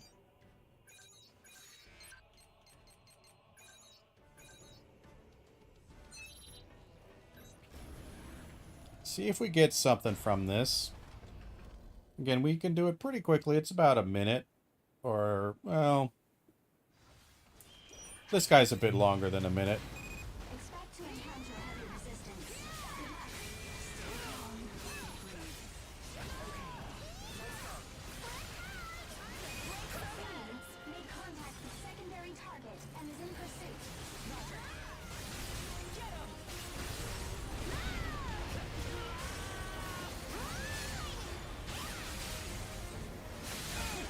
Vitals at dangerous levels. In order to survive all else.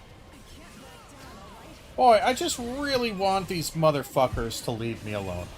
I absolutely despise, with every fiber of my being, every endemic life in existence.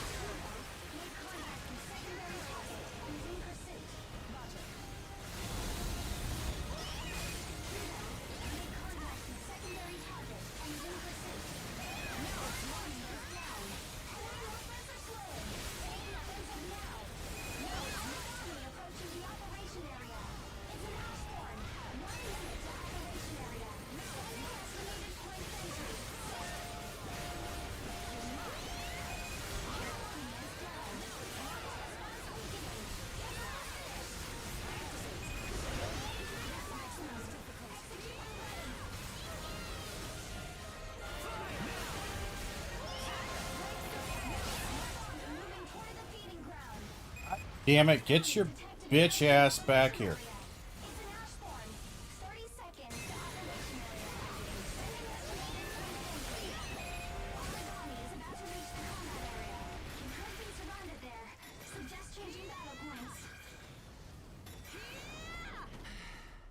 Come on, give me my stamina back, please.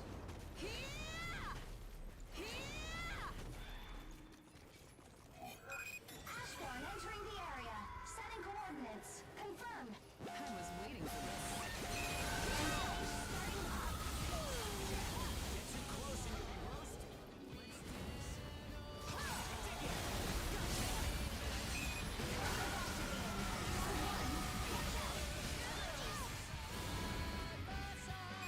Watch for devourer attacks. Watch out. Let's do this. Lulu detected primary target and has entered combat. Okay. Where the fuck has Lulu been?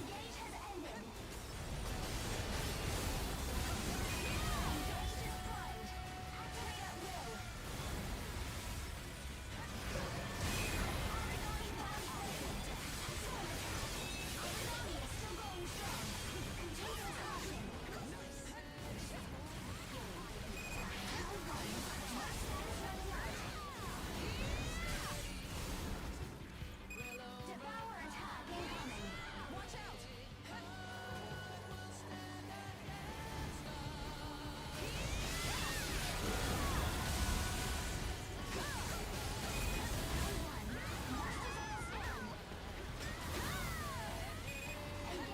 will.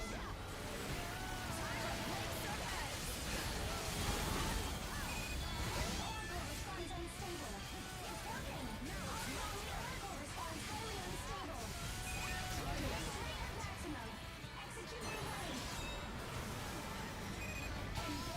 is still going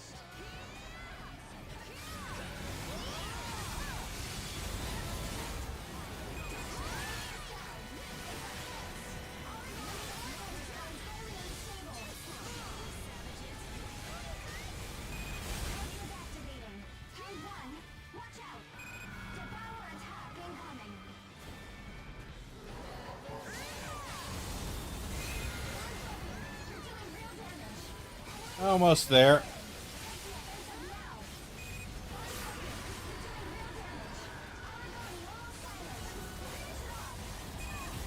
Boy, he does nothing but those devour attacks, doesn't he?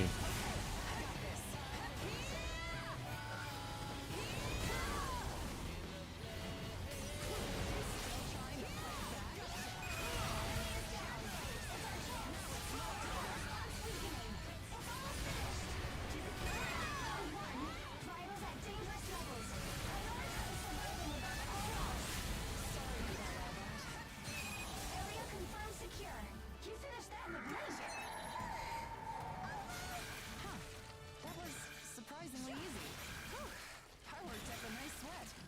Ah, we got the Bennu tube. Very nice. We got the Bennu tube. Exactly what we needed.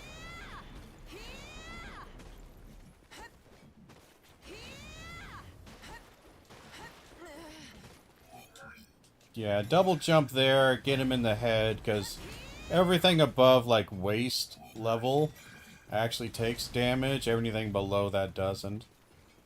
So you kind of just constantly got to be jumping in the air. Aerial attacks work good against him. Nothing else, really.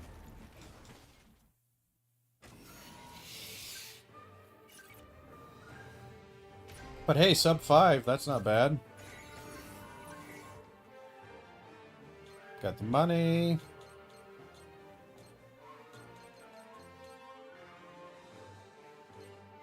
Nothing too amazing in there. A little bit more on the Warlord.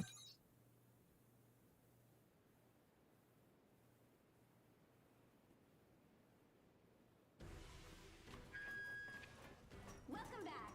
It's hard to do anything in the Ashlands, but it doesn't slow you down. So now we have a new fire guy right there, and he is a pretty high damage. Lot of good fire. That double zero is very good on fire. So he should do quite well. His special skill is, whatever.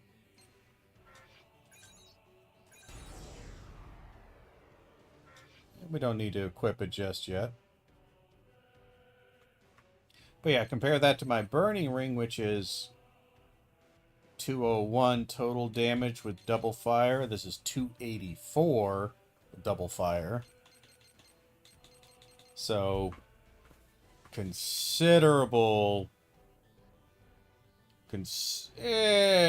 a lot. That's like a 40% increase on damage, or near 2. Total attack.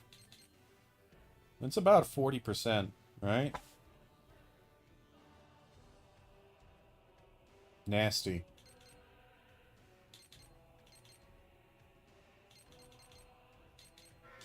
Very cool.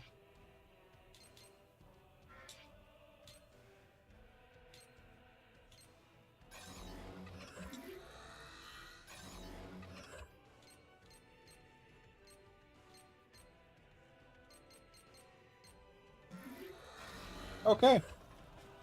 Well, I think we're going to go ahead and stop it there. We're going to save here because we need some lunch. We might be back on later in a little while after we take a break. We might be back. We'll have to see what work ends up working like. But thank you all for being here. Thank you for hanging out. And until next time, and as always, I hope you have a good one.